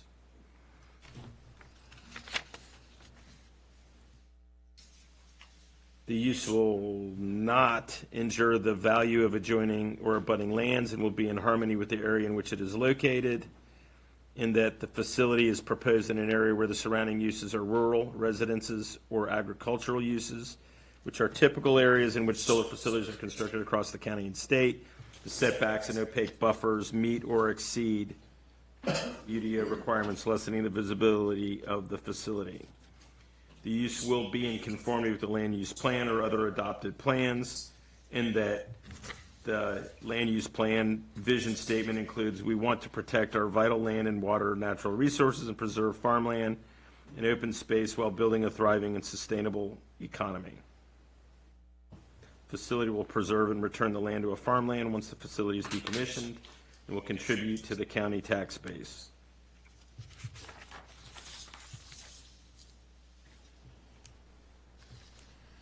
Number 4, the use will not exceed the county's ability to provide adequate public facilities, and that it will not add to the services that are currently required, specifically schools, fire, rescue, and law enforcement. And the conditions of approval are or include the TRC's recommendations, specifically surface material for road connecting to the substation and switch yard.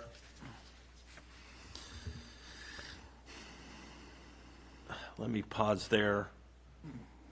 So you need That's just one road. Uh, So let me pause. What other roads are in there, like to the substations? Is there just one substation? There's just one. Okay, how about for the transformers and or the inverters? they're all shown in one spot, I believe. Where's Mr. Health and Safety?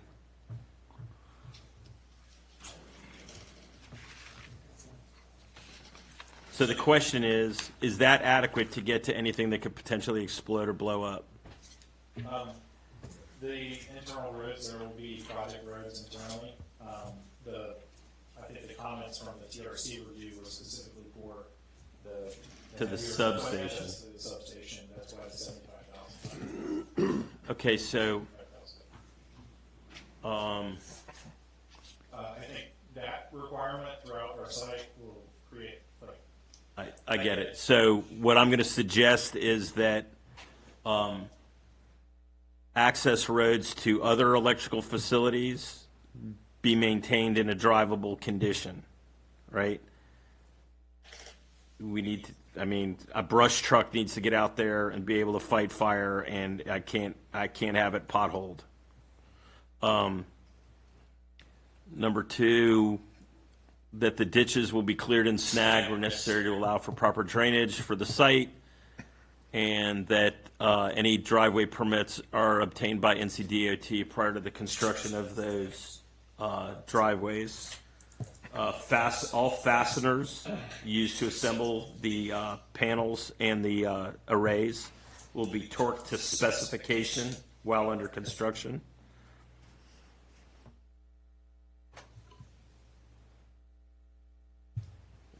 Did I forget anything? You need reasonable access to the property. Reasonable access to the property will be granted within a month of notification, with a response to the county within 72 hours of a request to access the property. From the County manager or his appointed designee. Thank you.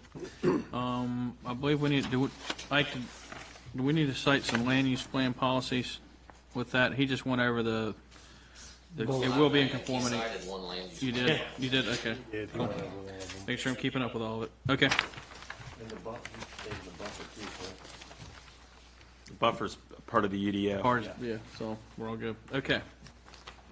I'll second his motion. Thank you. Any further discussion from the board?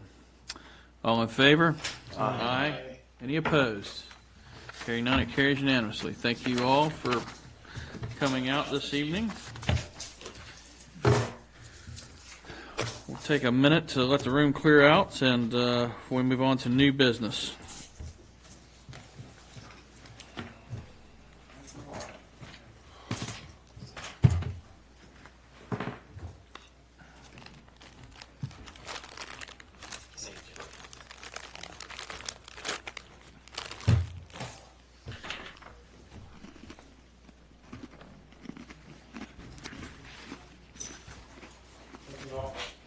All right.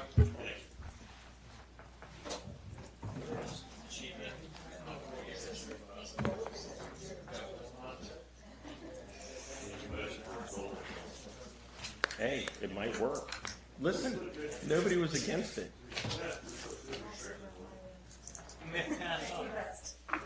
Thank you all. Wait. You have to stay here till the end of the meeting.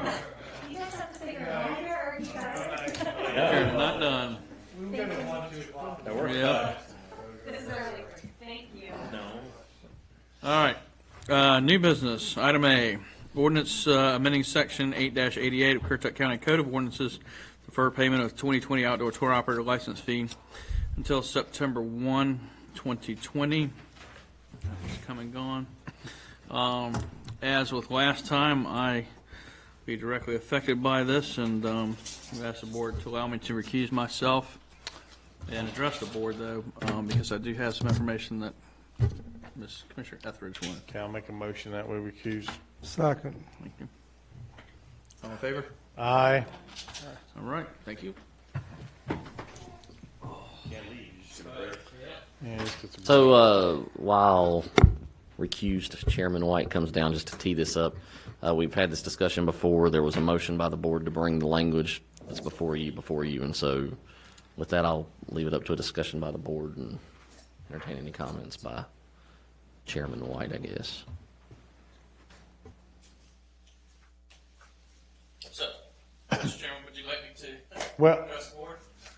yes, sir. Come on up and state your name, address, All right. for the record, sir. Bob White, 818 Corolla Drive, Corolla, North Carolina. So I think in the last meeting, Commissioner Etheridge had asked about the tour companies, and I had related my own situation. I was down to about 20%, and she wanted to know about the other tour companies, so I reached out to them. And the one odd exception was down 30% for one of the tour operators, and the rest of them were right in the 20 percentile, 18 to 22%. So by and large, all of us are down about 20% due to COVID. And I know you guys have had some discussion about that, and will too when I step out of the room. I just want to relate that is 20% off the top. So none of my other expenses went away: fuel, insurance, all the other costs of associating a business. So when you think about that, it's a pretty big blow to each of the companies to lose 20% of our income and still have to maintain everything, payroll, and all the other expenditures that we have, because none of that went away. So as you consider that tonight, I would ask you to take that in consideration as well. Any board members have any questions for Mr. White? You hear it? Okay, go ahead. You are the only business in the county that pay, or your business, not you personally. Our industry. Your industry. They're the only business in the county that pays, what's the proper word I want to say? A fee. What's that? A fee. Yeah, fee to be a business. To my knowledge, yes. I mean, there may be some business that have federal stuff, but yes, to payable to the county. Our industry is the only industry that pays to be in business. Bob, what were your capacity limits through the summer? I know you were shut down for roughly a month by that you couldn't operate from March the 20th until the 23rd of April. So after that, what were your capacity limits, or was that self-imposed, or? No, most of the companies were responsible. You know, I didn't see anyone overloading the trucks or anything to that effect. So yeah, it changed it from a maximum I could do would be 15 on one of my trucks. So most of our trucks were in the 8 to 10 range during the summer, and that's mostly the same house. So we didn't have pockets of strange people. These people were staying in their same house. So typically, you know, we were definitely down whatever that rates to percentage-wise, and what it came to on the bottom line is 20% at the end of the year. So it definitely affected us in the volume that we could do, and in the fall, even more so, because we see couples then. We have newlyweds there, retirees. Obviously, the retirees are much more health conscious than probably the young people are. So we might only have 6 people in a truck at that time instead of 10 or 15 as we normally would, because we have to spread them out and move them around the vehicles a little bit to allow for as much social distancing as we can. Is your season going a little further? We got lucky this year, yeah. The warm weather certainly has helped us out, obviously, and extended the season. As we've seen across the board, I mean, it's extended on the Outer Banks as a whole. For us as a county, it's been outstanding, but it has extended our season a little bit, and that helped out. We were down more than 20% and have now come back up a little bit closer to that 20% mark. So it definitely helped out a little bit, and me keeping and even having employees work a little bit later this year. So it's good for staff as well for me this year, and probably all the tour operators. Any other questions for Commissioner White before we excuse him? I have a question for the county manager. The fees that are paid by the 4 stores combined, I know we've said that number 50 times. Can you refresh? Yeah, so the rough number is $27,550 is what was budgeted. Which is about, what, $950 per vehicle? Yep. That's correct. It's $950 per vehicle. I think that's 26 vehicles, 27 vehicles. I can't remember off the top of my head. We've got 10 operator licenses out there. Some of them don't get used. I think 7 of them were used this past year. All right. Yeah. Some of them have 1 vehicle. I mean, so it just depends on the operator. Is that it? Okay. Thank you, Mr. White. Take my leave. Thank you. Okay, and I believe we can turn over to our attorney, Mr. McCree. Well, again, as the manager alluded to, what you have before you is language that you, I think, asked to be brought forward for consideration, which would provide that for the year 2020, the outdoor tour operator license fee that's required by the ordinance would be in the amount of 25% of that amount set forth in the county's master fee schedule. So it'd be 25% of $950. You know, and I'll just say, after listening to the feedback that was provided tonight by Commissioner White, I think 25% of the fee is probably a little much based on that. I mean, maybe 20 to 25% of the fee or less would be a little more to coincide with what they said their losses would be. But I mean, open for comments. This what's before us now is just a flat, just 25% of the $950 per vehicle. That would be 75%. $237.50. Yeah. Is what he would pay. What each vehicle, yes. They would pay 75%? No, It'd only be 25%. Only pay 25%. under what we said when we talked about this. But with the information that's provided, that seems They would pay what? out of proportion with what we just heard. You say it's $950 a vehicle? $950 a vehicle. Calculator. I mean, and based on what Commissioner Jarvis said, if they're saying, 25% would give them even more than a benefit. I mean, if we did 25% less of the $950, would give them more than the, give them benefit of doubt if they said 20% loss. 25% was like $237. No, I mean, if we just reduced it 25% of the $950, no. Well, that's what I'm saying. Charging them 25%. They're not reducing it by 25%. You're reducing it 75%. The way our ordinance is currently written would be a 75% reduction. Yes, and that's what I was stating. I think that's a little excessive based on the information they provide. That's my opinion. What he just provided, that it sounded like me he didn't need 75% reduction because they only lost 18 to 20% of business. Oh, I was thinking he was saying they. He's 25% down. Yeah, only No, 20, 20. only 18 to 20% down is all he is.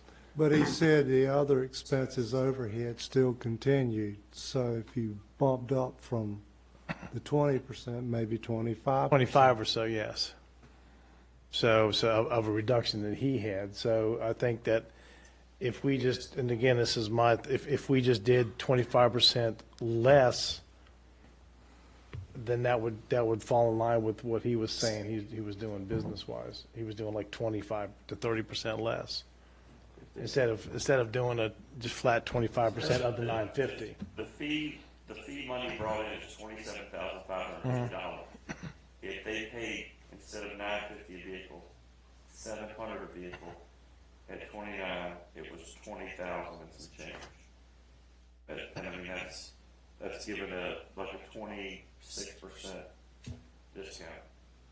So, Mike, you're saying for line 21 of the resolution, 22 of the resolution, you want it to read of this section shall be in the amount of 75% of the fee for the outdoor tour license set forth in the Currituck Master Fee Schedule? That's what would be in line with what Mr. White just said. He was saying he had done only 20% of what normal. No, he No. said he was down 20%. No, he did like 75, 80% of his business this year.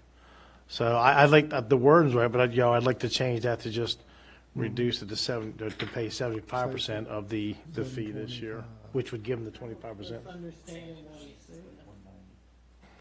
Okay, so I guess I'll ask the board,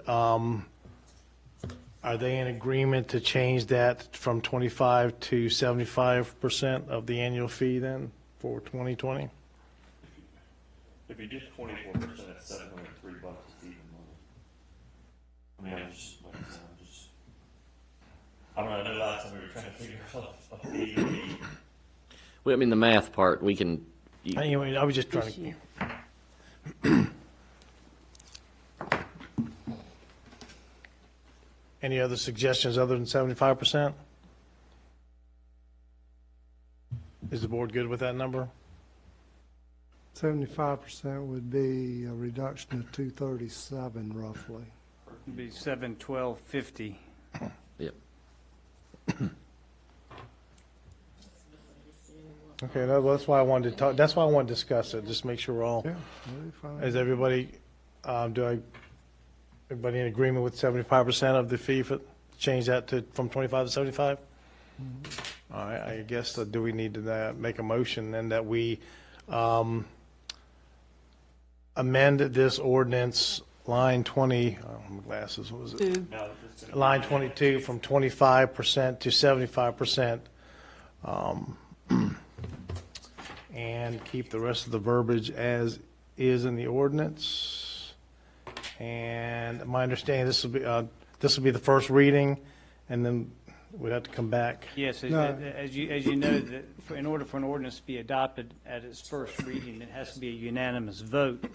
Unlike the statutes related to municipality board votes, which provides that it would be the unanimous vote of those that are not excused from voting, the county statute is not so clear. And so it'd be my interpretation and advice that tonight would be the first vote, and it would be required to come back at your next meeting, at which time it may be adopted by simple majority vote.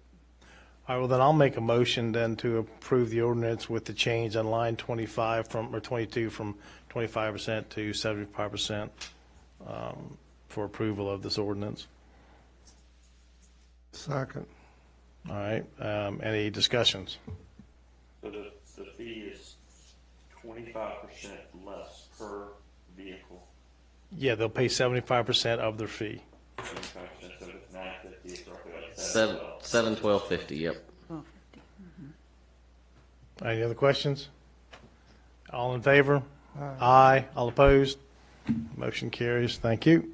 Mr. Chairman, if I can just make one request to the board.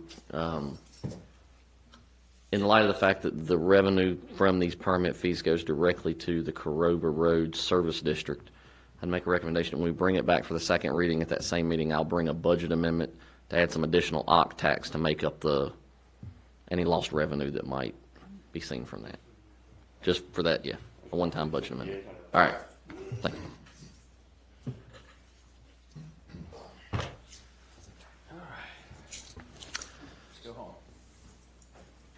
Not so fast. All right. Found my glasses. I took those. Not my phone. Item B, Fire and EMS Advisory Board funding request. Lower Currituck Volunteer Fire Department tanker repair and Crawford Volunteer Fire Department four-light tower repair. Thank you, Mr. Chairman. Basically, the FIAB's made a recommendation to approve both of these requests. The Lower Currituck is to do some repairs to that fiberglass tank, and they need to do some other things. That money, it's $8,000, would come from the apparatus replacement fund, and Crawford needs permission to spend more than $5,000 of their own funds. It's $7,300 for a light tower repair, and I'd be happy to answer any questions. Did that go through the FIAB? Okay. I have a question. Approval was unanimous. I was asked this by some people. Why is it the Lower Currituck is coming from the fire apparatus replacement fund instead of existing funds? What's the purpose in that? So, the short answer is the tank that was installed was not spec. They were told it was a polypropylene tank. Instead, it was a fiberglass tank. And I want to say this was the company that used to do fire modification in the lower part of the county. Oh, those guys. Yeah, they're not around anymore. So what happened, the other thing Lower Currituck's facing right now is, remember the fire engine repair? That's a $17,000 estimate to repair that. That's coming out of their operational budget. And so that's why this was a special request that was sent up. And just for the boards, just Saturday over the weekend, one of their other apparatuses, when they took it out, they stopped and looked, and there was a puddle of oil and antifreeze underneath the engine. So that is being repaired today out of their funds, not as for the county. So they're paying for that emergency repair as we speak, and I think I got fixed today. So the $9,000 head gasket now has gone to $17,000. I think you called that one.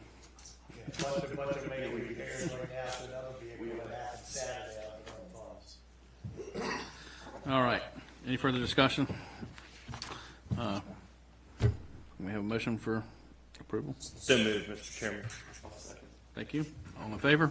Aye. Any opposed? All right. Next item up is board appointments. Item 1, the Tourism Advisory Board. I believe myself and Ms. Selena have appointments this evening.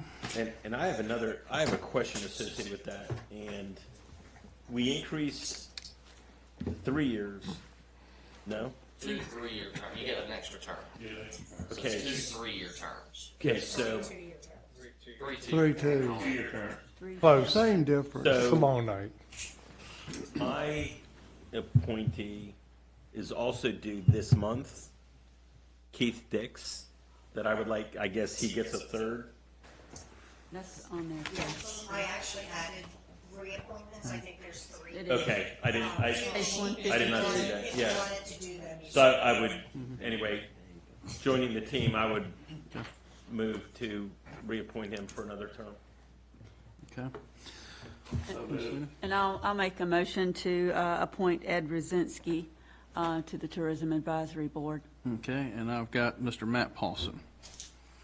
We can do them as a slate? Well, there are 2 other reappointments if, Oh, okay. Um, Have you talked to Carol yet? I'm going to appoint somebody else. Okay. and then there was Sharon Price. I want to discuss with her yet. Yeah. She's good. I hope she sticks around. Okay, thank you. We have a Second. Second from Owen. Oh, okay. All in favor? Aye. Any opposed? All right. Consent agenda. Any comments, questions, concerns? I make a motion for approval. Wait a minute. Kevin, Oh, Kevin? sorry. I had a couple phone calls today on consent and consent I'm sorry. And this may be directed towards the county manager. Number 5, road addition petition. Can you briefly just kind of hit the highlights on that one? Or who was that, you? I can. Give me just a second as I get to it on my phone because my computer gave up working. 90. Yep. Essentially, these are 2 roads that are in launch landing. If you remember a year ago, almost a year ago, we had a lot of meetings with folks in launch landing. I think Commissioner McCord, Payment, Beaumont, myself, and Ike all attended kind of a HOA meeting.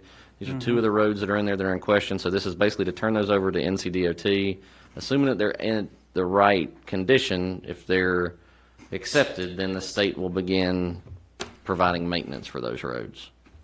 I can't speak to whether or not they're at that level, but No, I didn't make that one, but I had like a meeting with, and I went to another one. I thought you were at that meeting, but okay. I didn't make that one, but I had a different meeting about those, and that's where I got the phone call from today.